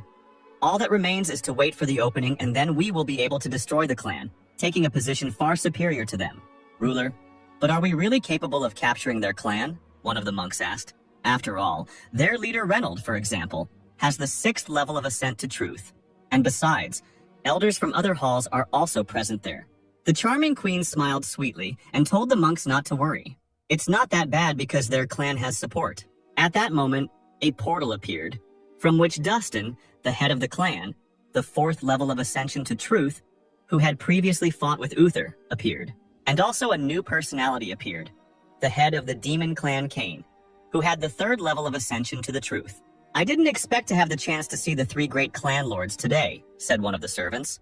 Well, I guess the power of the Demon Lord clan will be very useful to us. Today, the Sword Clan will disappear from the face of the earth and the Demon Lord will return to this world once again. At this time, the Sword Clan competition continued, the final began. The judge announced that the competition was over. The 6 students who reached the final, please come forward. 3 leaders appeared in the arena. They were Hannah, Urui, and Zhao. The other trio were Bill, Alan, and a new character, a friendly guy named Sam from the Fanlin room. Viewers still couldn't believe that this weakling Alan managed to reach the final. Reynolds announced that the final test would determine the ultimate winner of this competition.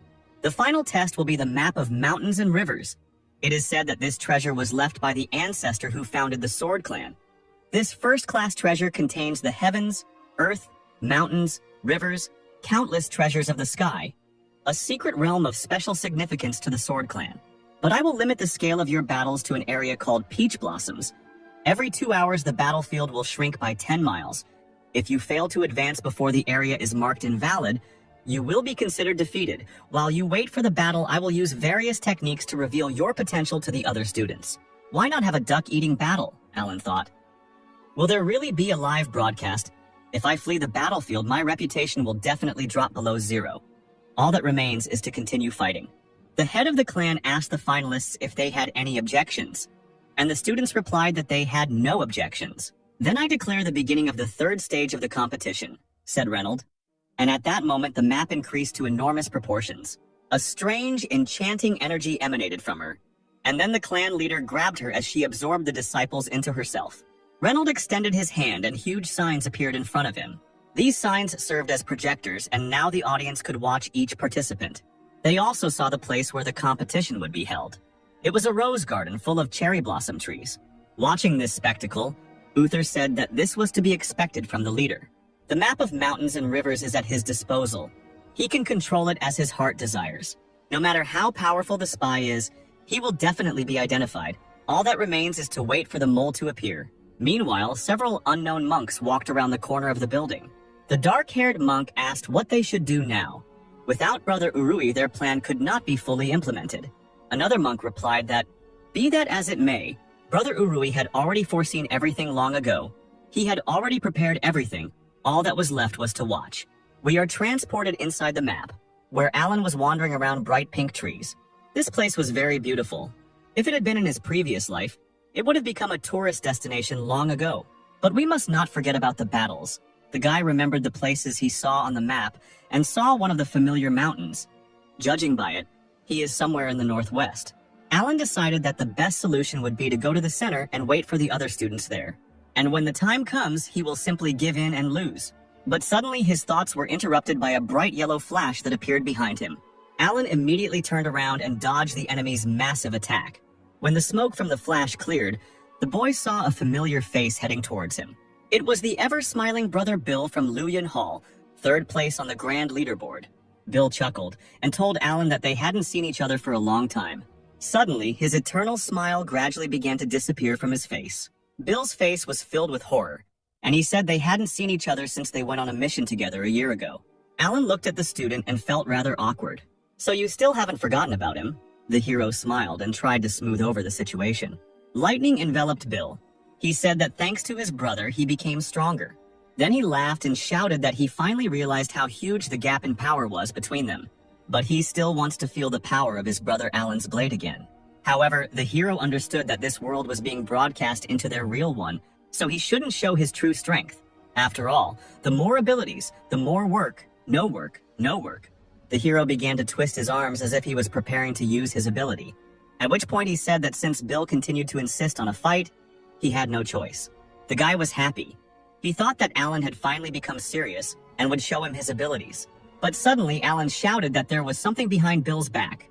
The student immediately turned around to look, but to his surprise, there was nothing there. Meanwhile, Alan flew into the air. The distraction was successful. At that moment, Bill realized what had happened and was simply speechless. Just like the viewers who witnessed this shameful retreat, the audience knew that Alan was not that strong, but that he would run away. No one could have predicted. But did you hear what Brother Bill said? Maybe Alan is just hiding his true powers? Bill rushed in pursuit of Alan. He was still hungry for a fight and did not want to let his opponent go just like that. The chase began. Alan was fast, but Bill was not inferior to him.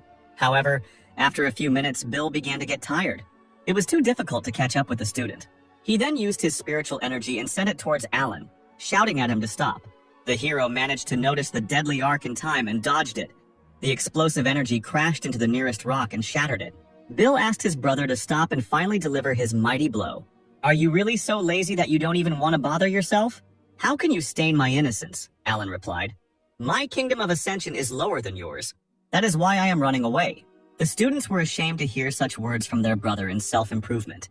Kevin also grabbed his head. This guy is quite a character. But Frank found it suspicious that Bill was desperately chasing him. Maybe Alan really was hiding something? And why was he hesitating? There is only one truth, said the second elder. These two are acting abnormally. They must be the moles. He turned to the chief, asking him to force them to enter the battle as soon as possible. Reynolds supported this idea. He picked up the great map and decided to guide the disciples a little. But at that moment, they heard a loud roar. Everyone turned around. It was not a good sign. Something thundered in the direction of the mountain peak. At that moment, Reynolds felt demonic energy coming from the mountain and was horrified. Well, Brother Urui has long understood what this could lead to, said the follower. As soon as our formation collapses, reinforcements will immediately pour in here. All for the sake of the highest, the two guys shouted, and immediately the mysterious ring in front of them began to shine with demonic energy. The boys squeezed him, and at that moment their bodies dissolved into thin air. Immediately, the mountain was engulfed by a demonic pillar of energy, signifying the arrival of enemies. Then, hundreds of similar pillars appeared all around the City of Swords. A huge purple pentagram looms over the city, summoning demons. Hannah immediately felt that something had happened and stopped. Alan felt it too. He asked Bill to turn around and see what happened, but the guy replied that he wouldn't fall for it this time. The hero realized that the Demon Clan's formation had been activated, meaning that something bad had happened to the clan. The spectators looked at the sky, in which a huge pentagram appeared. They did not understand what was happening. Reynolds shouted that this was a demon formation. Finally, their spies showed up. Kevin and Uther immediately went into battle, heading straight for the huge symbol. Two powerful masters used their spiritual powers and attacked the pentagram. But their powers were dispersed, and the pentagram attacked them in return, and the masters fell to the ground. Rising to his feet, Uther said that spiritual and physical attacks were useless against this formation. Their power was too great. Frank used his spiritual vision to assess the situation, and saw that everything was blocked. The formation is able to block external and internal attacks. Amazingly, you need to destroy the formation flags to get rid of them. Reynolds ordered all clan members to rush to the peak, find the formation flags, and destroy them. But suddenly a mysterious girl answered him. Queen Mary said that there was no need for this. At that moment, 3 heads of the Demon Clan appeared from the portal. Reynolds immediately recognized the true ruler of the Bloody Sea. The girl was surprised that the head of the clan remembered her name. Reynolds also recognized other demons, the head of the Cain clan and the head of the Dustin clan. So you decided to resort to the help of the Demon Clan to strike us. How calculated, shouted Reynolds. The 6th level of ascent to truth. But the only question is whether you have enough strength to destroy the Sword Clan, Reynolds said as he formed energy in his fist. Don't get too cocky. An avalanche of golden energy rushed towards the demons like the claw of a huge tiger. Mary put her finger to her mouth and used the ability of destruction. At that very second, bloody energy appeared in front of her, which held back the enemy's attack. Then Reynolds' energy rushed away without hitting its target. Chief Reynolds, it was all so long ago, Mary laughed. It's even a pity that you will meet your end here and now. The bloody energy crashed into the clan leader, and then he felt a sharp pain.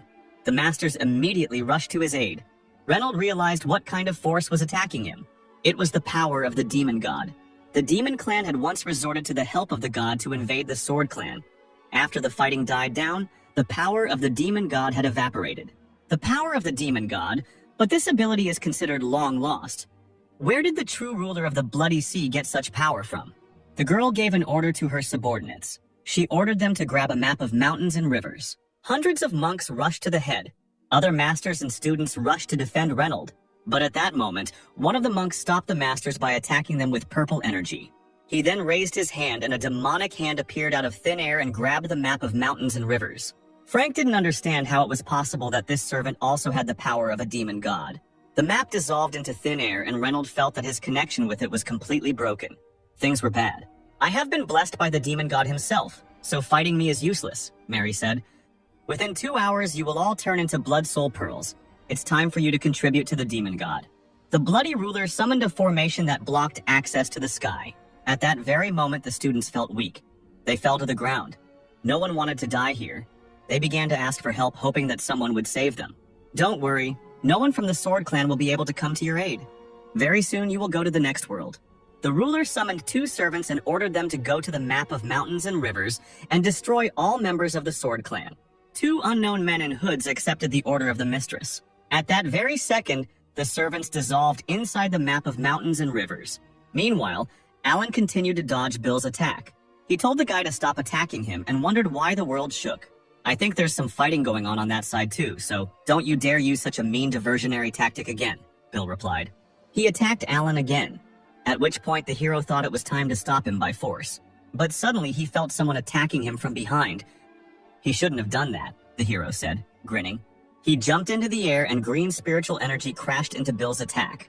Bill was immediately surprised to see a third opponent. Several more attacks flew at him, and Bill decided that Stan had decided to join in on the fun. The guy appeared from behind the trees and said that he was not interested. He just wanted to ask the guys to stop fighting. You must have also noticed the trembling of the earth. Thanks to my cultivation, I can sense any change in the wind. Just now, two strange spiritual powers from the 9th level of the Purple Palace entered the Peach Garden. When I saw their aura, I began to be tormented by doubts. Alan realized that their clan was under attack, and the enemy had already penetrated even here. How so? Bill was surprised.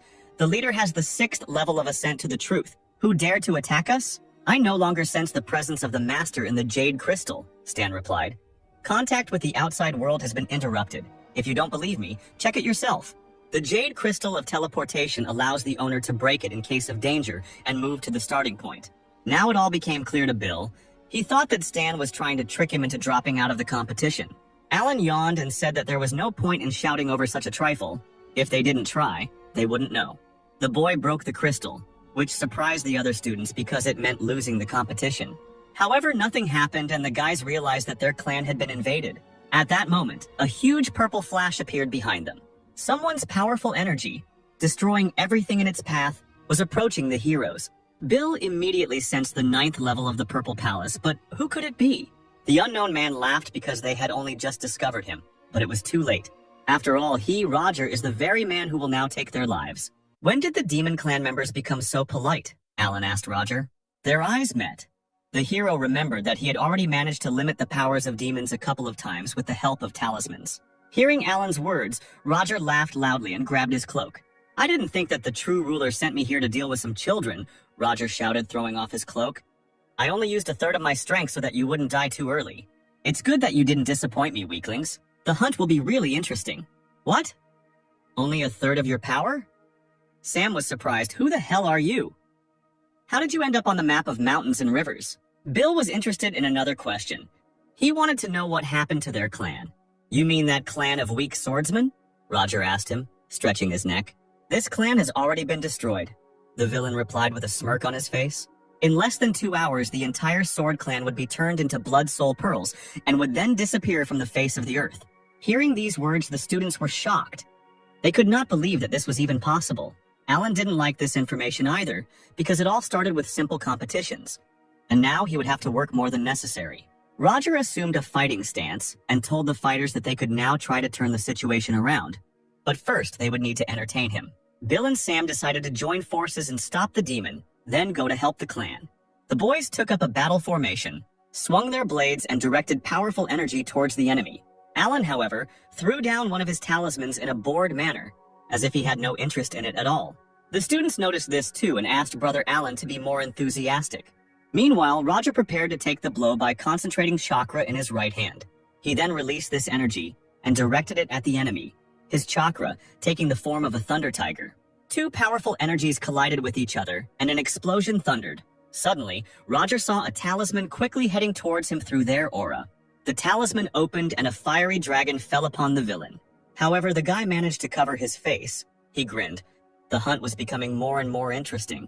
Roger decided to try a fifth of his strength and rushed at Bill. Sam yelled at his brother to dodge and channeled the energy to protect him in time. The green energy blocked Roger's blow in time and sent him flying. Sam was glad that he had made it in time. Another second and Bill would have been finished. Meanwhile, Bill did not stand aside for long and pounced on the enemy. The three strongest fighters continued their battle, which was watched by Alan, who had no intention of interfering in the battle. He had a different plan. The guy jerked his hand and immediately several talismans appeared from his sleeve. The hero remembers the blow that was dealt at the very beginning. That is where his talismans went. Alan decided it was time for him to make himself useful. He put his hand to his ear and immediately his chakra appeared from his fingers. Then she rushed into the sky, exactly to the place where the enemy struck. Alan's chakra flew out from the map of mountains and rivers and rushed towards the clan leader, who immediately noticed it. Reynolds' ear glowed the same color as Alan's aura, and he heard the voice of the lazy disciple. Reynolds couldn't understand how he was able to contact him. After all, the contact between him and the map of mountains and rivers was interrupted by the demon clan. I used some methods to avoid surveillance and contact you. How are things in the clan? Alan asked. The demons have cut off our oxygen supply. Everyone is injured. We won't last more than 2 hours. Listen, the demon clan has sent you 2 powerful people. You are the only survivor from the clan. Be careful. Alan turned around, looked at one of those same people and replied that the problem was not that big. I wanted to contact you for another reason, Alan said. I saw Urui planting the formation flags earlier, so I prepared in advance. Once I activate my skill, their formation will be disrupted. You will be able to send a signal for help. Because each flag has a unique role, it is irreplaceable. As soon as one of them is damaged, it leads to a general disruption. Alan smiled and decided it was time to put an end to all this. While there is no particular threat, I can still try to defend myself, said Reynolds. He also warned Alan that these 2 cultivators are very powerful, and that Urui is helping them. If it gets too difficult, go to the very depths of the peach orchard. I left you an assistant there. Alan, take care of yourself. Alan heard the teacher's words and thanked him for it. It was time to fight back against the demon clan. The hero concentrated his energy and destroyed the bloody flag formation. At that very moment, the huge purple barrier began to crack, and blue energy began to ooze through it. The cultists heard a crack and turned around. They didn't understand what was happening. Mary also turned around sharply.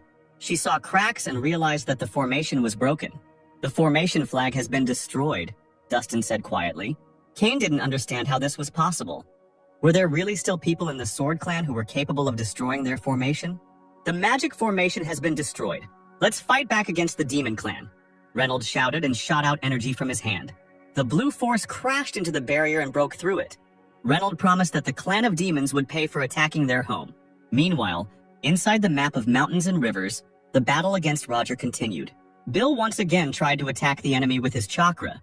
However, it was all in vain. Roger easily repelled their attacks. It seemed like this battle was unwinnable, and he didn't even use his full strength. Suddenly, Sam appeared from behind the villain. The guy took advantage of the situation and instantly sent his shuriken-like energy at the enemy. The trap worked and Roger was bound by Sam's energy like invisible chains. Sam grabbed his energy and pulled it towards himself, binding Roger. He shouted at Bill to act quickly. There would be no other chance. Bill was already heading towards the enemy. He used one of his techniques, which was called drilling. A powerful yellow paw-shaped energy rushed towards the chained Roger. Suddenly, he started laughing and said that now he understood what the strength of the Swordsman clan was. They have no powers, they are all weaklings, Roger shouted and began to concentrate his energy. A purple flash surrounded the villain, and he instantly destroyed Sam's shackles. The students couldn't believe their eyes. It seemed impossible to them. Suddenly, both of them were grabbed by the throat by Roger's chakra in the form of hands. The fighter brought them to himself. Now they were trapped, and this hunt was beginning to disappoint him. The demon's gaze turned mad, and he said that if they were incapable of anything, then it was time for the disciples to die. Suddenly, he heard someone calling him. Roger turned around and saw a guy in blue robes. It was Alan. Alan asked Roger if he had forgotten that there was a third student here. When did he come closer? I didn't feel anything. Was it all because I was attracted to these two? Roger thought in surprise. The demon smiled maliciously and told Alan not to worry. He would deal with these two now and would take on him too. Bill tried to tell Alan not to think about them, but to run. Don't rush things, said the hero. I want to discuss something. There should be 2 of your cultivators on the map of mountains and rivers. I think he could only reach the soul formation stage. Then where did he get so much courage? Roger thought and answered Alan that his information was correct. But his partner was not as patient as him, so he probably already dealt with the rest. Tell me, what is your comrade's strength? Even though we are both on the 9th level of the Purple Palace, he is much stronger than me, Roger replied. Well then, great, let's begin. Roger laughed hysterically when he heard the weakling's words, wondering what was so wonderful about it, since he could crush Alan with just 1 finger. Sorry, but I have a better idea, Alan said, pulling a talisman out of his sleeve. If you are weaker than that person, then I just need to deal with you before my working hours are over. It's time to put an end to this circus. The talisman rose into the air, vibrated, and instantly a huge ball of energy formed around the villain, which bound everyone inside. Roger was surprised to see the formation. He didn't understand when it had time to appear. Alan chuckled and replied that she appeared when Roger was playing with the students. Well, the formation won't stop me from getting to you, the villain replied. I have 2 of your comrades in my hands. Are you really going to run away and leave them to their certain death? It's not such a problem, Alan replied. The hero snapped his fingers. Suddenly, Alan's aura appeared near his friends. Bill and Sam were shocked. They did not understand when Alan managed to put protection on them. In an instant, 2 students appeared behind the weakest student. The hero turned around and waved his hand at Roger, saying goodbye to his rival. After that, the 3 disciples disappeared into thin air and went to look for the second cultivator. Are you trying to run away? Stop right there, Roger shouted and raised his fist. He hit the barrier and only made a dent in it. It seemed as if the barrier was rubber that only stretched but did not tear. Roger was starting to get angry as he looked at the dent in the barrier. He bared his teeth and swung his fist again. The villain began to strike thousands of blows at every point of the barrier, but it still did not release him from captivity. The barrier deformed, but did not break. Sometime later, the barrier glowed from within with colossal purple energy. Roger's rage knew no bounds.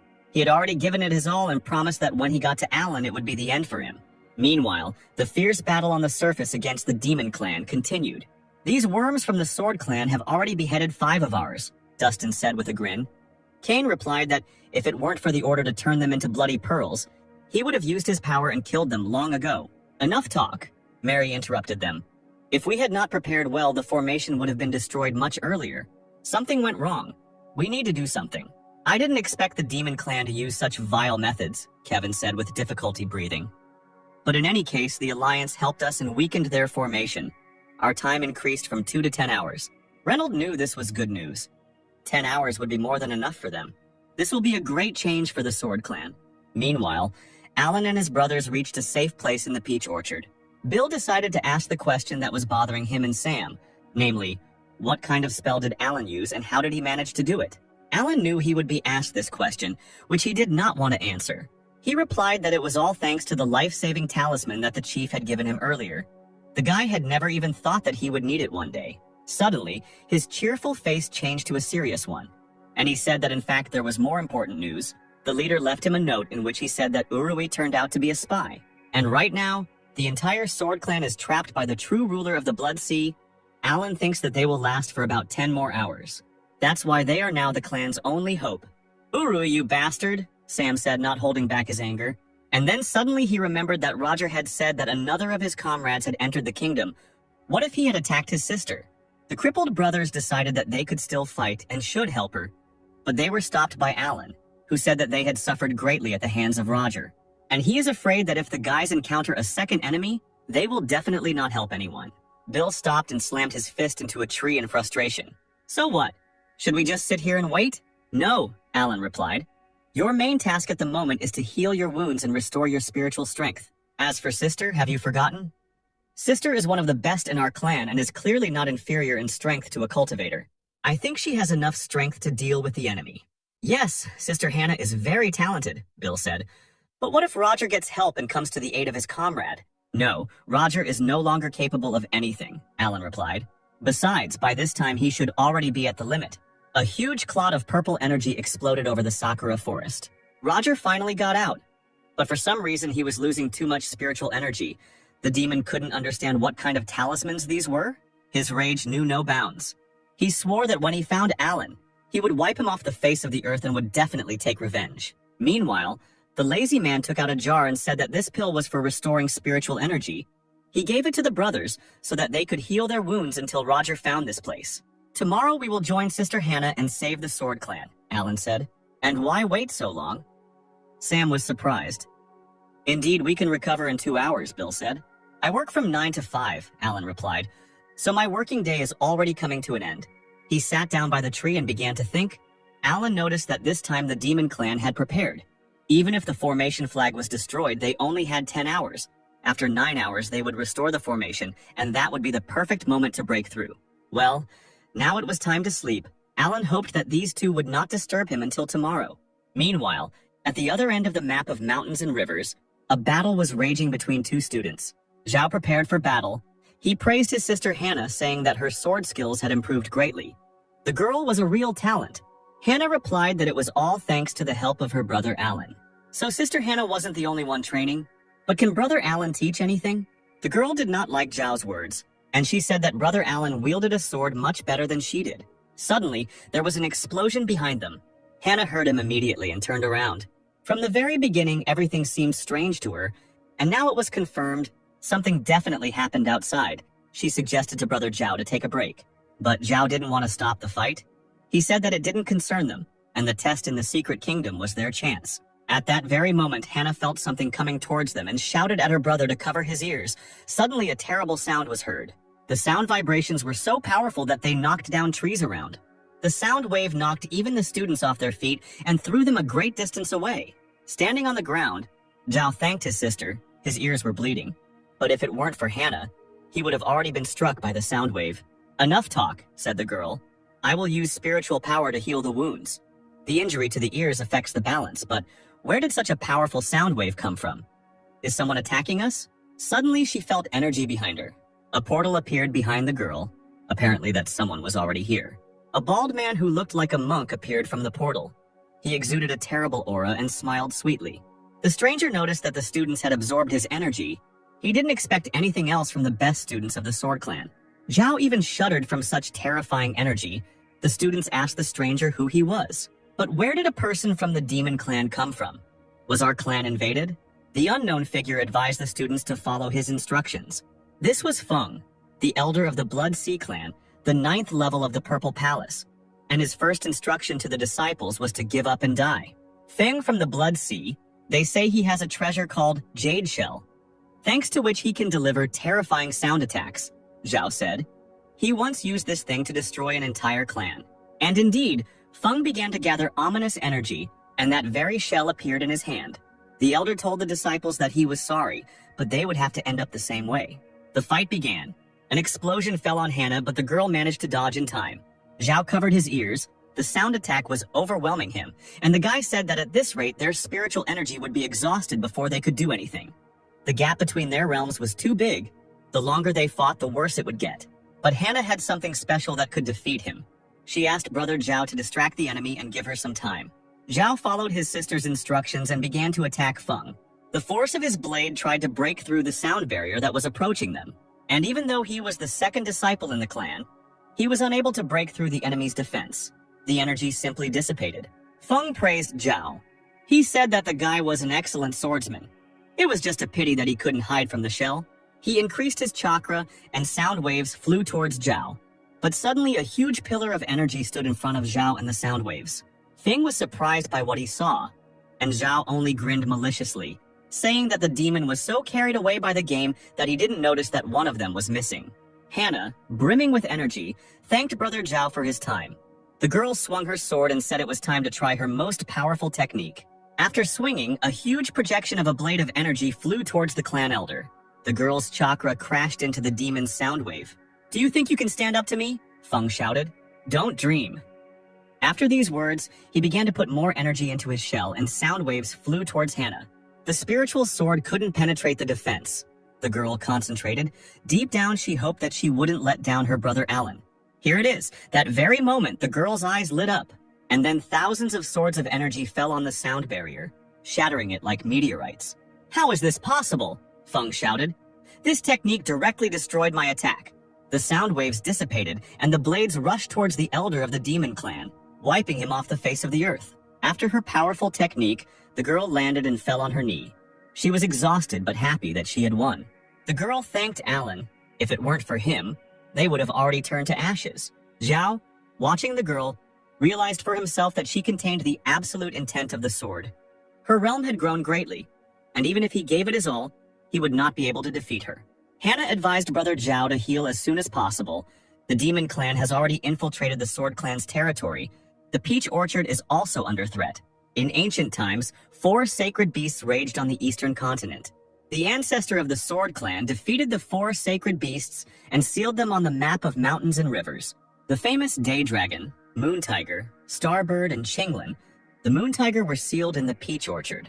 And it was there that Urui destroyed the seal of the Moon Tiger and invited him to join their ranks.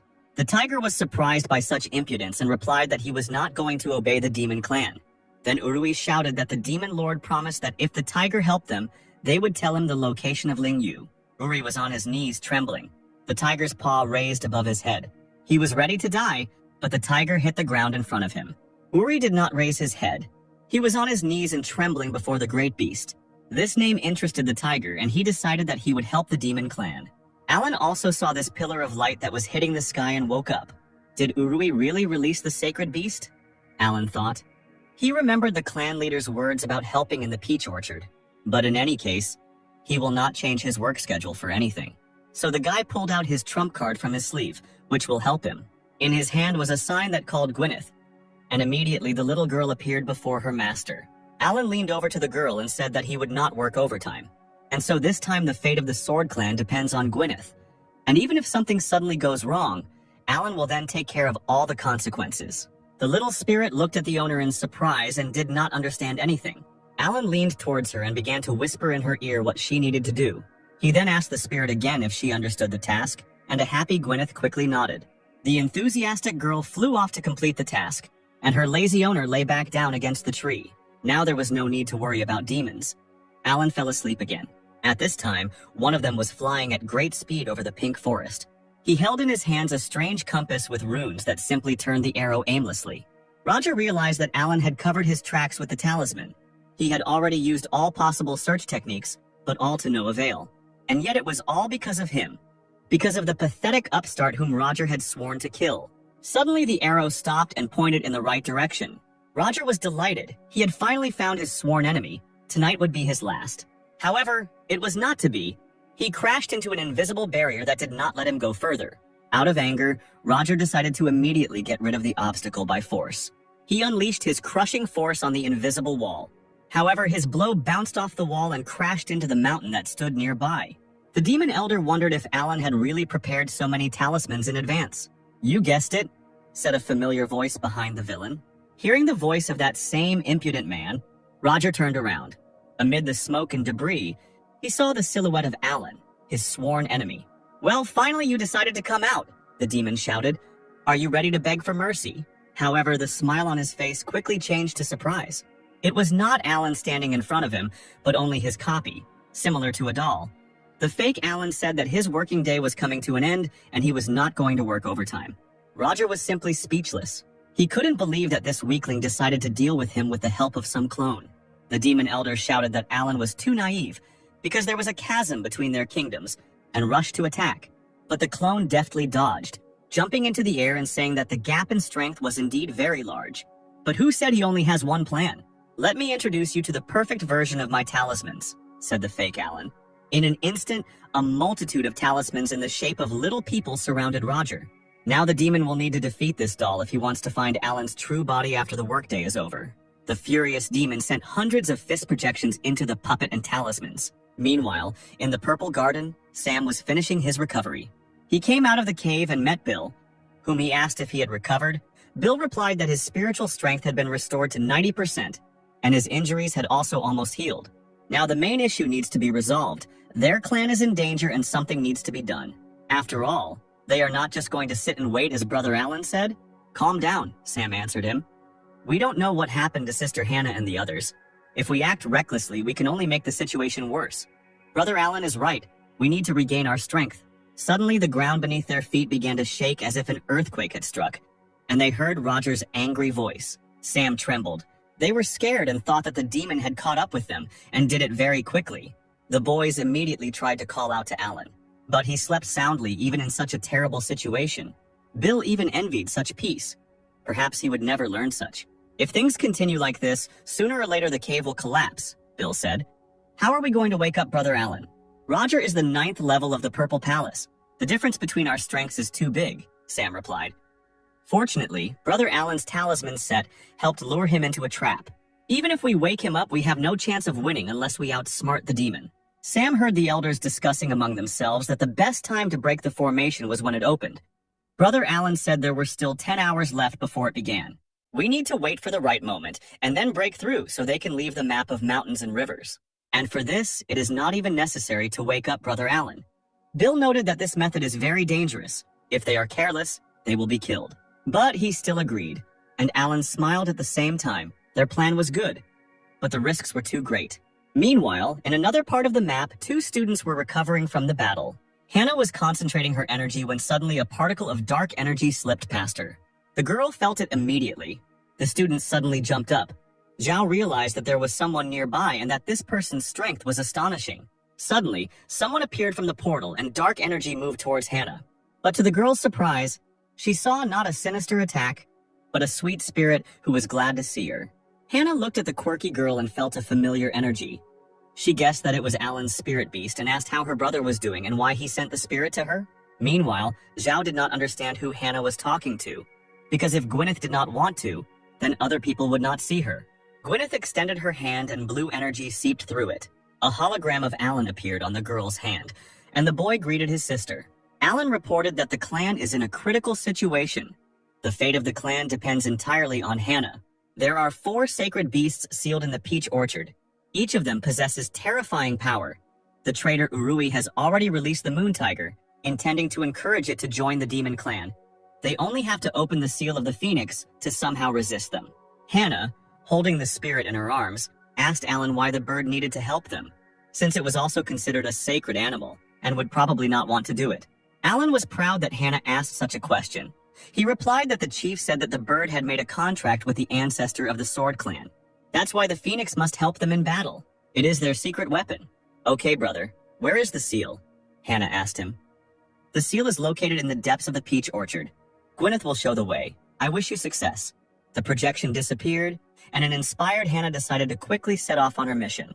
Meanwhile, Roger, overwhelmed with power, tried to defeat the puppet. He gathered all his strength into a fist and directed it at the clone. A pillar of demonic energy rushed through the barrier and the copy. The smoke of the battle began to clear, and there was not a soul around. Finally, he was able to defeat his enemy, albeit a false one. Roger laughed. This talisman was really strong, but now it destroyed all the protective symbols. No one will be able to deceive him anymore. It's time to find the offender. Suddenly, he felt a foreign aura approaching him. In the distance, he saw 2 bright flashes, green and yellow. At that very second, 2 beams appeared in front of him and struck the ground. When the smoke cleared, the demon saw 2 students, Sam and Bill, standing in front of him, kneeling. First you ran away and now you decided to come to certain death?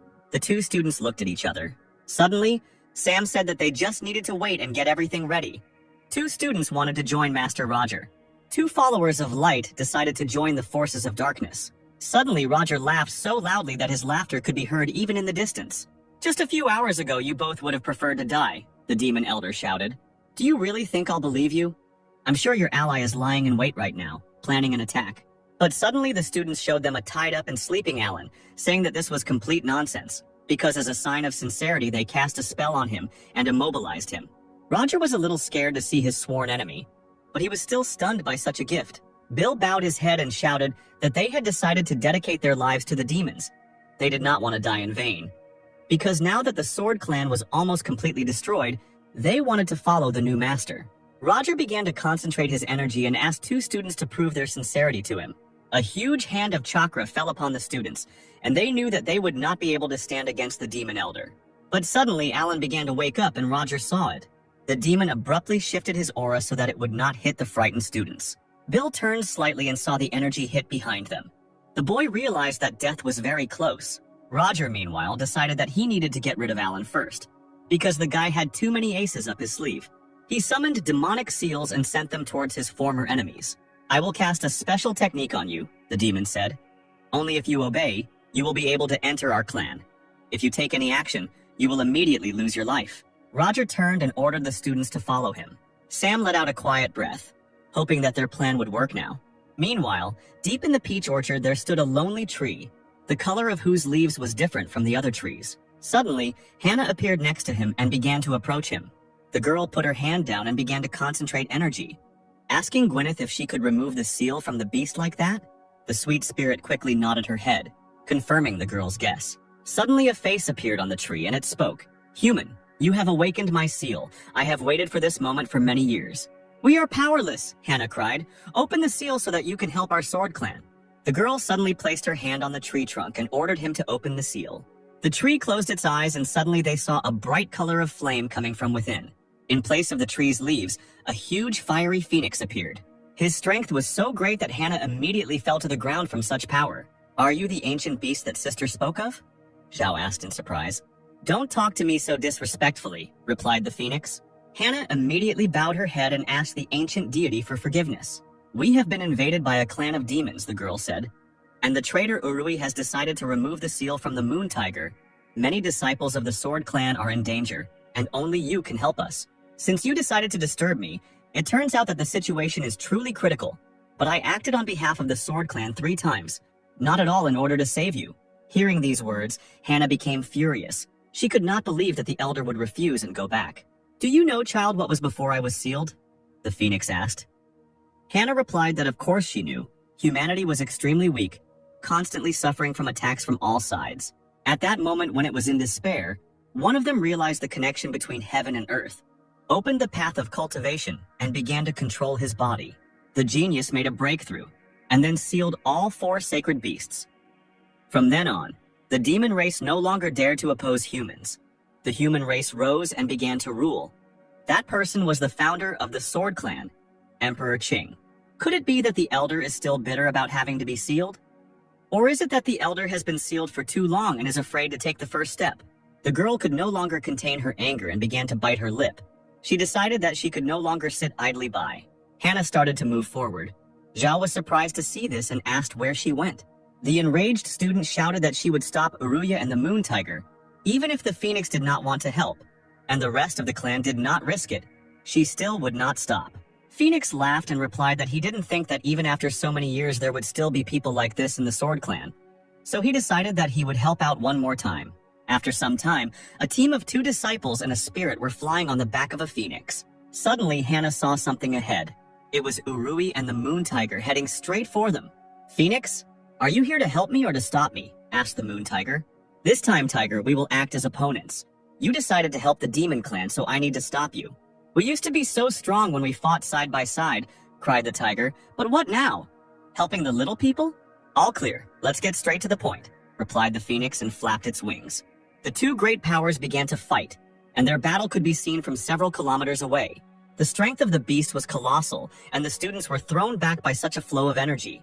Hannah told Gwyneth that it was too dangerous here, so the little spirit should return to her brother. Gwyneth didn't argue and followed Hannah's advice. She turned around and quickly flew away.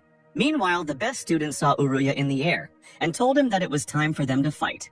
Don't worry, the villain said mockingly. I'll do everything so that you die happy with your friends. The traitor's words infuriated Zhao.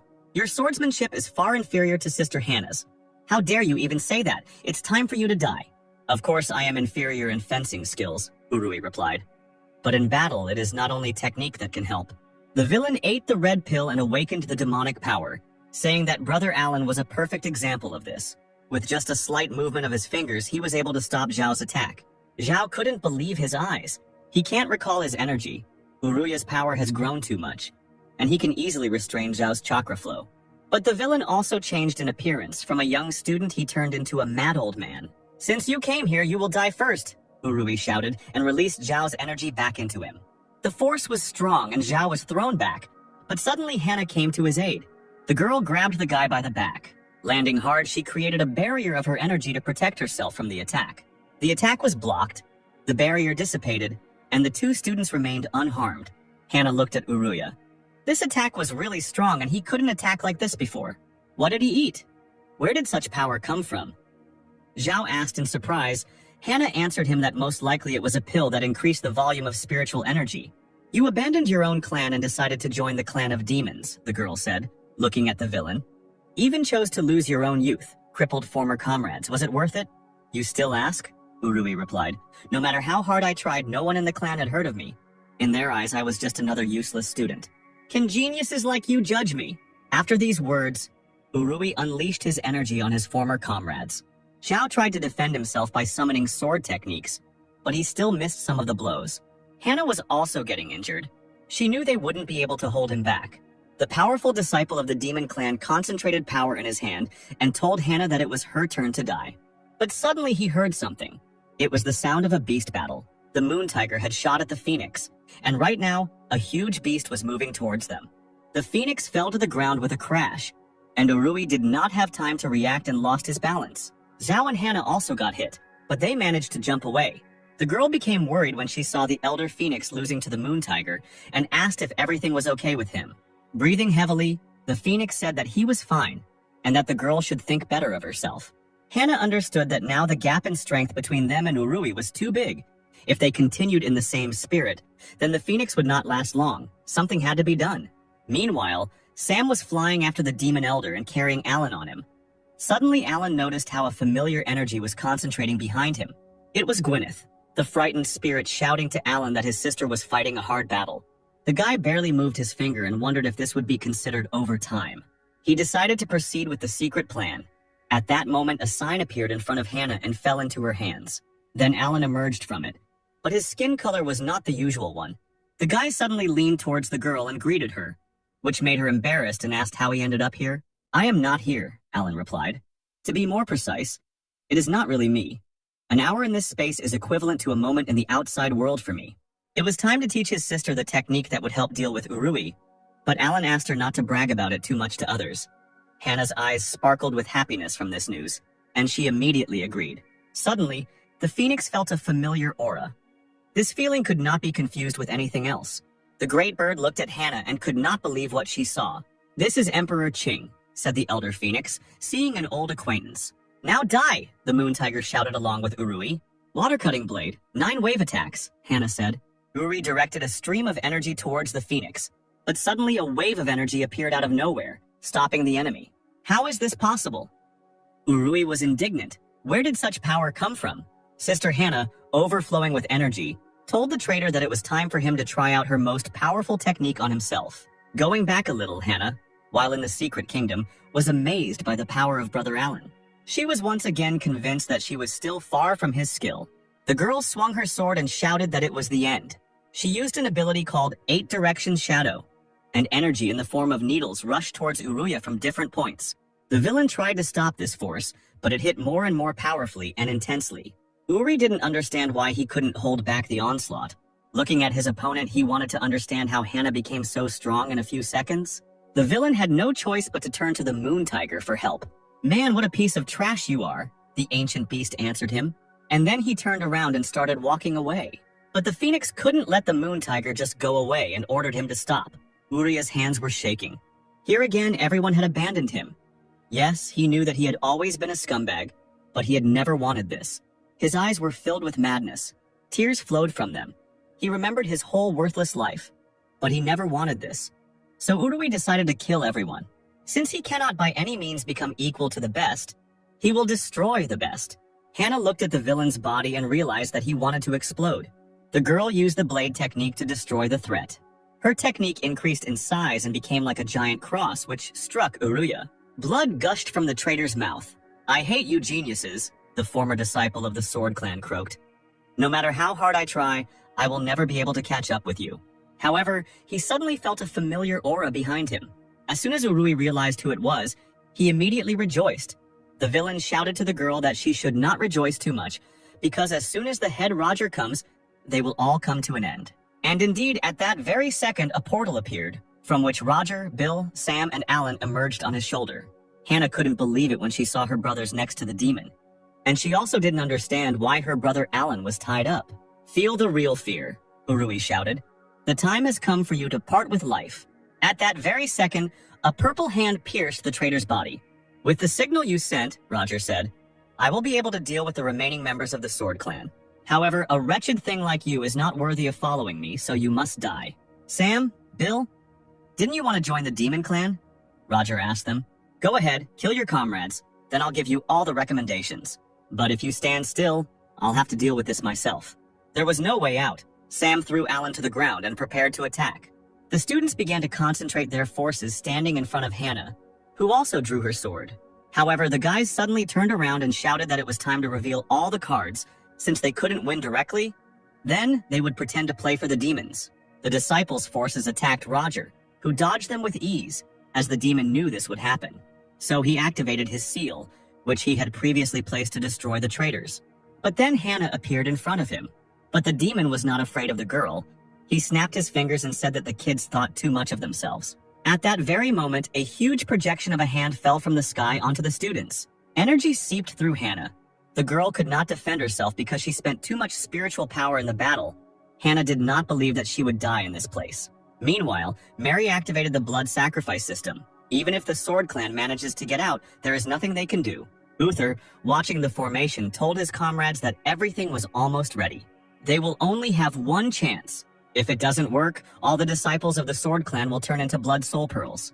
Reynold turned to his subordinates and asked, "Gentlemen, are you all ready?" The elders unanimously responded in agreement. "Then it's time for a counterattack. This is our only and last chance to defeat the Demon Clan." At this time, Alan was lying on the ground and pretending to be unconscious. Divine beasts, a clan of demons, traitors, invaders. The hero did not understand why all this was necessary at all. He works from 9 to 5 and doesn't want to get involved in all this. At that moment, his appearance changed completely and a red mask appeared in his hand. A huge flash of light appeared in the place where Alan was. Roger was horrified to see her, and Alan grinned and put on his mask, saying that it would take a little effort to sort everything out. Now let's take a look at how Hannah usually spends her day. The girl wakes up at 5 o'clock in the morning and starts doing her hair. The beauty does this very carefully, holding a hair elastic in her mouth. And I will hold this moment longer so that you can enjoy her beauty. She then dresses in her usual clothes with white stockings. And now she has begun a new day of wonderful practices and assignments. The first thing the girl does is run to the Sword Clan's training ground. Here she lunges with her sword 5,000 times to warm up.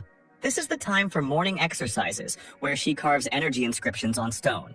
Sometime later, the girl finishes her warm-up and moves on to completing today's tasks. As she descends the stairs of the training ground, she is usually greeted by enthusiastic students. One guy was even shocked to see how beautifully the head student wrote.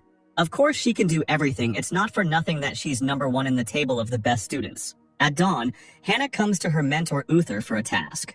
She arrived as soon as it was light. What a hard worker, Uther thought, as he gave her another assignment. In the forest before lunch, Hannah dealt with a demonic boar that had brought a lot of trouble to their clan. Closer to midday, she reached the market, which is located under the mountain. Her next task was from the leader, and it seemed a little strange to deliver 2 packages of spiritual tea seeds. Suddenly, a street vendor selling sweets passes by the girl. He sold candied berries, which Hannah loves. She would very much like to try them, but work also needs to be done, so she ends up denying herself, because people who cultivate must cleanse their hearts of impure thoughts. So you have to be patient. Suddenly, a woman runs past the student and shouts, "Stop the thief!" When Hannah hears that someone is in trouble, she can't stay away.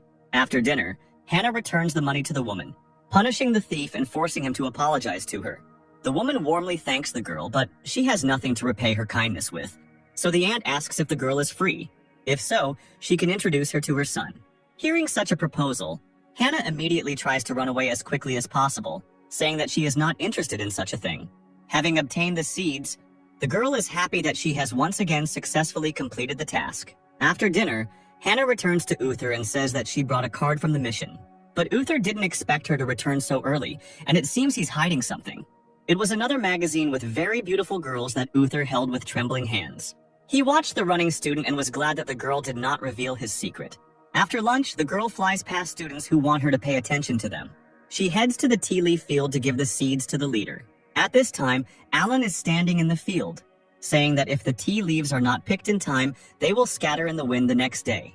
"That's it, Alan. I didn't think you understood this kind of thing," said the head of the Reynold clan. Alan proudly said that it was all nonsense. He had done similar things before. You can find much worse on the internet. "What internet?" Alan looked away and said it didn't matter. "Alan, you have made great progress in the art of tea over the past year," Reynolds said. "But your ranking among the students has dropped to 30th. Hannah is coming here soon. Why don't you practice with her?" Hearing the name of the main hard worker of the Allen clan, he immediately tried to run away, saying that she was in 30th place, and there were 50 of them in total. He still had a long way to go. The guy was going about his business and saying out loud that he had recently developed a new type of tea, booble tea, and the boss should definitely try it. Hannah, like Alan, walked and spoke out loud as she gave the tea leaves to the leader. 2 students, the best student and the main beauty of the clan and the worst student who shows no promise, pass by each other. Hannah recognizes Alan's brother and thinks maybe she should say hello to him. She turns around looking after him, wondering what other word the guy said. Bubble tea. As dusk approaches, Hannah hones her skills standing on the cliff of the Sword Clan, a late working day between 5 p.m. and 7 p.m. While crushing the stones, the girl thought about that word. She wondered what this tea tasted like. But suddenly she realizes that she is thinking about it too much and starts shouting at herself that she shouldn't think about all sorts of nonsense during training. Meanwhile, Alan, who was nearby on a tree, notices a column of energy and crumbling rocks. The guy sincerely doesn't understand what Hannah is doing here, because it's already the end of the working day. Suddenly the girl notices the cat, and now it is from 5 to 7 p.m. time to play with the cat. Hannah picks up the cat and says that there is nothing more important than this right now. At night, Hannah has time to rest. She usually lies down and looks through a book that describes the potentials of the sword. Sometime later, the girl takes a bath in a hot spring with her new cat friend. At midnight, the girl meditates, but usually during meditation she begins to fall asleep by this time. And already closer to late night, Hannah falls asleep hugging the cat. We are transported to the battlefield. The projection of the demon elder flies at Hannah. The girl will not be able to defend herself from it. But suddenly, a scarlet flash of energy appears behind the demon clan elder. Before he could turn around, Roger was hit with a powerful sword technique and flew a fair distance away, spraying blood. At great speed, he crashes into the ground, shocking everyone. Hannah can't even guess who it could be. The energy of the blow was colossal. Bill recognized the technique of their clan.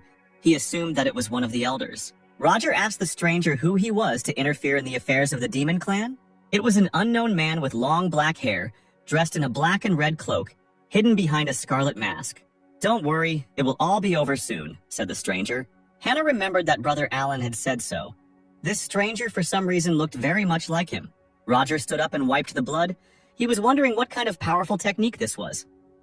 Apparently, the unknown person is at the Purple Palace stage. It's amazing. The hero concentrated his energy and replied that this attack was too weak and was not capable of defeating Roger. The demon elder rushed towards his opponent, summoning a projection of a tiger and directing it towards the unknown person. However, this projection was instantly destroyed by the hero's power. The blue aura pierced through the tiger and slammed the demon elder into the ground.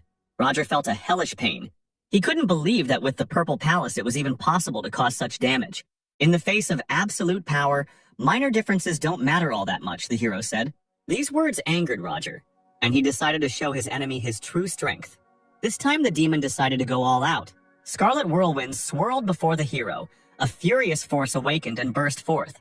Hannah was scared and asked the elder to be careful. But the hero had already begun to use his technique by concentrating chakra. The guy used his main skill, destruction, and in an instant, a huge beam of energy shot out of his fingers. Sam couldn't believe what he was seeing. The elder used basic techniques but was able to defeat a man with the 9th level of the Purple Palace. The guy began to guess who it was. This stranger looked very much like Emperor Qing. Suddenly there was a clap of thunder, and Alan looked at his seal and realized that he had almost broken through. Every time he fights an opponent, he unconsciously cultivates himself. When Alan first came here, he almost developed to the highest level. It's good that he was able to pull himself together. As soon as he destroys his kingdom, thunder will strike and many people will die. If I demonstrate my strength, Alan thought, then my workload will skyrocket, and the end will probably be like in my previous life, death from overexertion. Phoenix felt that aura again. He felt Emperor Qing again. The tiger did not believe that this was possible, because the emperor had long ago left the mortal world. But the phoenix said that if it was not him, then where did such amazing energy and power come from? The moon tiger realized that it could not be otherwise. But if this was truly the emperor, then the world would change radically. The divine beasts arrived to Alan and greeted the master. Bill said that judging by the techniques, the stranger was from the Sword Clan. The demons invaded them. The clan was waiting impatiently for help, and now they finally got it. But suddenly, for all 3 students, the stranger answered that this was not so. The hero told them to listen, because someone had come. Meanwhile, Reynold led his men into battle. It was time to defeat the clan of demons. They aimed all their attacks straight at the enemy's purple seal formation. However, the attack not only did not pass, but it was reflected and began to attack them themselves. A powerful rain of aura fell on the heads of the Sword Clan elders. Clan leader Reynold was wounded along with his fellow clan members. "No matter my powers, I am nothing more than a simple employee," Alan said. "A small screw cannot save a huge machine from destruction." Mary was happy about the victory. As soon as they got the pearls of the bloody soul, they would immediately summon the demon lord. But suddenly something began to change. A golden aura began to gather around the formation and seep through it. High in the sky, the leader must do everything himself, Alan said. The demons didn't understand what was happening. Their barrier and formation were destroyed. They were being attacked from the outside. Through the holes in the barrier, one could see many figures appear in the sky. Reynold was delighted to see familiar faces. These were the heads and elders of all the clans who came to the aid of their brothers. The Wen clan came as soon as they received the news. "We are ready to fight the Demon clan," Henry shouted. A fierce battle began. The clan leaders quickly destroyed the demons. Using their powerful techniques, they could easily deal with the enemy's minions. Eventually, the ranks of the Demon clan were greatly diminished. One of the leaders shouted at the demons that since they had decided to attack their allies, they should reap the fruits of their decisions. "And they really did come," Mary said, looking at the formation which was quickly disappearing. "What do we do next?" "The formation is destroyed," said Kane. Dustin immediately answered him that they would fight to the end. But all the powerful clan leaders turned against them. They concentrated their energy and fired one powerful shot. But the fight was not over yet. Mary folded her hands into a seal and shouted that the Union would not be able to interfere with their plans. The other two Demon clan leaders also formed seals, Mary inviting the Alliance to experience the full power of their master. At that very second, a huge projection of a demon appeared on the battlefield, in the center of which were three figures of villains. The monster opened its mouth and shot a powerful stream at the clan leaders. His power was colossal. The leaders did not understand what was happening and where such terrifying power came from. Cody, barely opening his eyes, assumed that this was the hidden power of demons. "You forced me to resort to his power," Mary shouted. "Since you yourself took the initiative, then you will be the first to be sacrificed." "This day will be your last," said Mary, laughing loudly. But suddenly she fell silent when she saw the rose petals. The girl felt an aura that was approaching. A blue energy appeared in the sky from which petals fell, and then someone began to come out of it. Mary couldn't believe what she was feeling. She knew this energy, but how was it possible? Alan, together with the divine beasts, told Mary that she had not yet seen what the Sword Clan was capable of. Reynold was delighted to see the Starbird and the Moon Tiger. But who was next to them? The head of the clan assumed that this was some kind of ancestor of theirs, but for some reason his appearance seemed very familiar to him. "Of course, he seems familiar to you," said Reynolds' subordinate, who had previously searched for a spy in the clan. "He is directly related to the Sword Clan. The powerful blade aura emanating from the entire body could only belong to a member of our clan, and only one person could act so calmly in front of a serious enemy. The divine beasts further prove his nobility. I only have one option. It is the ancestor of the Sword Clan, Emperor Qing." The demons shuddered when they heard this name, but they did not understand how this was even possible, since he had died a long time ago. Mary ordered the other leaders to quickly find out whether this was true or not. The demon projection moved and struck at the divine beasts. Emperor Qing ordered his beast to attack as well. At the same moment, the Phoenix and the Moon Tiger released a volley of energy at the Demon Lord's projection. Three powerful forces clashed with each other: the power of the two divine beasts and the Demon Lord. After a couple of seconds, the demon's energy dissipated, and Mary was horrified because these were truly divine beasts. She was filled with anger. She looked at the stranger in the mask and she was tormented by only one question. Who is this guy really? The Emperor began to concentrate his energy, and the air around him began to sparkle. The sparks turned into a sword, and Alan said to Mary, "Do I really need to explain who I am? Could this really be Emperor Qing?" the girl thought, and her body trembled slightly. The guy raised his sword into the sky and the whole air sparkled. He was ready to strike and shouted that the demons would be punished for what they had done. "For the Sword Clan, kill all enemies," Qing shouted, increasing the power of his attack. Mary realized that the Emperor was not their enemy, and ordered her subordinates to leave immediately. The portal disappeared and the surviving students rejoiced at the victory and the fact that their ancestor had protected them. The battle between the Sword Clan and the Demon Clan ended here. Alan dispersed the energy and the sword disappeared. He exhaled because it was really dangerous. Fortunately, the very name of Emperor Qing scared them off. Otherwise, I wouldn't have had a chance to win, the guy thought. Meanwhile, deep in the cave, a purple cloud of energy appeared. Kane was simply furious. Emperor Qing had ascended and left the human world long ago. How could he return? Suddenly, an unknown figure behind him said that there was only one explanation for this.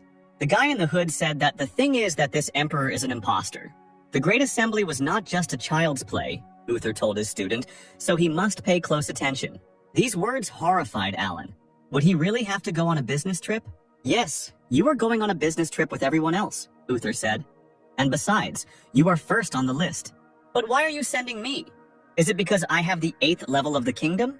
But why not pick a candidate who is much better than me, said Alan, making a face of the most righteousness. Uther frowned and looked at his student and asked if he knew why he was being sent on a business trip. To tell the truth, Alan didn't know. In that case, you will understand everything now, Uther replied. During the clan's dire straits, who tried the most? That's right, Hannah. And you didn't do anything except run away and sleep. So this is your chance to atone for your sins, Uther shouted, and these words struck Alan straight in the heart and killed him. The guy asked himself only one question. What did he do that made them treat him so cruelly? 3 days passed, and Brother Alan was still lying on the ground and did not get up. The villagers began to whisper. Sister Hannah and the other brothers were training hard, and only Alan was fooling around. They said that while Hannah was shedding blood, Alan was sleeping peacefully. Don't look at this mediocrity, said one of the residents. Let's focus on the statue of the ancestor. How good it is that he came to our aid. The clan even specially restored the statue, Alan thought. I hope the ancestor knows how grateful we are to him. Suddenly, the hero felt a familiar aura around him. It was Hannah, hovering over her brother and greeting him. The girl extended her hand to him and asked if he was ready to go to the meeting, since they were leaving soon. Alan took her hand, stood up and told her to go first, which surprised Hannah.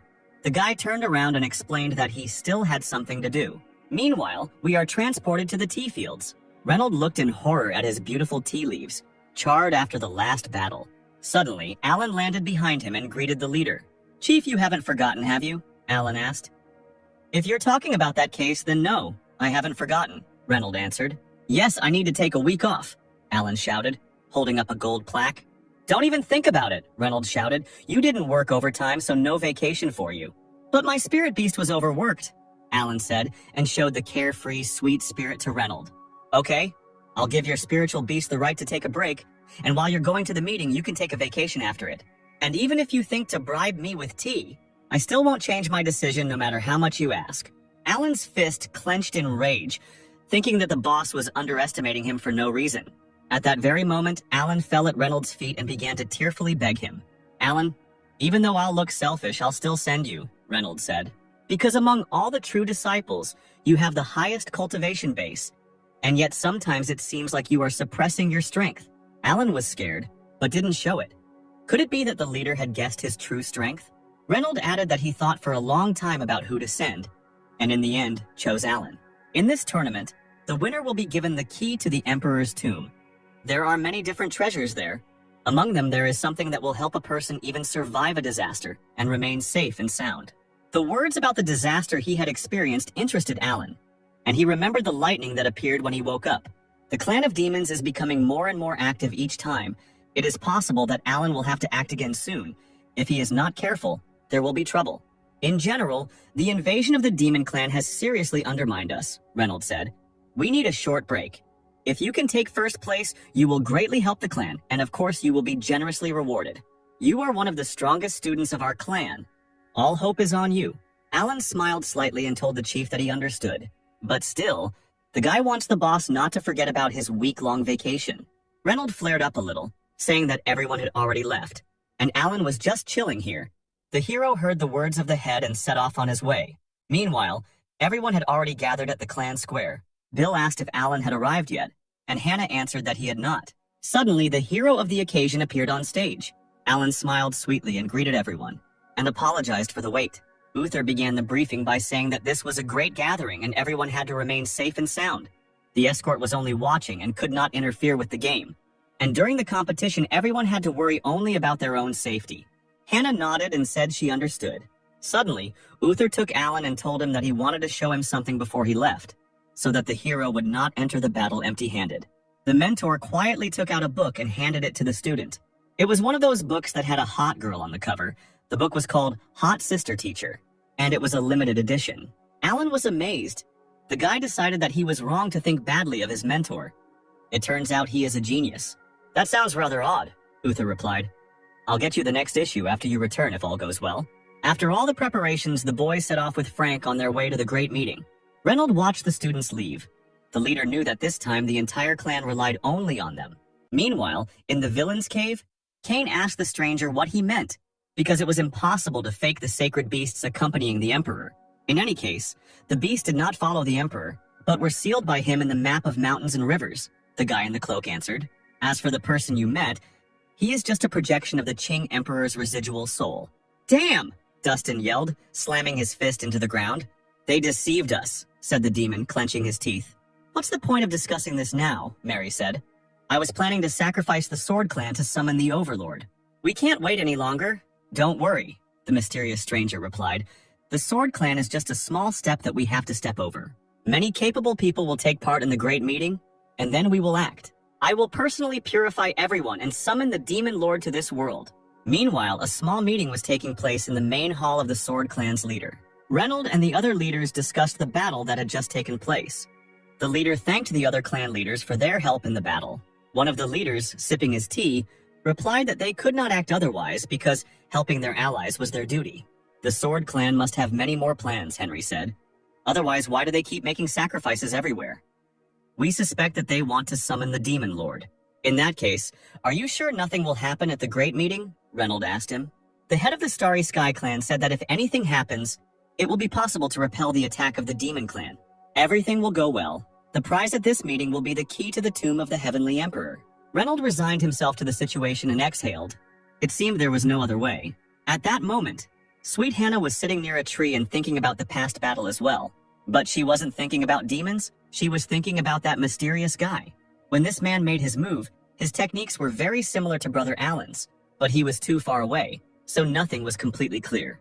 But if you think about it, Brother Alan always seemed very suspicious. That day after the battle, Hannah found Alan tied up with the others. Suddenly, two students approached the girl. Bill greeted the girl and joked that apparently she decided not to practice today, which was strange. The girl turned around and saw Bill and Sam. Hannah folded her hands in a welcoming gesture and greeted the boys. I invited you here today because I wanted to ask you something. A little later, near this place, Alan was calmly reading his favorite novel.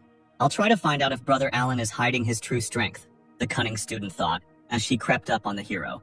Because Alan certainly won't be able to hide his subconscious reaction. She made a sharp lunge and attacked Alan. Hey, what are you doing? The hero shouted. But the girl did not stop and continued to try to strike, which Alan dodged. Hannah wanted the hero to let her see his strength. It was important for her to know what he was capable of. Suddenly, Alan heard two more voices. It was Bill and Sam. To the hero's surprise, the guys also took out their swords and surrounded the lazy swordsman. No, when did you manage to sneak up from behind? Alan tried to turn around and hide, but as soon as he turned his head, he saw Hannah, who was standing too close to him. Sister, what's wrong with you today? Alan asked her with a sweet smile. Brother Alan, we just wanted to... Before she could finish speaking, Bill pointed to the sky and shouted to his comrades to pay attention to him. To the hero's surprise, they saw a fire phoenix, a moon tiger, and an ancestor in the sky. The residents also noticed Emperor Qin and greeted him. The emperor said that this time the clan is in a state of limbo, so the sacred beasts will protect it from the attacks of demons. He flew away with the animals, and the inhabitants bowed their heads in greeting to their ancestor. Seeing the emperor, Hannah was upset. Could she have been mistaken? Alan saw Hannah's reaction and calmed down. He got away with it. It's good that he was prepared. His talismans are quite simple to use. Nothing better could be imagined.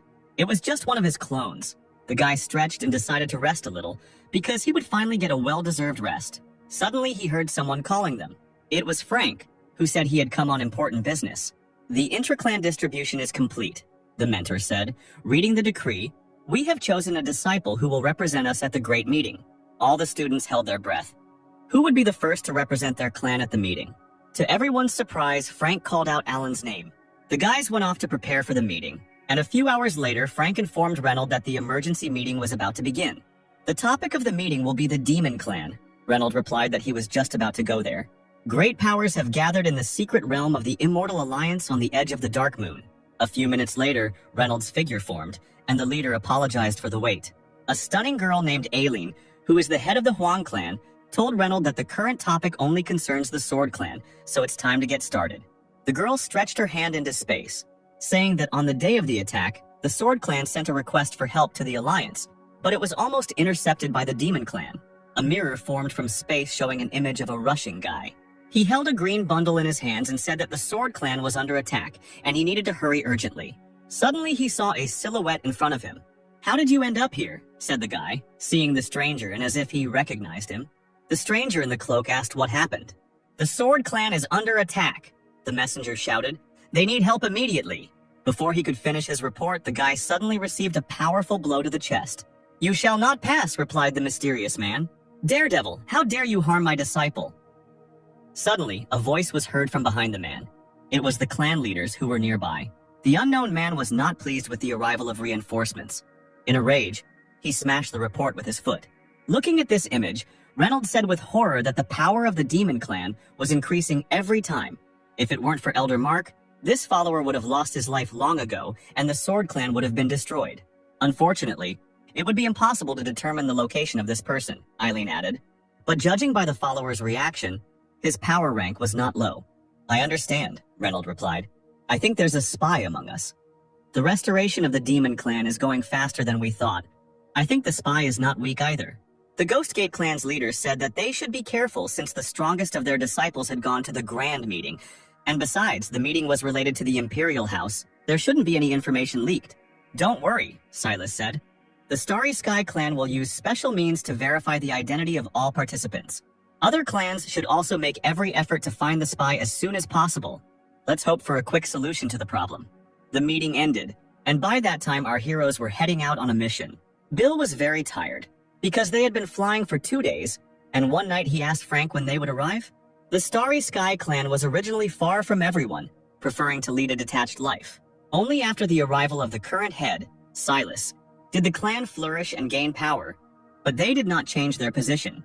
We're literally 100 miles away, Frank said, looking at the village they were flying over and telling the students they would take a break there and continue on their way tomorrow. Hannah smiled and looked at Alan. The girl thought that this was a great chance. The heroes arrived at the hotel and chose rooms for themselves. Alan was glad that no one would be able to stop him from sleeping at least one day of paid leave. Suddenly he heard a loud knock. The guy asked who was behind the door. It was Hannah, who said that she wanted to buy some things for training and invited her brother Alan to join her. The girl specially changed her clothes, and of course she doesn't force him to do anything. In fact, she came up with a plan in which she invites Alan to a meeting and then asks him about fencing. Alan, however, was not happy with such events, and he told Hannah that he was a little sick. Coughing, the hero replied that he felt very bad, and it would be better if they did not cross paths today because he did not want to infect anyone. Is that so? Hannah said sadly. In that case, I'll find someone else. But if you take first place, you can get a quota that will help you get free from work for 3 whole months, the girl said thoughtfully. I don't know what to do with it then. However, I feel much better already, Alan shouted, jumping out of bed. Hannah beamed with happiness. Her cunning plan had succeeded. The cunning woman. Alan was determined. He was ready to do anything for the sake of a 3-month vacation, so the hero will help Hannah in everything. 2 students got together and went to the local market. What haven't they sold here? Magic pills, phoenix feathers, a gift from an immortal, and also a newly made blade. But Hannah looked with delight at the fragrant buns she wanted. But didn't we come for things for practice? Alan asked her, carrying a bunch of sweets that the girl was buying. That would help in some way, Hannah said. But it would be great to find something truly valuable. So this is why you called me, said Alan, putting his hand in his pocket. Sister, I'll give you this. Suddenly, Alan felt something. He grabbed Hannah abruptly and dragged her along with him. Then the guy, to the girl's surprise, pressed her against the wall. Their eyes met. Hannah didn't understand what was happening and became slightly embarrassed. Alan slowly leaned towards her ear and told her to be quiet because they were being watched. The girl activated the sword technique, search. She turned sharply and looked into the crowd. In the crowd, she found 2 figures that glowed brighter than all the others. Could this really be a clan of demons? They are completely different colors, Hannah said. She began to concentrate her energy. Because of this, the wind flew towards her, lifting everything around and frightening the inhabitants. The girl took the sword in her hand, but Alan stopped her. Sister, it's better not to walk here. I suggest we move to a more suitable place. 2 unknown figures behind the heroes said that a very powerful aura had disappeared. Apparently they imagined it. They thought that they had not yet been discovered and it was better to continue surveillance. Overhearing the conversation between the 2, Hannah breathed a sigh of relief. It was good that she listened to Alan. But suddenly the girl noticed something else. She noticed the paper that she had scattered with her energy. The heroes hurried to help the girl collect it and apologize for disturbing her. Once they were done with the help, Hannah decided to focus on shopping further. She turned to Alan, her eyes shining as the girl said there was a lot more she wanted to buy. But suddenly they heard someone threatening a woman, calling her a liar. Alan and Hannah decided to see what was going on. If you dare to offer such garbage again, you will say goodbye to your life, the young man shouted, pointing at the elderly woman. Please take a closer look. This family heirloom has been passed down from generation to generation. It was passed down to us from an immortal. If it weren't for my daughter's serious illness, I would never have given it away. How can you say that? This isn't trash. If you don't want it, don't buy it. Why scare people? Said Hannah, who hurried to help her grandmother get up. The great gathering is approaching, the man replied. Recently, many cultivators have been stopping in the city to recuperate. Who knows, maybe this woman is a spy for the demon clan. I don't think there aren't more suspicious characters in this big city, but who would buy such trash? While the man thought that the woman was greedy for money and that was why she brought such trash, Alan began to notice something. An ominous aura emanated from this doll. The hero realized that this thing was definitely not a fake. If someone buys this thing, will you leave them alone? Alan asked the man, and he replied that no one would buy such trash. Hey, Grandma, will you sell me your relic? The woman couldn't believe Alan's words. She burst into tears and said that he could pay as much as he thought necessary. Here, said Alan, holding out his hand to the woman. This bottle of pills isn't worth much, but it can help cure my daughter. The grandmother looked at the potion with the image of a blue sword and replied that it was worth more than money. The residents were shocked. This is the sign of the swordsman clan, which means it is a cultivator's pill. This is the medicine of the immortal. Is it really possible to help my daughter? The grandmother said, holding the mixture in her hands, onto which her tears were pouring. The woman burst into tears and sincerely thanked Alan for his help. Hannah looked at Alan with admiration and smiled. The guy's action touched her. The hero called out to the impudent man. Smiling, he said, Master, how do you like that? After some time, walking along the streets, Hannah asked Alan why he helped his grandmother. The hero answered that it was all thanks to his good intuition. He immediately understood that the woman was not lying. Even though we practice while being far away from the rest of the world, Hannah said with a smile. But it still doesn't work to suppress emotions completely, doesn't it, brother? Besides, you gave her such a valuable medicine. Alan just smiled sweetly, looking at the kind girl. But suddenly he shouted that he had prepared the medicine himself, so it was worthless. And Hannah should be careful not to be deceived in the future as well. The boy then extended his hand towards the girl who was clutching the figurine. Hannah was surprised and accepted the gift from Alan. But even if she used her recognition technique, she still didn't see any power in the doll. Could it be that the woman's ancestor was deceived? She didn't lie, Alan replied. This doll is truly a rare thing. Try to take a closer look. I think you will definitely understand everything soon. Focusing her energy, Hannah suddenly established a connection with the doll. The wooden figurine lit up and flew out of her hands. Suddenly, the girl was enveloped in a golden space. She seemed to levitate in it, seeing ancient writings. A mysterious technique similar to a sword began to form in her hands.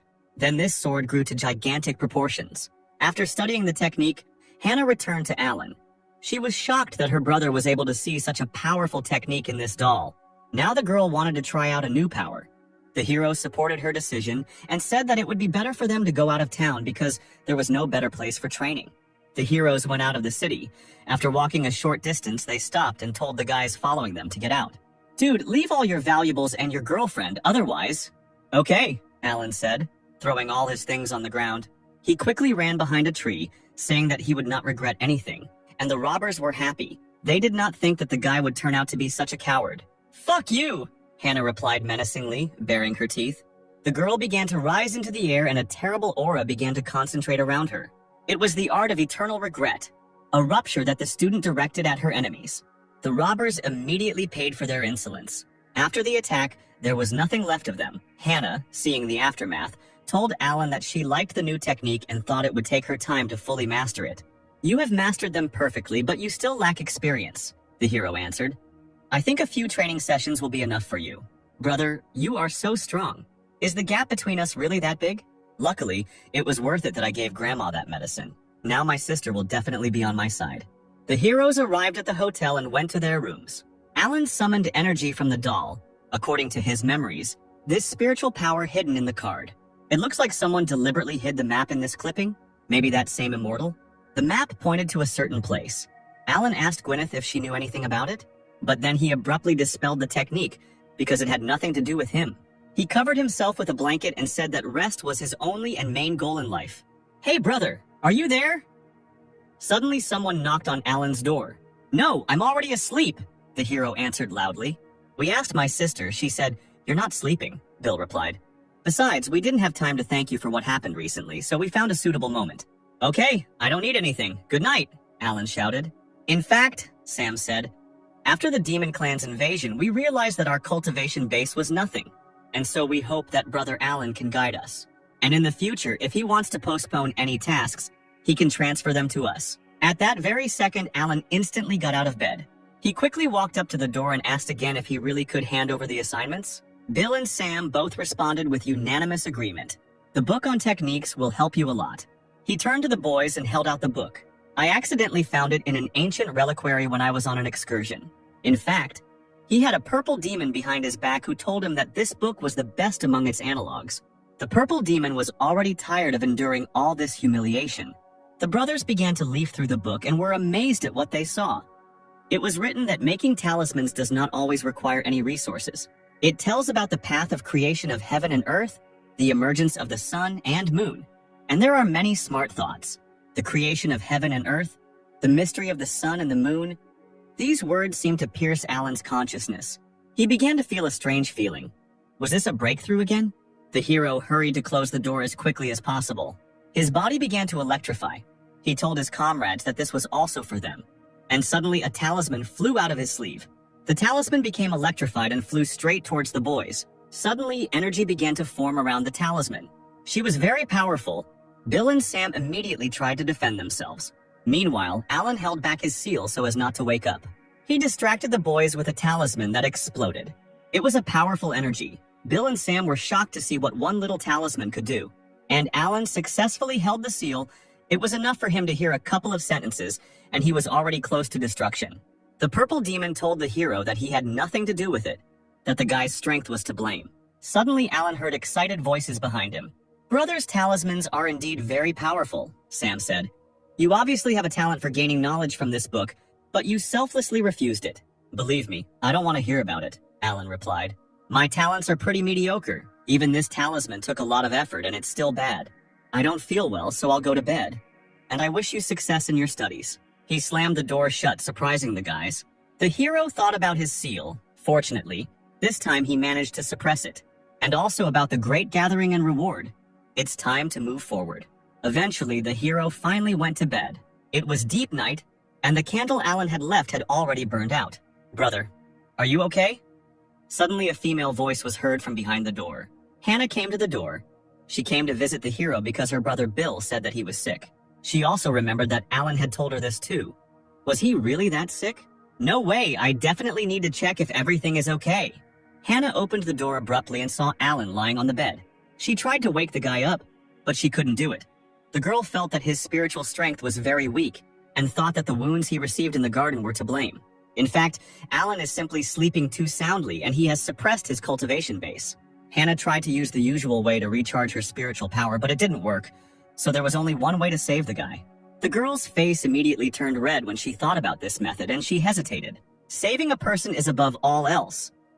Hannah, what are you thinking about? She shouted to herself and got down to business. The girl lifted Alan's face and moved closer to him. She leaned in slowly, her lips getting closer and closer. Sister, what are you doing? Her face immediately turned red when she saw that Alan had woken up. The girl immediately jumped up. She was burning with shame and told her brother that she was just very worried. What to do? What to do? Hannah repeated to herself, holding her head. Her heart felt like it was about to jump out of her chest. Apparently, they believed that I was very ill. My sister was worried about me. How sweet. Finally, soon, I will have a 3-month vacation in my pocket. Alan sat in a thoughtful pose as if something was bothering him. Hannah noticed this too, and asked the guy if everything was okay with him. Everything is fine, Alan replied, coughing slightly. Thanks for your concern. I feel much better already. I think I will recover soon. It's all for the sake of a vacation, the hero said, as if hinting at his hard work. After making sure everything was okay, Hannah quickly ran out the door, apologizing for disturbing her on the way. Alan also breathed a sigh of relief because it's not easy to be a good actor. Hannah stood behind the door. She didn't understand what was happening to her. Why was her heart beating so fast? Suddenly, an idea came to her mind and she also fell ill. So the first thing she did was go to the local hospital. Doctor, there is some kind of problem with my heart. It is beating very hard. I must be having some kind of attack. Am I sick? The doctor began to examine Hannah and asked if she had any other symptoms. Yes, I also have shortness of breath, fever, clouded thoughts, and that's it. However, the doctor could not sense anything wrong with the girl. Suddenly, she asked when it appeared, and Hannah answered that it happened quite recently. And the strange thing is that it doesn't look like ordinary illnesses. And under what circumstances do these symptoms occur? The doctor asked, smiling sweetly. Hannah thought for a moment and replied that these symptoms occur when she is with someone she knows. The doctor laughed quietly and said that everything was clear to her. This is not a disease, this is falling in love. After hearing the doctor's answer, Hannah was shocked. How is this even possible? Meanwhile, Alan was transported into his consciousness. There, he took out a sheet of assignments and handed it over to his subordinates. Using some techniques, he managed to create a certain world in his mind where he could calmly rest and recuperate. On the sheet were several items that Alan asked his new friends to make. The celestial animals immediately obeyed and set to work. Although Alan could do all this himself, he could not leave them idle. Ever since he inexplicably subdued them last time, they have been living here, and the hero allows them to perform various tasks so that they don't get bored. Initially, there were only 2 divine beasts, but then another one appeared. And after defeating the demon clan, the other seals on the beasts were also removed. As soon as Alan removed the seals in the peach orchard, the animals immediately called him Lord. "Don't shout like that," the hero answered them. "I'm not your master, let alone the Emperor." "We don't confuse the Emperor's energy with anything, Master. Have we done something wrong? Why don't you recognize us?" The animals made pitiful faces and told their owner that they would follow him everywhere. Alan thought about it and decided that the animals would still be useful to him. "We didn't expect the gentleman to agree," said the Phoenix, and Alan asked not to call him that. Phoenix explained that they cannot leave the hero because this is their destiny, to follow the Master, because they want to find the jade of the Dark Demon. 9,000 years ago, the Emperor sealed their bodies and only the Dark Demon Jade can completely break the seal. This is the key that will remove the shackles from their bodies and release the energy. Before leaving, the Emperor promised that he would help find the jade. But in the end, the animals were stuck in the map of mountains and rivers for many years. Looking at the heavenly beasts, Alan thought that not only did they have unique abilities, but they could also hide his strength. It still sounds interesting. Okay, you can follow me, I won't object, but I warn you in advance. If you follow me, obey me unquestioningly. As for the Dark Demon Jade, I will help you. "Thank you, Master," all 4 creatures responded. "We dedicate our lives to you." In his mind, the hero settled down comfortably and decided to rest until tomorrow, and no one would be able to stop him. And of course, someone knocked on his door. This time it was Zhao. This was already starting to stress Alan out. Would they let him sleep today or not? The guy grabbed his head. What a long night this was. "Brother Zhao, why were you looking for me?" "Alan, I officially challenge you. I hope you accept." "What? Isn't this too sudden? I just wanted to enjoy the party," Alan shouted, abruptly getting up from the bed. "In fact," Zhao said, "I think it's thanks to you that Hannah's techniques are developing so rapidly. Just now, our other brothers came to you for advice. I saw that Brother Alan constantly shows his amazing abilities. It is difficult not to notice them. That's why I'm absolutely sure that you're hiding your true strength. What if I don't accept your challenge? If you don't accept the challenge, I will beg you every day until you agree." It looks like this guy really won't back down, so Alan has no choice but to agree. However, there are 2 sides to the coin. If the hero does not agree, then doubts will continue to grow in Zhao's heart. And if he tells anyone, people might think that Alan is really hiding his power, so they might start giving him additional tasks. So the best solution would be to lose. Alan got out of bed and said that he agreed to the duel. "I didn't think you'd make a decision so quickly," Zhao said in surprise. "Come on, if that's what you want, then let's fight." The participants went out into the yard. Zhao thanked Alan for accepting the duel, and he replied that they needed to hurry because he wanted to rest. Zhao did not keep the hero in suspense and immediately prepared for battle. A scarlet aura surrounded him, and he reached for his sword. Zhu launched the first attack. There were no spectators here, so Alan decided not to show off. He simply used his protective talismans to dodge the attacks. Meanwhile, Hannah still couldn't recover from the doctor's conclusion. The doctor told the girl that if she was asking such questions, then apparently she had never experienced the feeling of being in love. So the woman asked her if she singled out anyone among the others, if she cared and worried about anyone more than others. Hannah replied timidly that she needed to think about it. Suddenly, the girl heard the sounds of battle, and in addition, the energy of Brother Alan was present in the battle. She immediately flew there, thanking the doctor for his help and saying that the money was on the table. The scarlet energy strike was blocked. Alan stood under an impenetrable barrier created by the talismans. "This technique is quite powerful," Zhao said as he tried to break through the defense. "Powerful? But I used the weakest one. Why did he think it was strong? It seems that this is not enough." Zhao tried to hit the barrier again, and this time he managed to break it. The student himself was surprised that the barrier was destroyed. He thought that Alan was probably not very strong. The lazy man, meanwhile, fell to the ground as if he was defeated. In fact, he wanted Zhao to think that he was weak. Well, the performance is not over yet. Zhao's sword was heating up, filling with energy. The guy wanted to end this fight. The blade rushed towards Alan. This was all the hero had been waiting for. He only had to lose once and then no one would bother him. But suddenly Zhao's attack was blocked by a huge pillar of blue energy. What? What happened? Zhao shouted. Hannah slowly descended from the sky, covered in blue energy. Brother Zhao, how dare you mock your comrade? Sister, you got it all wrong. Alan and I agreed to fight. Don't think anything like that. How dare you call a beating a pair sparring? Hannah said, helping the hero up from the ground. She was very indignant and told Zhao that if he wanted a real duel, they could fight right here and now. This matter is between me and Alan, Zhao said fearfully. Sister Hannah, what does all this matter to you? Why are you sticking up for him? These words of the student made her think. But really, Hannah wondered why she was doing this at all. Did I really fall in love with him? The girl stood motionless in front of Alan, who looked at her. No, this doesn't sound like sympathy, she thought, remembering the hero's words about her needing to rest more. In the girl's memoirs, Alan said that only through purification can one find peace, because peace is a natural state. Hannah realized that she just hated it when her brother was so calm about everything. That's what it was. Alan is just a very good friend of mine, Hannah replied, so I will help him achieve the same goal. Are you saying that you and Alan have the same goal? Zhao asked. Yes, the girl replied. I think we should all learn from our brother. Therefore, if Zhao wants to challenge him, he must first defeat her. The student accepted the challenge because their competition in the garden was not over. But before they could begin, two more figures appeared on the battlefield. It was Sam and Bill who also stood up for Alan. You too? Zhao asked. What is your relationship with him? Brother Alan helped us without asking for anything in return. He is our best friend. So if you want to fight him, go around us first. I got there first, Hannah said, so just stand behind me. It's been a while since I fought side by side with my sister, Bill noted. Great, Sam said. It's time to try out some new techniques. Stop it! I fight Hannah first, Zhao shouted. A fight began, and Alan, watching it, could not understand how an ordinary duel had turned into this. But he still considered that he was to blame for everything. And why do I have to constantly be involved in everything? It will be difficult to lose in such a fight, so you need to expose yourself.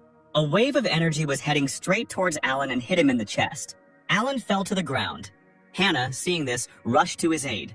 The girl became worried and asked the hero if he was hurt. Other participants in the brawl also noticed Alan fall.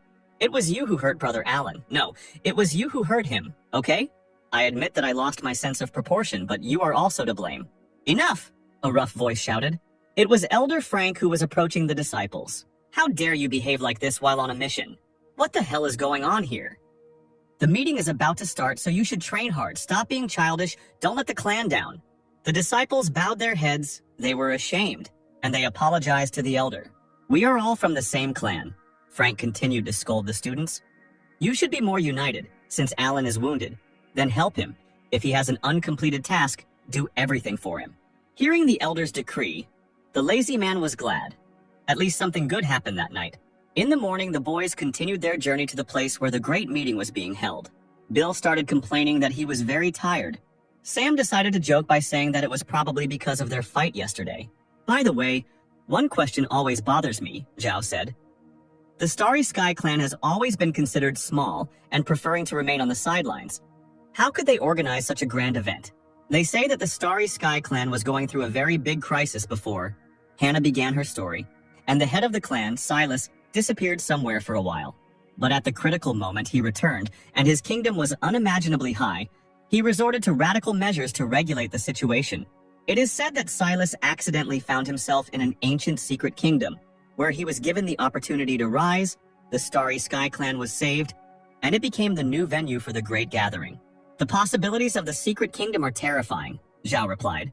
Yes, and among the greatest prizes of the collection is considered to be the key to the tomb of the Jade Emperor, Frank added. The person who gets this key will become unimaginably strong, and after the winner is determined, the world will change radically. There are many brilliant people among the participants. It seems that the battle for the key will not be easy. Only one person was not interested. Alan was reading some strange book. Sam became interested in what kind of book on cultivation the hero was reading. Was he really so focused on studying the art of wielding a blade? Taking a closer look, they saw the inscription on the book. Sister Cultivation, Special Edition. The boys were disappointed. So that's what kind of books he reads. Well, in principle, nothing else could be expected from the weakest student. Suddenly, a strange energy appeared near the squad, which was immediately felt by Hannah and Alan. Warning! Demonic energy nearby. At that very moment, the energy took shape. It was the Blood Moon Demon Wolf. Frank, seeing the monster, warned that the power of the demonic wolf exceeds the power of the Purple Palace, so they should be careful. Only together they can win. The squad understood the order and launched a joint attack on the enemy. Chains of energy began to appear around the demonic wolf's neck. The chains then took shape and held the monster firmly in place, at which point Hannah jumped up to attack. Seeing the nimble girl, the wolf formed a demonic ball with his mouth.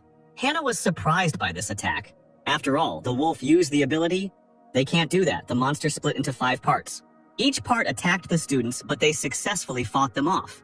Suddenly, the wolf pounced on Alan, but the hero easily jumped into the air, dodging the attack. Suddenly, Alan noticed a strange formation in the monster's body that was emitting energy. At that moment, Hannah came to his aid, protecting her comrade. The wolf was struck by the combined attack and disappeared into thin air. Having finished off the last copy, Frank asked the squad if they were all safe.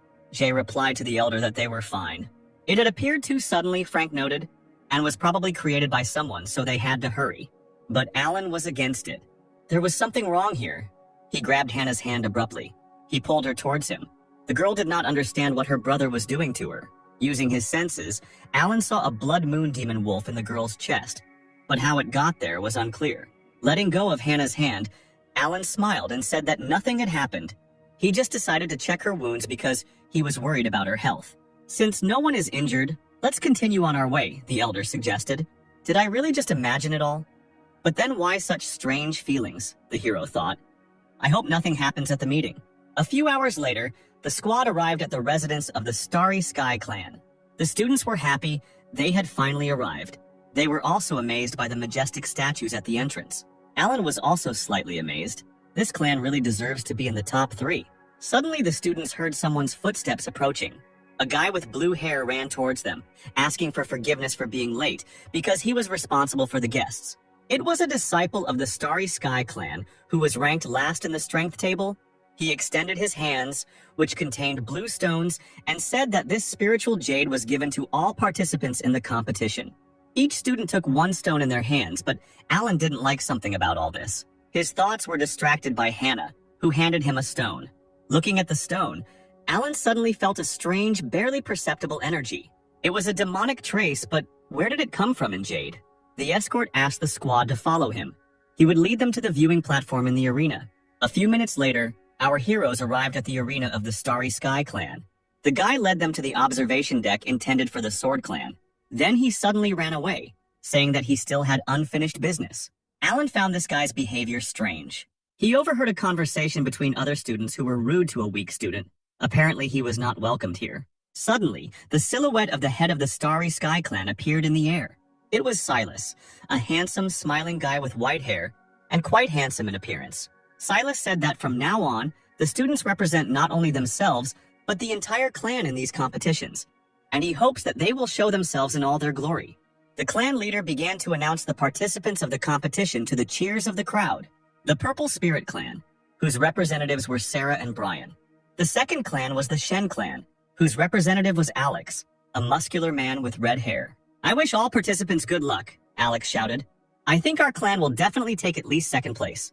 The third clan was the Huan clan, whose representative was the beautiful girl Arya. The 4th clan was the Sword clan, represented by our heroes, Hannah, Zhao, Bill, Sam, and Alan. All the spectators chanted the names of their favorite clans. Alan quietly read his book, thinking that most of the clans were more or less well known, and it seemed that if he was careful, there wouldn't be any problems. And another invited clan, Silas announced. The Palace of Heavenly Illusions will be at the competition. Alan even stood up from the podium after hearing about this clan. After all, it was in that clan that spectacular beauty was located. Lisa was also here, representing her clan of the Palace of Heavenly Illusions. The audience couldn't believe that this clan really existed. They were surprised. Alan and Lisa's eyes met, and the girl smiled and waved at him. Remembering the last meeting, Alan hid his special issue in his pocket just in case. Sam leaned over to Bill and asked why that girl had said hello to him. Did Bill really know her? The guy replied that he had thought the same thing about Sam. Hannah noticed this too and walked sharply towards Alan. Why are you suddenly so tense? Do you know this girl? Alan hesitated and timidly replied that he didn't know who she was. Meanwhile, Silas decided to make another announcement, saying that everyone knew that the reward would be the key to the tomb of the Jade Emperor. And in addition, there will be a prize for third place, a bracelet of the demonic moon, and for second place, a pearl of the fire star. The audience was delighted with such cool awards. The competition will be held in 2 stages, Silas said. The first battle is about to begin. Everyone will be given their own number. Suddenly, Alan felt a vibration in his hand. A certain number will appear in the jade in your hands. People with the same numbers enter the competition. The first stage is open. The heroes looked at their numbers and were glad that they did not find the same ones, which meant that they would not compete against each other in the first round. Suddenly, a subordinate approached Silas and said that all clan members had successfully spread the energy of the Blood Moon Demon Wolf. But something had happened. So what happened to you? This man is from the Sword Clan. His body did not allow the energy to pass through. It just so happened that the energy simply evaporated from his stone. Well then, let someone take care of him, Silas replied. The traitor, watching the arena, was glad that so far everything was going according to his plan. The girl began to announce the first duel, in which men from the Starry Sky clan would compete. Suddenly, she faltered when she saw the second name. It was Tongue of the Starry Sky clan, the same weak guy who greeted the guests. Well, the Starry Sky clan is unlucky, Sam said. They say Min is considered a true disciple, but Tongue is the last among the laggards. Hannah turned to Alan and asked what he thought about the fight. Who would win? But suddenly she saw that her friend had fallen asleep while reading a book and was not even listening to her. Hannah realized that her brother was apparently not interested in this competition. Min entered the battlefield and prepared for battle. Tun also jumped into the arena. Min told the guy that winning would be as easy as killing a mosquito, but he would still have to work hard. The man swore that he would not give any concessions to his clansmen. Tung gritted his teeth and said he was willing to at least try. What? Trash, how dare you challenge me? If you're so eager to die, since you desire death so much, I will give it to you. Lightning attacks were directed at the guy, but he dodged them. Suddenly, Min appeared behind Tung, and it seemed like the fight was about to end before it even began. But the boy used Star Flare and dodged the enemy's attack. Min just grinned maliciously. At that moment, the real Min appeared next to the guy. He hit Toon with a powerful blow, causing the boy to lose a lot of blood and fly a long distance. Min appeared like lightning above the flying Tung and kicked him in the stomach with all his might, sending him to the ground. Min laughed and said that the boy had wished for it himself. He used Star Wave and finished off the falling guy with a pillar of energy.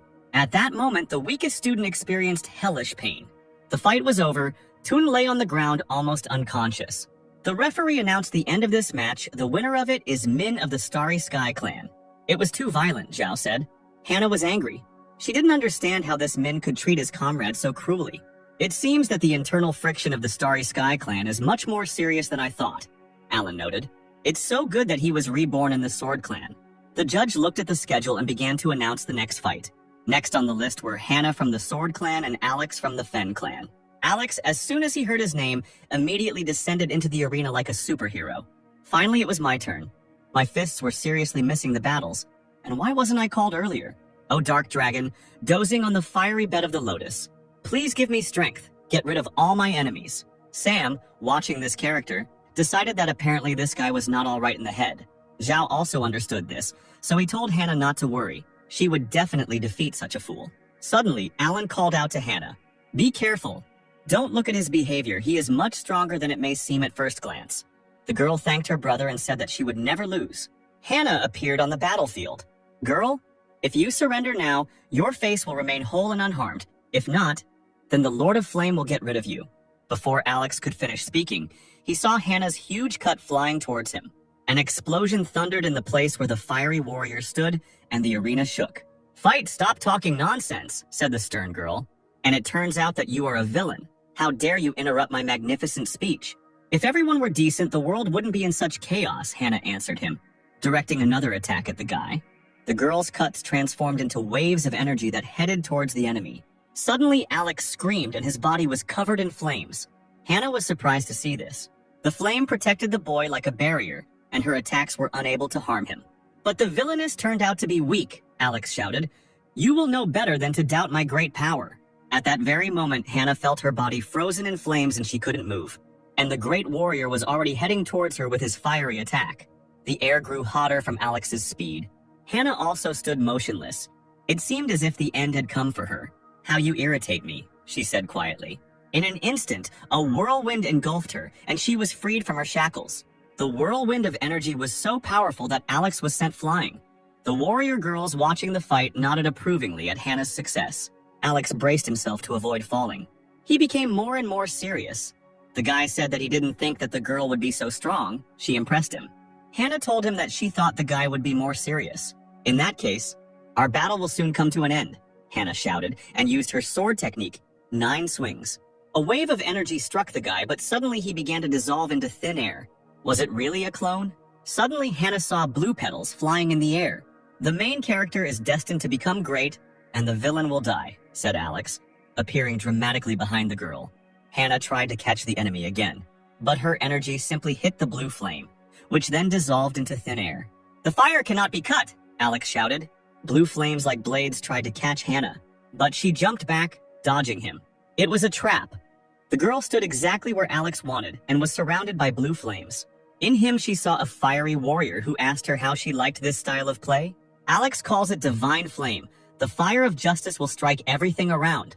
Despite his obvious mental problems, he definitely has potential, Frank said, and the boys meanwhile began to worry about their sister. Everyone was worried except Alan, who was reading his special issue. He just knew that Hannah would never lose. The girl's energy gradually decreased. She couldn't believe that she would lose. How could her spiritual blade power give in to some flame?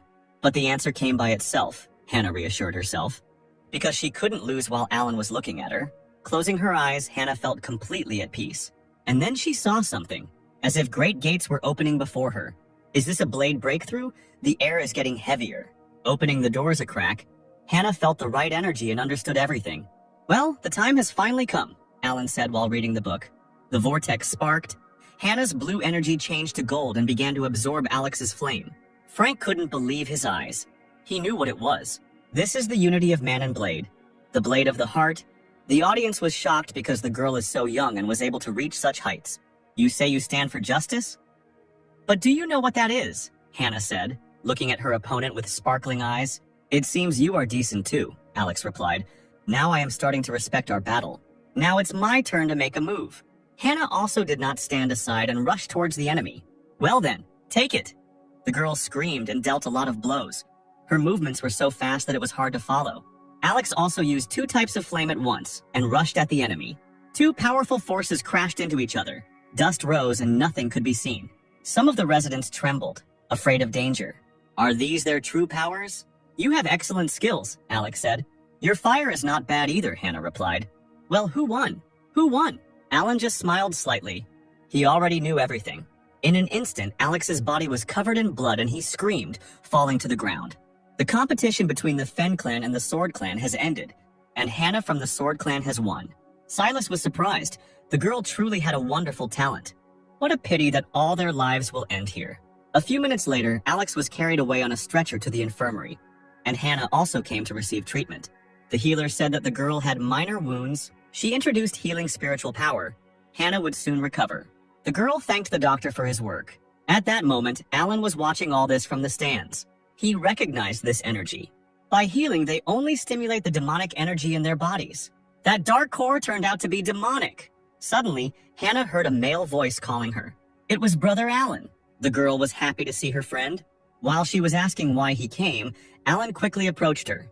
The guy grabbed her hand abruptly. He squeezed her hand tightly and pulled her towards him, which surprised the girl. Lisa watched all this from the stands. She seemed to be jealous of Hannah. The girl thought that the two were dating. Hannah felt the gaze too. The girl did not understand why this man was watching her so intently. At this moment, Alan quietly used his ability. He passed the energy through Hannah's hand and struck straight into the heart of the demonic infection. He destroyed the nascent demon in his sister's soul. Now everything will be fine. "Young man, do you have any problems?" said the doctor, who suddenly approached. "Hey brother, what's wrong?" Hannah said, abruptly removing her hand from Alan. The girl blushed, but it seemed like she didn't mind. The hero answered the doctor that he was simply worried that his sister might be hurt. It was a small test. "Don't worry," the woman replied. "We will take good care of every participant in the competition." "Okay, I believe that you can handle it, and even better than me." "Well, since everything is fine with my sister, we'll leave." Alan and Hannah passed by Alex, who stood up with difficulty and asked them to stop. "You're a good opponent. So take care of your injuries, Alex said in his usual manner, looking forward to the continuation of this fateful duel. I think you did a good job during the round too, the heroes answered him without much enthusiasm. Interesting, first monsters and then demons. It seems like the Starry Sky clan didn't care much about safety. We need to be on guard.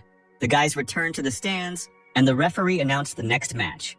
The next battle will be between Zhao of the Sword Clan and Caleb of the Jangi clan. These two were true disciples of their clan, and since they were, Zhao suggested getting straight to the point. Caleb supported this proposal. He instantly charged at his opponent using a huge spear. Zhao also used a whirlwind of blades. The only sound in the air was the clanging of metal. Their speed was high and it was difficult to follow them. The audience was delighted. No one expected anything less from true disciples. Caleb used the heart trace, summoning the ghost of war.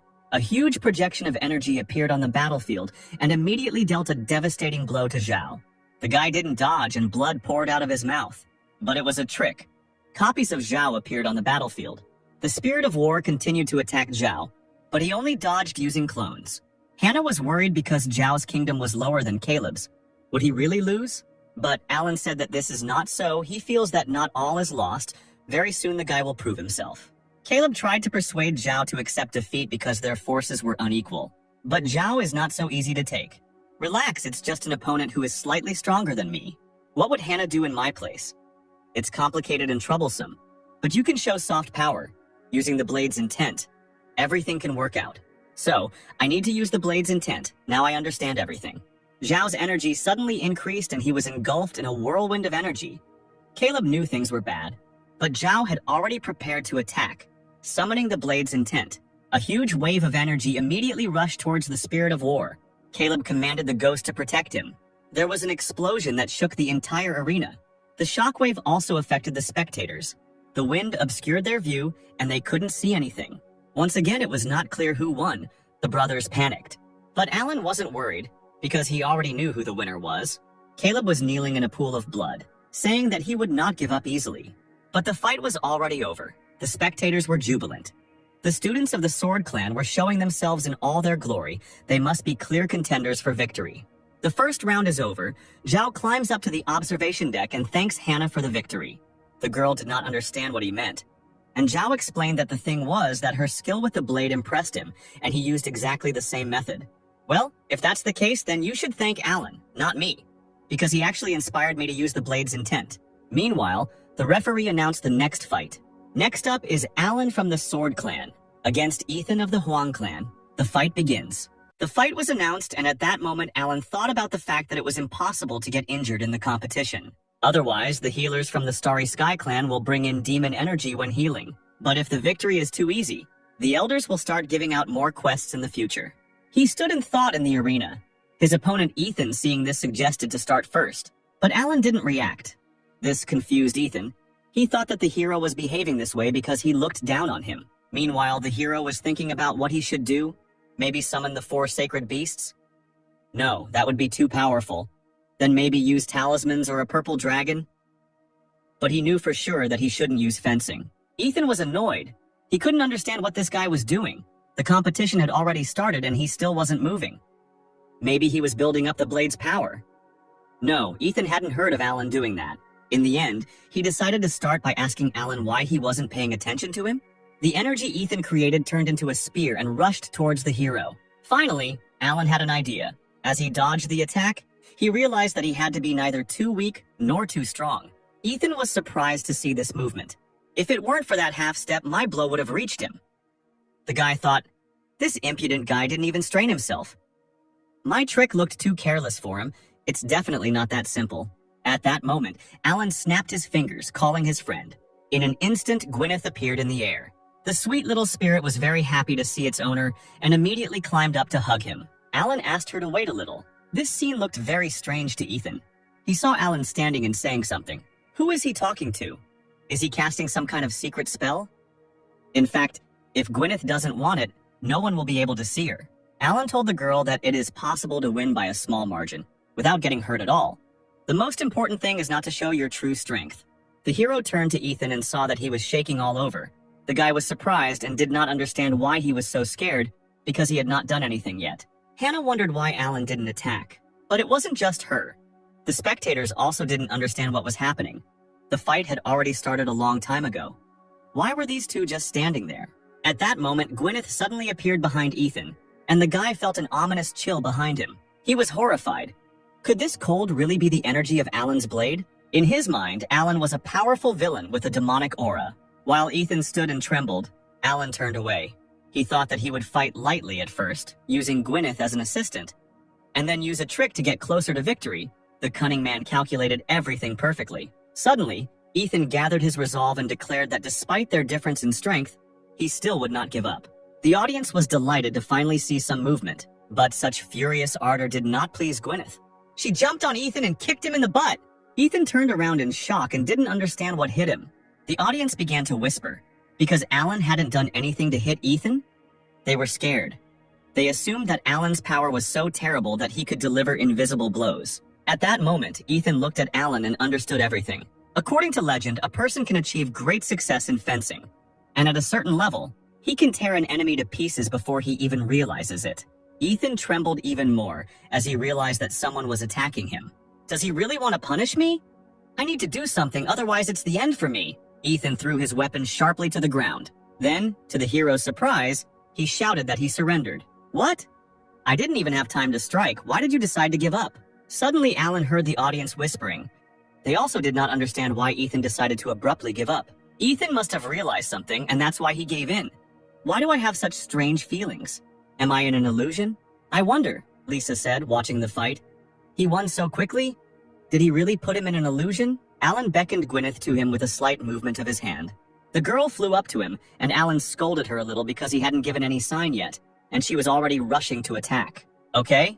Next time be more careful? Ethan only heard these words. So I need to be careful. Now I will definitely be like that. How good it is that I decided to give up. Arya smiled. She found Alan quite interesting. The girl said that she remembered him and would look forward to their battle. So his name is Alan. Looking at the hero, said Min. I didn't think that the Sword Clan would have such outstanding personnel. I would like to know more about him. Oh God of Fire on the Lotus, this battle shook the spirit world. Alec shouted. Alan seems to be not bad either. I never noticed it before, Frank said. Is he really that strong? It seems he needs to be given more difficult tasks now. Sam asked Hannah what kind of powerful technique Alan used. Brother Alan's actions are unpredictable, the girl answered timidly. I couldn't see anything either. In fact, Gwyneth allows her to see herself, and Hannah saw the girl's attack. The referee declared the end of the fight, and Alan won. No way! It looks like this is the dark horse of the Sword Clan. It looks like he is their trump card. This cultivator is terrifying.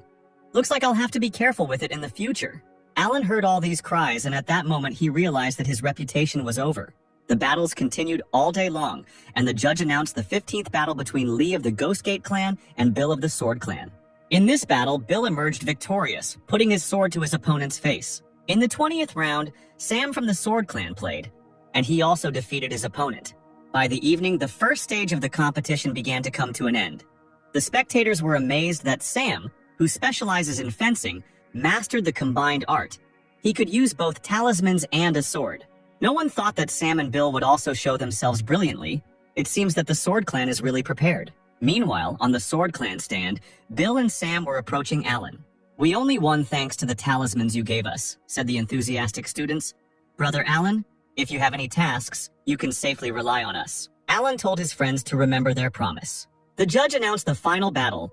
It will be between Lisa from the Heavenly Illusion Clan versus Sarah from the Purple Spirit Clan.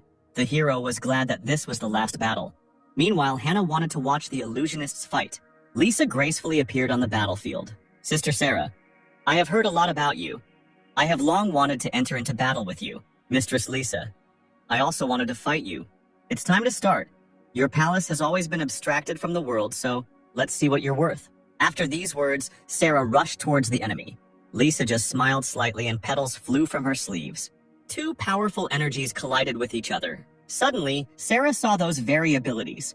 The image cracked before her eyes, as if Lisa was standing in many mirrors. Sarah waved her weapon and didn't understand why she couldn't see where Lisa was. The girl did not believe that she would not be able to break through the illusions. Having broken another mirror, she suddenly saw her opponent. She was there. Sarah slammed her staff into the ground, and her energy blew apart the illusory glass like a whirlwind.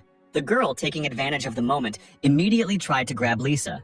But this was another trap of the insidious illusionist, who only mocked the enemy. She activated her technique, and then Sarah felt her consciousness become clouded. Looking at her hands, she realized that she hadn't even moved. Suddenly, Lisa appeared behind her, telling the girl not to underestimate her enemy. Lisa pointed to the sky and told the girl to look at the lovely moon. Sarah slowly looked up and saw something.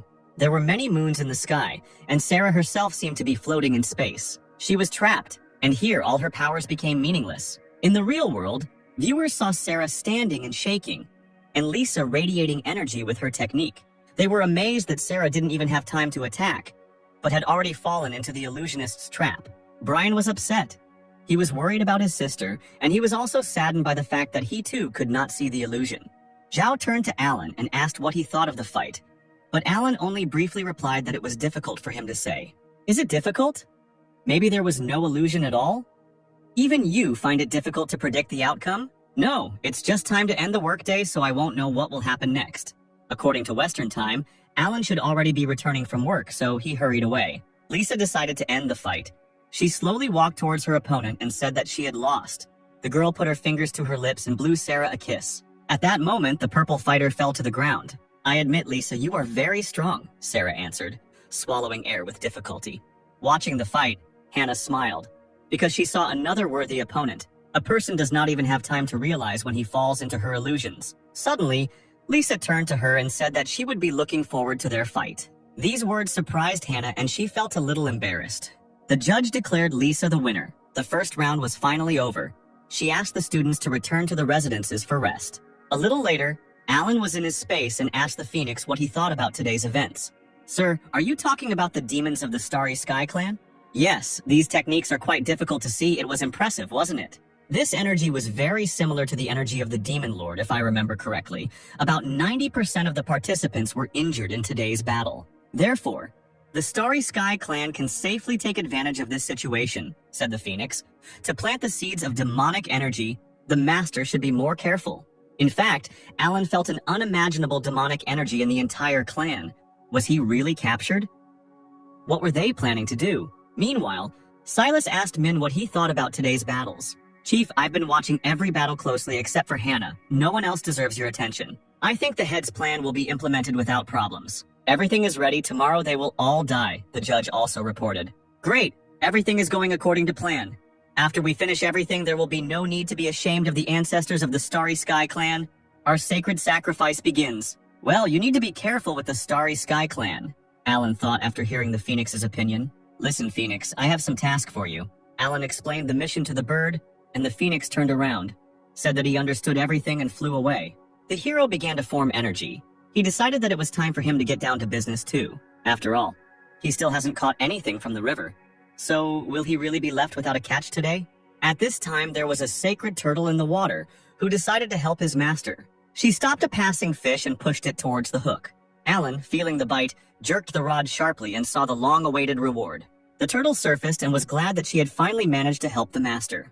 The other sacred beasts were furious because the turtle used a dirty trick, and they also wanted to help the master. The second stage of the competition began the next day. This is a secret treasure that our leader obtained in his youth. It is called the Mirror of the Stars and the Moon, the judge said. Once it absorbs your energy, a double will immediately be created. And even if he dies in battle, you will only lose part of the memories he received, nothing more. So you can fight at full power, so no one will die. Hannah was happy about this competition, because this way everyone could use all their strength and no one would get hurt. To keep other students from losing heart, it was decided to allow all those who dropped out to participate in this competition. Of course, yesterday's winners will be awarded about 10 points by default, but the losers will not receive such bonuses. The eliminated participants were happy that they would be able to take part again, because they would be able to try once again to show what they are capable of. The Mirror of the Stars and the Moon is divided into 4 areas, the judge continued. The participants are distributed randomly, and the performance can be watched in front of the clan building. And now all students are invited to come closer to the mirror. We will continue our competition in the secret world. Looking forward to your brilliant performances. Only in a real fight can one see the true strength of a person, said one of the participants and hurried to the mirror. Gentlemen, I do not intend to lose. The other students followed him, and Hannah called for Alan to follow them as well. Alan agreed, but first he decided to do a little preparation. Using a secret spell, he and the girl went inside. As soon as they touched the mirror, the judge immediately felt something. She didn't understand what just happened. The spiritual power failed. Could it be that someone truly powerful entered there?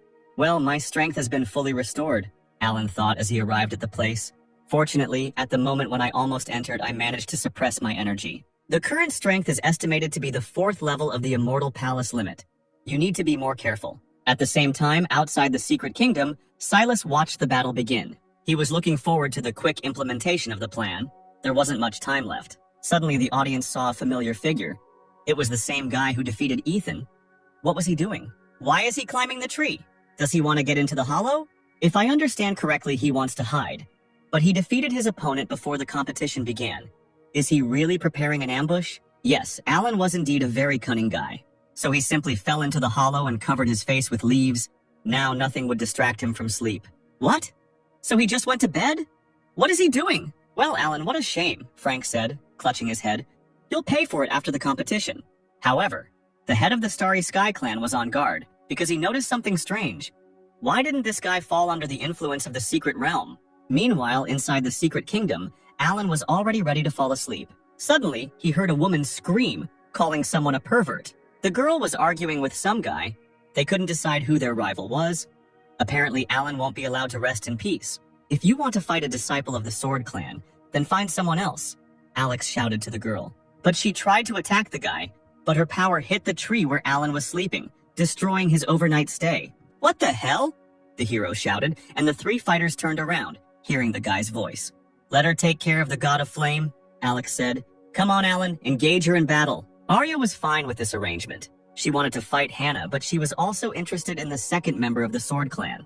The girl did not wait, and immediately attacked the hero with an ability called Sea Breeze. Alan ducked and said he wouldn't run away in front of his sister. Since it's time to work, it's time to have some fun. The hero prepared his sword and jumped towards the enemy.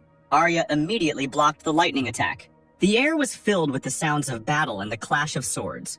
Well, now we can focus on our fight, Alex said. May the light of the flame god shine and illuminate us. He jumped into the air and sent 3 fireballs at Hannah, but the girl did not want to lose in front of her brother. She used the breakthrough and repelled the attack. Then she approached the enemy with lightning speed.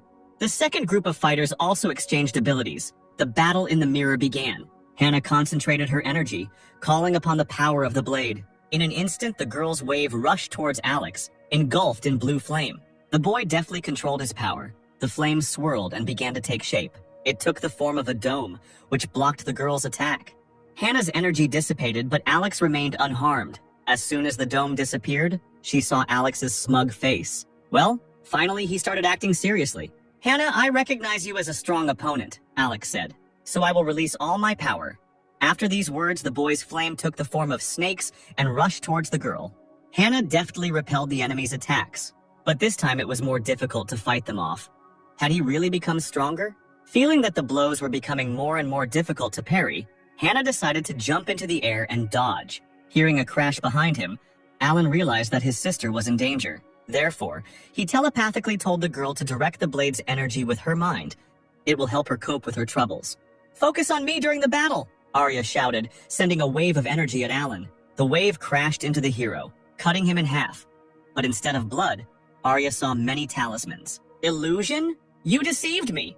The rules don't say I can't do that, Alan replied, appearing behind the girl. This trick angered the warrior. She rushed at the hero with fury, but Alan repelled the attack by asking why Arya was angry. Meanwhile, Hannah thought about her brother's words. She had not been able to fully comprehend that technique before, but this time she understood what needed to be done. Hannah used Blade Intent, and in an instant, golden energy was released and pierced the head of the flame snake. Are you trying to stop me from dancing? Alex asked. Your power makes my blood boil. At that moment, the air became colder and red snowflakes appeared in the sky. Unexpectedly, the fiery guy began to be covered in ice. He used a new ability, Ice Lotus. But Hannah had an answer to his abilities. Her powerful ability, Blade Intent. Ice Dance and Divine Seal collided with each other. A monstrous explosion thundered, and the treetops flew in all directions. While dodging Arya's attack, Alan suddenly felt something. Well, it won't be easy for her, the guy thought. After all, right now his sister is very tense. Alan began to suspect something. Looking at the fury with which the 3 fighters fought, At the same time, spectators behind the barrier watched a fierce battle. Why are they more aggressive than usual? They are usually completely different. What happened? The elder of the Heavenly Illusion Palace clan became worried. This reminded her very much of their clan's illusion. Is there something wrong with this secret kingdom? Suddenly someone banged their fist on the podium. The disciples are so angry, this is not normal. Elder Shen shouted. What happened there? We demand an explanation. There is no way to get any real injuries there, the judge replied, so they fight with all their might. Besides, everyone wants to show off their clan's strength, so please don't worry so much. Some of the spectators thought that this made sense, but the Illusion Clan elder was still worried. The ominous feeling kept leaving her. She hoped that she was just imagining it. Suddenly, one of the spectators noticed something. He pointed to the mirror and asked other viewers to pay attention to it. Look, among the fighters there is one who is not at all passionate about the battle. Alan levitated in the air, and Arya seemed to boil at his impudence. How long are you going to keep dodging? Arya screamed. Alan, looking into the girl's eyes, realized that the secret kingdom was gradually destroying their minds. Something needed to be done urgently. The judge became worried. She didn't understand why this guy was still conscious. Here he goes again, Silas said, looking at the mysterious hero. Is this guy really our exception? He called the maid and gave her an order. The girl should inform Min to start the task as soon as possible. Today, all these students will become victims of the Demon Lord. Meanwhile, inside the secret kingdom, a fierce battle continued. Alex used ice shackles. Flames mixed with ice rushed towards Hannah. Like a huge hand, Alex's power grabbed the girl. It's such an amazing energy, you just want to soak it up, Hannah said ominously. Suddenly, the ice began to crack. Alex was surprised to see this. His power burst and shattered into tiny pieces. It's so joyful to be back home, Hannah cried, her soul as if it had crossed heaven and earth. Now taste my true power, said the girl, and called upon a flow of energy. A golden beam shot towards Alex as if the sun was falling on him.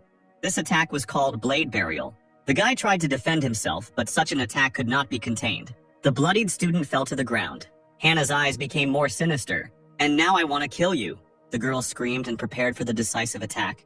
At this time, Alan defended himself from Arya's attacks. Suddenly, he felt this aura. Sister, pull yourself together, the hero shouted. These words distracted Hannah and she turned around. Her eye color began to return. She couldn't understand where this bloodthirstiness came from. Suddenly, she felt pain in her hand. Things were bad. The blade's energy was too strong and beyond her control. She won't be able to contain it and stop the attack. The girl shouted at Alex to leave, but the guy realized that he wouldn't have time to dodge. Alan also realized that things were bad, but Hannah was too far away. At that moment, Arya tried to attack him, but the hero grabbed her weapon with his bare hands. Arya was surprised to see this. How is this possible? How did he suddenly become so much stronger? At that moment, Alan threw the girl away from himself. He touched his seal. Apparently, the time had come. Hannah can't take it. We need to save her. I'll have to show my true strength, Alan said and rushed towards the girl. At the same time, two figures met on the other side of the mirror. Silas's servant conveyed the message to Min from his master. The guy laughed. He stood next to the bloody student who was having difficulty breathing. Although it is impossible to die within the mirror, it is still possible to feel injuries. Min was glad that the plan had begun, but first he needed to deal with this problem. He looked at his opponent ominously. At that moment, the guy shouted that they were all participants in the competition. Why was Min doing this? At that very second, he was interrupted by 100 attacks tearing at his body. The bloody student could not understand where his energy had gone. Why he could not leave the confines of the mirror. Do you think you can escape? Min said, raising his blade above his head. It should be an honor for you to die at my hands. I will help you remember this day forever. At the same time, outside the mirror, the students' bodies felt a strong jolt and fell down dead. You can't be so fierce.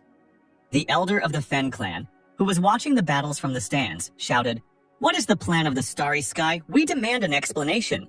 There everyone is on equal terms, the judge repeated. After the competition, the clan of the Starry Sky will explain everything to you. And if the students lose their lives while in the mirror, their deaths will not be counted in the real world, so there is nothing to worry about. At this time, in the mirror, the student was lying in a pool of blood and showed no signs of life. Two figures watched all this brutality. What's going on? Sam asked. Bill noticed that after the death of this student, his soul is in no hurry to leave his body. His soul is destroyed. It turns out that in this secret kingdom, one can still die. Suddenly, Sam heard the two talking, Min asking how things were outside. Don't worry, brother, the maid replied. The elders have placed a ban on the mirror. The clan representatives won't even understand that their students are dying for real. They won't even have time to say goodbye to their souls. Excellent, Min replied. We need to notify all members of the Starry Sky clan. Let them continue to wander inside the mirror and kill the participants. There should be as many victims as possible. Bill and Sam heard this whole conversation. In the end, they heard Ming say that the Demon Lord did not have long to wait. Hearing this phrase, they were overcome with horror. At this moment, they realized that the Starry Sky clan was in collusion with the Demon clan. Min went to look for the next victims, saying that no one would leave here alive. The Great Meeting was another trap, Bill said, and the other participants needed to be warned. Meanwhile, Alan was flying towards Hannah. This time he could show his strength. But suddenly he felt something. Alan stopped abruptly, glad that he wouldn't have to fight. But Arya was already flying towards him. She didn't want to let her enemy escape. Hannah's attack hit Alex, but suddenly the glass cracked. Alex flew into the air as if he were a clone made of pink energy.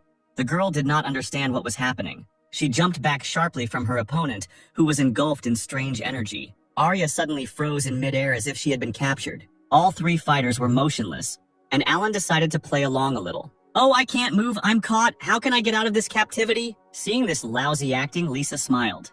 The illusion was dispelled. The fighters did not understand what had just happened. For a moment, it was as if they had lost their sight. Their conversation was interrupted by Lisa, who greeted everyone. Did you use an illusion to stop us from attacking each other? Hannah asked. Arya thanked the girl for her help. If it weren't for Lisa, all this could have led to irreversible consequences. But the loudest scream was from Alex, who told Lisa that she had saved his body and heart. He threw himself at her feet, saying that as a decent man he must now give his life to the girl. But Lisa was against it. But in his eyes, the girl was selfless and beautiful. A real modest goddess. The epitome of a well-mannered girl. Suddenly, Lisa asked the boys if they felt anything unusual before they lost control of themselves. Hannah thought. It seemed that suddenly her mental state had been undermined, and she became cruel and abnormal. Alan finished her thought by saying that it felt like someone was manipulating her, and the girl confirmed his words. It seems that in this secret kingdom there is some kind of power that gives birth to a passion for murder in the hearts of people, said Lisa. I suppose this matter has passed me by, because I have been trained in the management of illusions since childhood. But why did the Starry Sky clan send us to such a dangerous secret kingdom? In fact, ever since I entered the secret realm, I have sensed a faint demonic energy, Alan said. I suspect that the Starry Sky clan holding the grand meeting has colluded with the Demon clan. The heroes were shocked. Could the Great Gathering really be a trap? But most of all, Alex didn't understand Lisa's words. He didn't understand why he didn't feel anything. Did he really have some kind of power like the illusionist, which also protects his body? Yeah, that's probably the power of a moron, Arya told him. Well, we are not the only ones who suffered. Other students also fell under the influence of this kingdom. We need to warn them about the impending danger as quickly as possible. Then it will still be possible to change the course of the game. Hannah took out her sword and began to draw a circle in the sand. There are 4 regions in the mirror, north, south, west, and east. Let's divide. Arya liked this plan and decided to rush to help the other students. So, without thinking twice, she headed north. Since I am the messenger of justice, I must try, Alex said. The south and the sacred flame are an ideal combination, so I will go there. Finally, he asked Lisa not to worry about him. Lisa didn't seem to be planning on doing this. In the end, there were 3 people and 2 areas left. So 2 people must unite. Lisa asked Alan who he would choose. A difficult choice fell on the guy's shoulders, so he turned around and ran east, saying he had a couple more things to do. Hannah felt a little sad, because this was not the outcome she expected. In fact, Alan understood that if his sister was not around, it would be much easier for him to go about his business. In case of danger, he will be able to put in more effort to cope with everything. In that case, let's go west, Lisa said. Suddenly, she took Hannah's hand and said that she would tell her a secret. Actually, the reason I came to this event is because the Elder assigned me to investigate the prophecy. It's related to the Starry Sky clan, so I need to know everything about it. This prophecy consists of only 8 words. The stars will fall, and the sword will rush into the blue clouds. Sword? Hannah exclaimed. Does the prophecy point to the rise of our clan? I don't know anything else, but the Elder told me something, Lisa answered. Hannah was eager to know what the Elder had told her. She said that I would find out everything when the time came, the girl replied. Lisa grabbed Hannah's cheek, telling her that she was still very cute. The girls set off on their journey. They need to have time to notify everyone. After some time, they arrived to the west and saw bloody footprints. It looks like there was a battle here recently. The blood is fresh. They couldn't have gotten far. Suddenly, Hannah sensed an enemy. Who Who's there? The girl turned around and shouted, directing her energy at the enemy. Hannah's attack was aimed at the nearby rocks. The rock collapsed, and behind it appeared a figure engulfed in demonic energy. The unknown man said that he was very lucky to meet such beauties. So they really did conspire with the demons. What are you planning? Hannah said. But Lisa warned her partner to be careful because this stranger was stronger than them. What are we planning? To sacrifice you, of course. It should be an honor for you to become victims for our master. The demon attacked the girls, but Hannah did not stand aside and use the art of eternal regret, the punishment of heaven. The man was surprised to see such power. An explosion thundered, destroying everything in the area. When the dust cleared, the girls saw a demon lying on the ground. He was bleeding, but still smiled evilly, and said that there was still time. Unfortunately, your minds will not be able to understand the true power of demons, he said, and put his hand on his body and used healing. You're a monster! Hannah screamed as she saw all the wounds on his body disappear. He began to ascend into the sky covered in purple energy. Had he completely become a demon?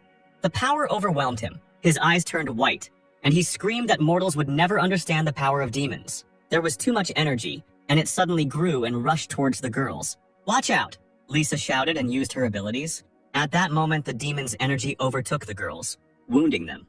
The villain only laughed maliciously when he saw his opponents lying on the ground. But suddenly he noticed how the girls dissolved into thin air. He immediately realized that these were tricks of the Palace of Heavenly Illusions. Meanwhile, not far from the battle, two figures stood in the shadows. It was dangerous, Lisa said.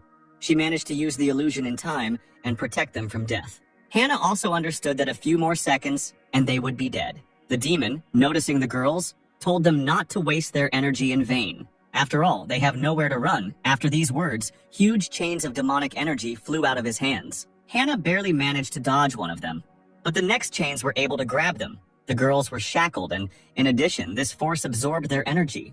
Lisa realized that the gap in power was too great. What's the matter? Not so brave anymore? It should be an honor for you to become victims for the demon sea otter. Is it really going to end here today? But suddenly Hannah heard a familiar voice in her head. She remembered Alan's words, who asked her if the girl had forgotten her promise to protect everyone. In this vision, Hannah answered him that she would definitely keep her promise. Vowing that she would stop the demon clan, Hannah began to concentrate her power. Her sword lying on the ground began to tremble and fill with energy. The demon did not understand what was happening, because the girl was shackled. How could she use her power? Blade's intent! Hannah screamed and freed herself from the ill-fated bonds. The demon was still stunned, as another attack from Hannah was directed at him. This time he was unable to dodge, and a golden mass attack pierced his body. At the same time, in another part of the mirror in the east, Alan turned around and told the stranger to come out and not hide. The figure of the student came out from behind the tree and told the hero that he was funny. How did you manage to notice me? Your demonic energy stinks terribly. Too arrogant for a representative of the immortal palace, the demon replied. Do you really think you can escape? And who said that I was going to? Alan replied. Let's chat instead, it's just working time now, and I'm not going to work overtime. And since I'm not going to work overtime, I'll give you a wonderful time now. Such pathetic words made the demon laugh. But at that very second, he saw a huge column of energy that was heading in his direction. The demon was no longer in the mood for laughter. The energy immediately pierced all of his organs and threw him back, destroying everything around him. Alan walked up to the cliff where the demon lay and said that he hated people who tried to throw extra work at him. Haven't the demons figured it out yet?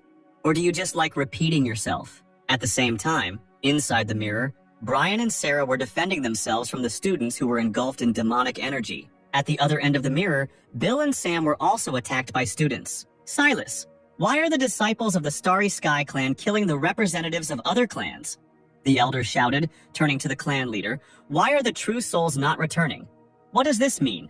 Haven't you figured it out yet? Silas replied. Today you will all die. Those bastards, the Starry Sky clan tricked us, Frank said as he prepared to fight with the other elders. But suddenly he felt as if needles were piercing his entire body inside him.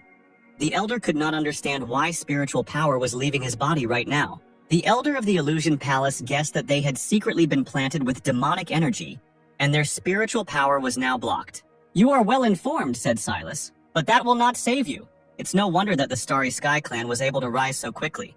It turns out that you colluded with the demons. How could you do such a thing? If you want to know, please watch the show to the end, Silas answered calmly. Don't worry. Your students won't last long, so you won't have to wait. Meanwhile, Alan realized that he needed to somehow notify everyone. After thinking for a while, a brilliant idea came into his head. The hero took a deep breath. "Dear students!" Alan shouted, and his cry began to spread throughout the mirror. The Starry Sky Clan colluded with the Demon Clan. This wave of sound passed over each student. "Don't let yourselves get killed, and under no circumstances attack each other. Stay calm. Let's stand together." The voice reached Lisa and Hannah, and the girls immediately recognized it. Lisa noted that Alan was a good guy for coming up with such an interesting move, but it's too early to relax. Hannah said that apparently there are other students in the Secret Kingdom who are connected with the Starry Sky, so there is no point in chatting. You need to quickly go to other regions to find out how they can help. Now Alan was calm because every student would be able to help them, so now you can rest easy. But suddenly he heard someone asking for help. "Save me!" The figure behind Alan screamed. A girl ran to the hero, calling his name and begging for help. Alan was surprised that she knew him. At that moment, a demon appeared behind the girl. "This is funny. Do you think a representative of the Immortal Palace will save you?" The girl grabbed Alan, trembling, and the guy was not happy with the extra work. "Starry Sky Clan, stop standing in my way!" Drawing his sword, the hero sent a wave of energy at the enemy. A quick blow immediately struck down the weak opponent. "Great! You've finally been found, Alan," said the girl, surprising the hero more and more, who didn't understand where she knew him from. "Allow me to introduce myself. I am Kathleen, a disciple of Tianji Pavilion." "Tianji Pavilion?" Alan was surprised. "I doubt I am on good terms with the pavilion. I came to the great meeting specifically to find you. There is a very important event coming up in Tianji Pavilion. The master ordered me to tell you about it personally." Meanwhile, in another part of the mirror, Arya was surprised that Alan could use voice transmission. The fight with the Starry Sky Clan has already begun. The heroes decided that it was time to end it. "What? So you're planning to stop us?" Suddenly, someone spoke from behind them. The heroes turned around and saw a familiar figure radiating demonic power. It was Ming, that cruel disciple from the Starry Sky Clan. "Do you really think that 2 mosquitoes can hinder our plan? This is ridiculous." Arya and Zhao immediately attacked the intruder, but Min just chuckled and said that they knew nothing about the Demon Clan. He focused the energy and fired it from his hand. There was a pop, and the energy of the 2 heroes dissolved into thin air. The shockwave from the dispersal was so strong that it knocked Arya and Zhao off their feet. Coughing, they rose from their knees. Arya said that this force was quite powerful. Min laughed even more ominously and shouted that now the weak students would see everything with their own eyes. Demonic energy was floating in the air and gathering in the guy's body, and a large seal appeared underneath him, drawn on the ground. "This is a demonic formation." "Bad! He's activating the summoning! He needs to be stopped!" "You will be sacrificed very soon. So are you eager to die? In that case, I will give you such an opportunity. The main character is already here." The familiar voice of an ardent fighter shouted, and the sacred fire stopped the demon's attack. "Who is this?" Min was surprised. Alex appeared before Arya and Zhao, like true heroes, at the very last and most important moment. "Looks like I'm just in time, Starry Sky Clan boy. How dare you go wild? Today you'll feel the full force of my flames." "He's going to summon the Demon Lord," Arya told her partner. "Don't let him activate the formation." Alex told the girl that she could rely on him, and calling on the power of the Red Lotus, rushed towards the demon. Min laughed again and wanted to say something, but then he received a powerful blow to the face. The demon did not expect such an attack. At the very last moment, the power of the sun's heat intensified Alex's attack. The villain fell to the ground at great speed. "I didn't expect you to have such a strong hand," Min said, rising to his feet. "I didn't want to show my trump cards, but you forced me." His eyes turned red and his body became covered in black tattoos. At the same moment, a huge pillar of demonic energy came out of the guy. Energy overwhelmed him, and the villain shouted that it was time for them all to die. Meanwhile, Kathleen told the hero that according to the prophecy of the Tianji Pavilion, what happened in the Starry Sky Clan would affect the entire realm of immortals, and only a man from the Sword Clan can save them all. And that man is Alan. The hero was surprised to hear such words. After all, he was a mere mortal. There are so many great masters, why not find them? Isn't your prophecy too strange? Actually, I think so too, Kathleen replied. In any case, it's not all that important, you think too mediocrely. At this time, Alan tried to understand why the pavilion chose him. Did they really notice the removal of the seal then? You put yourself down too much, Kathleen said. Although I don't know why the prophecy chose you, it has never been wrong. If they say it's you, then it is so. It is inevitable anyway. So I advise you to cooperate with me. So what do you want from me? I need a blade. A blade? Alan asked, surprised. Yes, one blade. They say the previous Qing emperor was very skilled with his blade. Even though he only showed one movement, it was unsurpassed. But 10,000 years ago, a change occurred in the Sword Clan, causing this technique to be lost, and it was only recently discovered by the Pavilion Elder, and only Alan will be able to study it and prevent the Kingdom of Immortals from disappearing. The hero thought that if their kingdom fell, the clan would also have a hard time, and in order to continue working on his previous schedule, he needed to maintain balance. Well, then there will be a vacation. Yes, you definitely need to request a long vacation. So the hero agreed and said that he would study this technique. At the same time, inside the mirror, Min told the heroes that it was time to finish them off. Maybe it's time for the villains to stop saying the same thing over and over again? Haven't you come up with anything new? Alex said. Sinner, accept the righteous wrath of the protagonist, the fiery warrior shouted, preparing to attack. He used the Red Lotus dance and a whirlwind of bright flames rushed towards the enemy, but Min was able to block the attack with just one hand, saying that it was too weak. Then the flames dissipated and Alex saw a demonic flash flying towards him. The demon's power struck the hero, who did not have time to block. While Alex was stunned, Min approached him. He shouted that they would not be able to stand up to the demon clan and pushed Alex into the ground. What other protagonist? What kind of villain? The winner will be the one who manages to survive. Min was mocking the boy when suddenly behind him the little hero called the demon by name. It was Tung, a weakling from the Starry Sky clan, and when Ming saw his comrade, he ordered him to kill the rest. No, brother. Stop. If the demons come, will our people benefit? Will they be left with a plus from what is happening? The Starry Sky clan once saved my life. I don't want to watch them die. Well, now everything is clear, the villain answered, laughing. You were a weakling from the start. You deserve to be called a laggard. Are you sure you want to betray us? If so, it's absurd, Ming shouted and rushed towards Tung. The villain decided to cleanse the clan of traitors, but the guy was able to dodge the attack. Thune flew into the air and attacked his former brother's stars with his energy. So he was able to withstand the blow? Min was surprised. Apparently he was hiding his true strength. Brother, I don't want to watch demons destroy our world. Rage boiled in Ming's body. Do you think you can stand against me alone? The demon's power flew towards Tung like a whirlwind. But suddenly, a blue flash appeared behind Ming. The demon immediately turned around. The villain jumped into the air and barely managed to dodge the flying attack. And who said he was alone? There are still us, Lisa said. The girls came to help. Alex and Zhao were delighted to see powerful allies. Min was also happy. This was a great catch. He could destroy them all with one blow. The demon rushed towards the girls, and Hannah immediately used Blade Intent. Suddenly, a pink chakra wafted through the air. Mina seemed to see 3 times before his eyes. Hannah split into 3 parts at once and attacked him. But illusions are not scary to the demon. He released energy that was able to hit 3 clones at once. However, the real Hannah was already behind him. Do you really think that illusions can overcome me? The girl tried to attack. But at that moment, Min released a huge amount of energy and the shockwave threw her back. No matter how many ants come here, no one can stand against me. Hannah realized that things were bad. Min was going to summon the Demon Lord. Quite an interesting technique, said Alan, holding the book in his hand.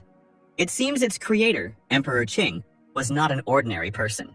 But Kathleen was bothered by the fact that Alan was still just sitting there and hadn't started studying her yet. It was hard for her to realize that the future of the immortal world depended on this guy. I know you're worried, but you shouldn't do this. Alan tried to calm the girl down. Although he had not yet opened the book, he could already feel the familiar energy, as if he had met her somewhere before. Suddenly, the hero opened the Holy Scripture and began to quickly flip through page after page. Kathleen was surprised by such speed. Now there is no doubt, Alan really is the real man from the prophecy. Surprisingly, the hero suddenly felt that it was not he who was looking at the book, but the book that was looking at him. Alan seemed to be plunging inside, into a strange world. Is this the intention of the blade? In this amazing world, Alan noticed the figure of a man standing on the water. The man swung his blade and made just one movement. Alan realized that this was the same technique. It seemed to contain the power of heaven and earth capable of changing the course of history. Suddenly, the unfamiliar figure turned around and smiled, greeting the hero. Meanwhile, the demonic formation seal was gaining more and more power. Hannah knew she couldn't delay, so she asked the guys for help. She had one way, but she needed time. Suddenly, the girl heard someone calling her. It was Sam and Bill, who were already rushing to help their sister. The girl was happy to see the brothers. The guys said that they noticed how the energy was fluctuating here and immediately arrived. Zhao and Arya also stood up and swore that they would protect the girl. Lisa and Tung also did not stand aside. Hannah blushed slightly as she realized she had so many friends, but there was no time to waste. A whirlwind of golden energy began to gather around the girl. She was preparing to use her most powerful technique. Alex was the first to attack the enemy using the Fire Lotus. The flames danced as if they were dancing towards the powerful demon. But all this was useless. He had already absorbed a lot of strength and could easily repel attacks. But Alex is not the only one. Lisa and Tung have also concentrated their energy. Other fighters did not stand aside either. The heroes used a combined attack. Their powers intertwined and looked like a huge rainbow net. The net instantly bound Mina, but the demon was already too strong. "What a bunch of ants!" the villain shouted, tearing the net and releasing energy. With just one blow, he was able to push back all the heroes. "The Demon Lord will destroy you with one finger, you trash," Min shouted. But at that moment, Hannah's eyes began to open. The girl had enough time that her friends had bought her. It was time for the intent of the blade. A pillar of golden energy rose into the air, and Ming immediately felt this terrifying energy. Hannah screamed at the villain that his arrogance was over. She directed her attack at the enemy, which rushed towards him like a thunderous lightning spear. "Too bad, if she strikes, I'm finished." The demon tried to block this powerful chakra, but the lightning beam was too strong. His defense could not withstand such an onslaught. His strength was leaving him, and the demonic energy weakened. Hannah was stronger.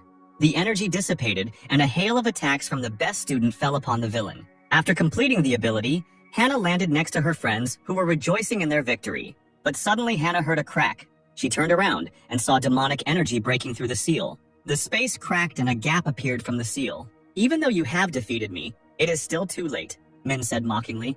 A huge ball, engulfed in demonic energy, flew out of the gap. The ball split in two. Min was glad that they finally succeeded. Finally, the Demon Clan was able to complete their plan. Now the Demon Lord is free.